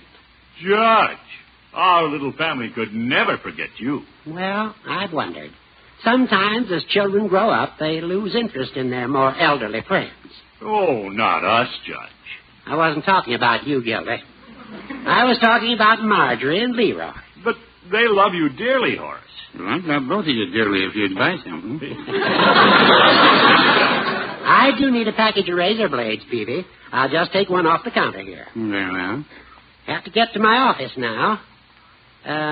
Gildy, is there anything on your mind that you'd like to tell me since you haven't seen me in quite a while? Nothing I can think of, Horace. What about you? No, I suppose there's nothing to say. Goodbye, Peavy. Call again, Judge. Thank you.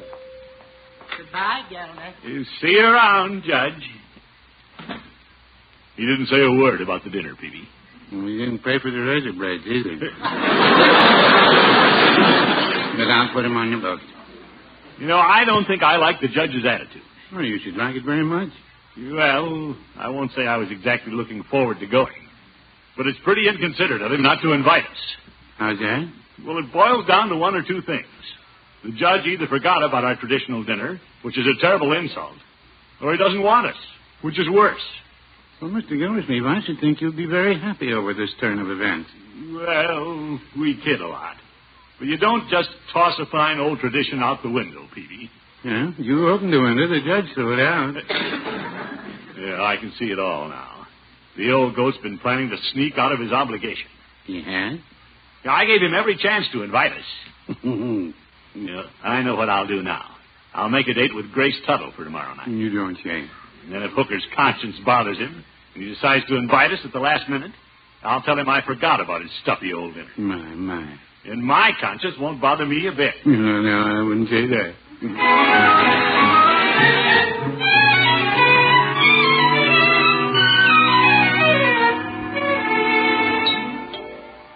Imagine the judge giving us the brush off.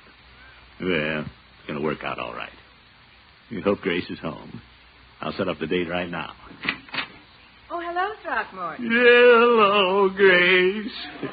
I thought I'd run by and take a chance on your being home from school. I was just about to leave. Oh? I have to go to Hogan Brothers and do some shopping. Well, I'll drive you down. Well, it'll be wonderful. We teachers have so little time. Let's go.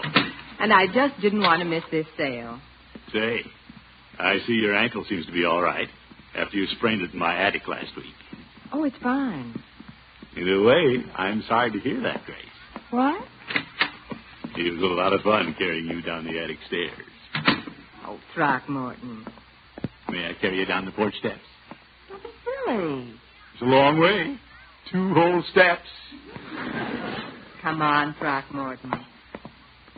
Well, lift you into the car. Oh, stop it.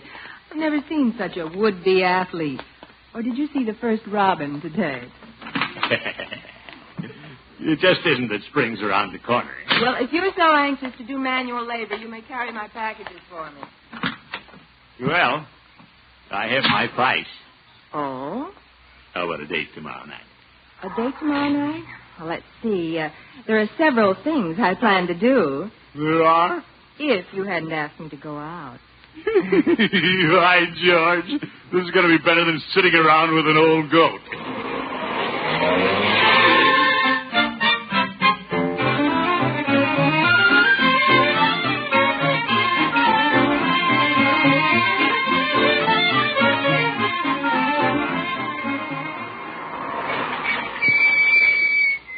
Yeah, I'll let you out at the door, Grace, and go park the car. All right, I'll meet you at the information desk. Yeah. Anything on your shopping list I can get for you? Well, I want 3 pairs of 51 gauge, 15 denier nylon hose in that liquid amber shade. I'll just meet you at the information booth. I'll see you in a few minutes. While he's parking the car, I'll have time to look at handbags. My, I do hope everything isn't picked over. Hello there, Miss Tuttle. Why, Judge Hooker, don't tell me you're buying some pretty girl a purse. As a matter of fact, I am. You know Gildy's niece Marjorie, of course. Yes. Do you think she'd like this one? Well, I know I would. It's adorable. Well, I'd buy you one, too, but I'm afraid Gildy would get jealous. Yes, you know he might. Mr. Beckley's hat. After I'm waited on here, I must get something for Leroy, too. Is it a special occasion? It once was. Oh, I didn't mean to pry. Oh, not at all. Matter of fact, I'm glad you asked me because you're such a dear friend of Gildy. What is it, Judge? Every year on February 12th, Gildersleeve, Marjorie, Leroy, and I have gotten together for dinner. You see, I'm the children's godfather. I didn't know that. Yes, it was I who turned them over to Gildy years ago. But I'm afraid they've outgrown me. Oh, you shouldn't say that, Judge. I know Throckmorton is very fond of you. Well, last year at my house, I detected a change. I could see they were no longer interested in the simple pleasures that I was able to provide. You poor dear. As we said goodbye, we made our plans again for this year. But I'm afraid they were hollow ones. Well, I don't see how Throckmorton could forget an occasion like that. Well, I saw him this morning. I gave him every opportunity, and he didn't choose to bring it up. That big lug. So I will carry on the tradition in my own way. I'll just quietly take my gifts of devotion to the children and drop them by the house. I'm their godfather, you know. Now, you'll excuse me. Certainly, Judge. Goodbye, Miss Tuttle. Goodbye. That Throckmorton P. Gildersleeve. How could he treat nice old Judge Hooker that way? How could he be so callous? Excuse me. Pardon me, please. Well, hello, Grace. Don't you hello me. Who's that? Throckmorton, how can you be so inconsiderate? Me? I've been waiting here for you. Well, you can just wait from now on. But Grace. Goodbye, you ingrate. What did I do?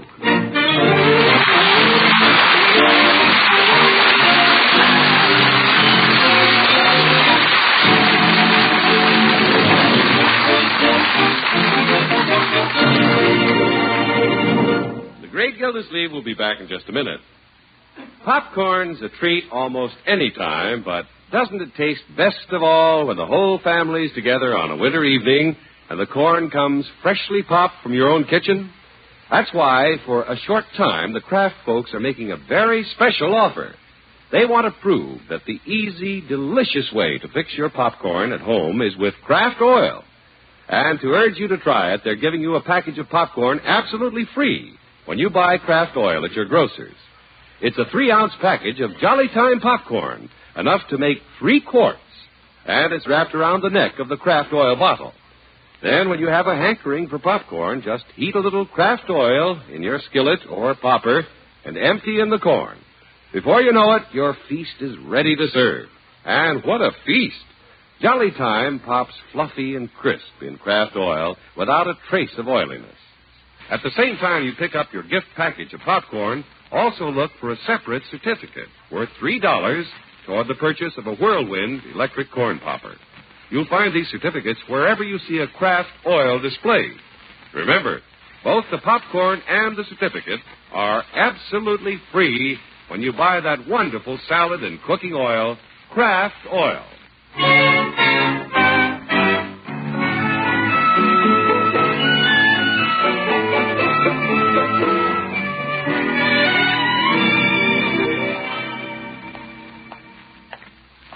I don't understand women. I drive Grace downtown to do her shopping. Go out of my way to be nice to her. She practically hits me over the head with her purse. I don't know how a girl can change so much between the parking lot and the information desk. It must be a misunderstanding. By George, I'll phone her and demand an explanation. Yeah, maybe I shouldn't demand it, but I'll ask for it. Is that you, Auntie? Oh, hello, Marjorie. I didn't know you were here. Well, I've been waiting to see you. What is it, my dear? Have you seen Judge Hooker yet? Yes, I saw him this morning at Peavy's. Well, did he invite us to dinner? No, he didn't say a thing about it. That's strange. I gave him every chance to bring it up. As a matter of fact, I'm a little offended that the judge would forget a fine old tradition like our dinner. Well, he hasn't forgotten the occasion, Uncle, because I found a present from him at my door when I came home from the market. Oh, he always gave you children some little knick-knack, didn't he? Knick-knack? This time it's a genuine alligator bag. Well, he was always fond of you. That's why I can't understand why the old goat didn't invite us. I wish you'd stop calling him an old goat. Well, Marjorie, I've always called him that.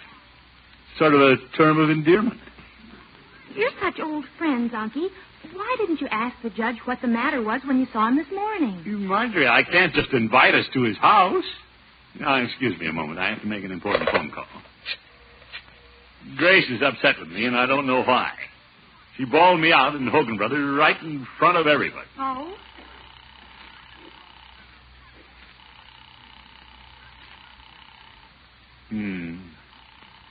Guess she isn't home. I made a date to take her out to dinner tomorrow night. Oh, well. Unky? Yes, Marjorie? You mean to tell me you made a date with your girl for tomorrow night? Well, yes.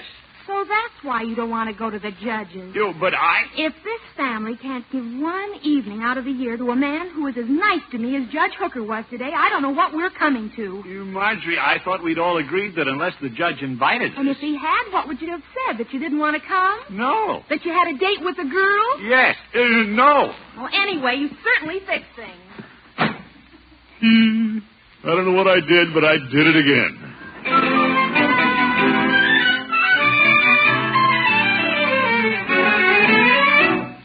Come to think of it, the old judge was cool toward me and Peavy's. I wonder if I offended him in some way. I'd hate to do that. Hi, Unc. Hello, Leroy. Hey, Unc, are we going to the judges? No, I've had no word from him. So you can go to a movie or do anything you like. Gosh, I'm kind of sorry we aren't going to the judges. You are? There's something funny about all this, Unc. The judge came by today. Yeah, he was by Marjorie's, too. Yeah, we both got swell presents. Look, he left me a new wallet with $5 inside. Well, very handsome, Leroy. Gosh, I wish I hadn't said what I did about going to the judges. Well, the other day you seemed to feel that the judge's fricassee and stereoscope were a little too much for an active boy. Well, I've been thinking about that. Seeing Old Faithful again wouldn't be so bad. Stuff like that might help me in my geography. Well, it's a high recommendation for the slides. But I guess we'll have to forget about them this year. I suppose the judge has his reasons for not inviting us. Excuse, please. Yes, Bertie? I thought I ought to tell you I talked to the judge when he came by this afternoon. You did? Yes, sir. That poor man. What did he say? It wasn't so much what he said as the downcast way he looked. Somebody's done that poor man wrong. Confounded Bertie, don't blame me. He didn't invite us. Oh, nobody's blaming nobody. All I said was somebody done that poor man wrong. Oh, my goodness. Would everybody feel better if I humble myself, go to the judge, hat in hand, and say, Judge, we don't understand why you didn't invite us to your confounded dinner this year. Please, may we come? Why don't you, Unc? It sure would be nice if you could make the judge happy. Well, he's eating a lot of crow. Yes, sir. Mr. Gilsey, for a man who don't like chicken fricassee, it's nice for you to eat crow.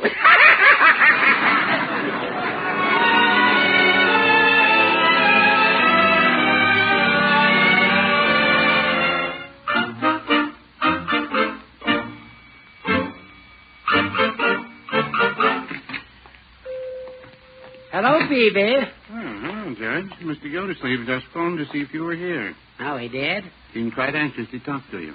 Well, if he's going to bring up the matter of our annual gathering at this late date, I'm no longer interested. Did he say what he wanted? No. Well, you might have asked him, Peter. Well, why don't you ask him? I have no desire to meet Gildy face to face. But I'd like to know what's on his mind, if he has one. You've worked up quite a head of steam, Jed. Peavy, my attitude is one of righteous indignation. Well, here's your chance to be indignant. What? Mr. Gildersleeve's coming across the street. I don't want to see him. Well, you have to meet sometime. This town's too small for both of you. Well, to avoid unpleasantness, I'll just step into your phone booth if you don't mind. Very well. Whatever you do, don't tell him I'm here. Well, I won't tell him. It'd be amusing if Mr. Gildersleeve's coming in here to use the phone booth. Hello, Petey. Yeah, hello, Mr. Gildersleeve. You haven't seen the judge, have you? Yeah. Oh? Was he in here? Yes, he was. When did he leave? Well, that's a difficult question. What do you mean? Oh, fiddlestick. I don't keep a stopwatch on him. Well, I have a feeling he's trying to avoid me. That could be. If you'd care to use the phone booth, you might get in touch with him. No, I phoned his home and office. Nobody knows where he is. You don't say. I'm about to give up. Well, like I say, if you'd care to use the phone booth... Yeah, I've tried the phone. You haven't tried this one? Oh, my goodness. Well, you seem anxious to get in touch with him.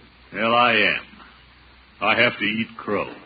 Well, we don't serve it here at your fountain, but... How's that? Perhaps I should have brought up the judge's annual dinner the other day. Marjorie and Leroy are upset about it. Yeah, I guess we don't realize how deeply rooted family traditions are. I know. If you'll excuse me, I have a call to make on my pharmacy phone over here. Go right ahead, Petey. Let's see now. What's the number of that phone in the booth? Oh, yeah. I bet the judge will jump when the phone rings in his ear. Petey, somebody's calling your phone booth. Yeah, well, somebody will answer it. Hello? Just a minute. It's for you, Mr. Gildersleeve. For me? But you made the call. Yes, but I think the gentleman wants to talk to you. Oh? Hello? You must have the wrong number. This is a public telephone booth. Judge, what are you doing on the line? Is that you, Gildy? Yes, it's me. Oh, balderdash. Judge, where are you? I'm in Peavy's pharmacy. You're off your rocker. That's where you are. I'm in Peavy's pharmacy. Well, let's not quibble. I'll come out. He hung up on me. Well, like he says, he's coming out. What's going on here? Is this your idea of a prank, Gildy? No, it's mine. Well, I guess Peavy was just trying to get us together, Judge. Well, I did my best to avoid the meeting. Oh, Horace. What's the matter? What's the matter? You didn't invite us to dinner this year. For the first time. I was waiting for you to invite me. Why should we invite you? Maybe one of you fellas should get in the phone booth again. Now, wait a minute, Peavy. There must be some misunderstanding. Go on, Judge. Gildy, last year at our party, you suggested we have it this year at your house. I did? How could I have forgotten such a thing? I was a little hurt, but I agreed. I felt that you and the children were outgrowing my simple hospitality. Oh, no, Judge. If you mean those old faithful slides, Leroy was asking about them just today. He was? But I could tell, Gilda, that you weren't eating my dinner with your usual gusto. Your chicken fricassee? Judge, it's my favorite dish. It is? Well, it isn't too late for me to plan the dinner. No. You come to our house. I invited you. All right, if you insist. You bet. Hey, wait a minute. Just happened to think. I gave Bertie the day off. Oh? Gentlemen, may I make a suggestion? What is it, Peavy? Let Peavy's pharmacy provide the dinner. Oh. Well, that's very nice of you, Peavy. Nice to all, Mr. Gildersleeve. I'm happy to be able to get you two together. By George, everything's turned out great. At dinner, what will we celebrate with, Peavy? Chicken fricatives.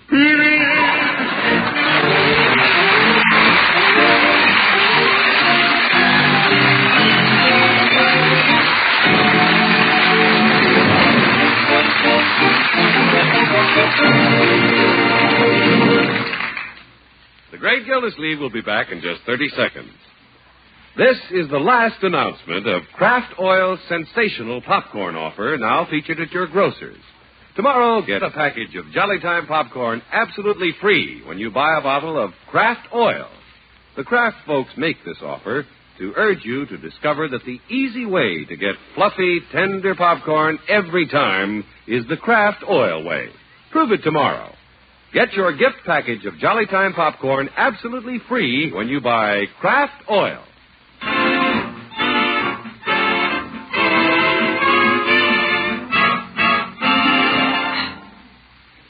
Peavy, I want to thank you for providing that fine dinner last night. Well, I enjoyed the evening myself. Yeah, you know, that was a masterstroke, inviting Grace Tuttle to join us. Gave me a chance to explain my misunderstanding with the judge. Well, I'm glad, Mr. Gildersleeve.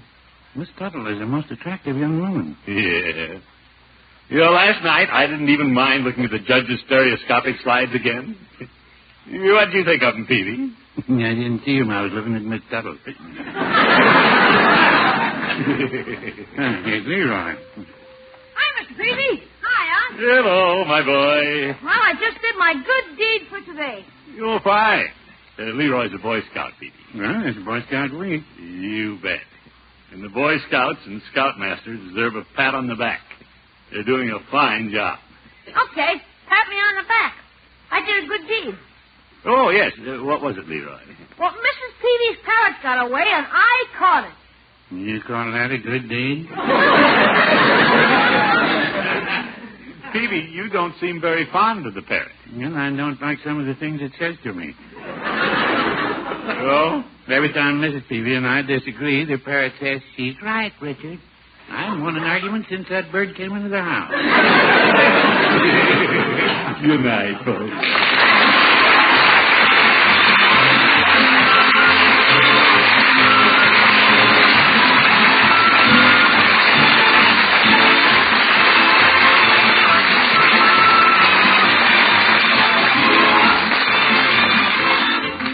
Great Gildersleeve is played by Willard Waterman and is an NBC Radio Network production. The show is written by John Elliott and Andy White and is transcribed. Included in the cast are Walter Tetley, Mary Lee Robb, Lillian Randolph, Mary Shipp, Earl Ross, and Dick LeGrand. Musical compositions by Jack Meakin.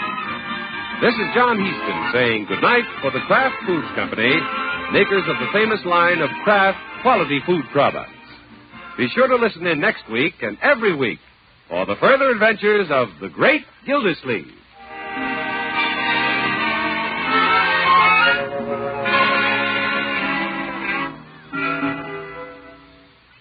Done up just right, a delicious hamburger can be truly a gourmet's delight, a big deal in eating pleasure. Of course, just about every good cook knows that a dash of Kraft prepared mustard really makes a hamburger. Because when you add a little mustard, you add a lot of tang. Kraft mustard, naturally. There are two kinds of Kraft prepared mustard. Mild Kraft mustard if you like it smooth and delicately spiced. Snappy Kraft mustard with horseradish added if you like it zippy. Get both kinds of Kraft prepared mustard at your food store.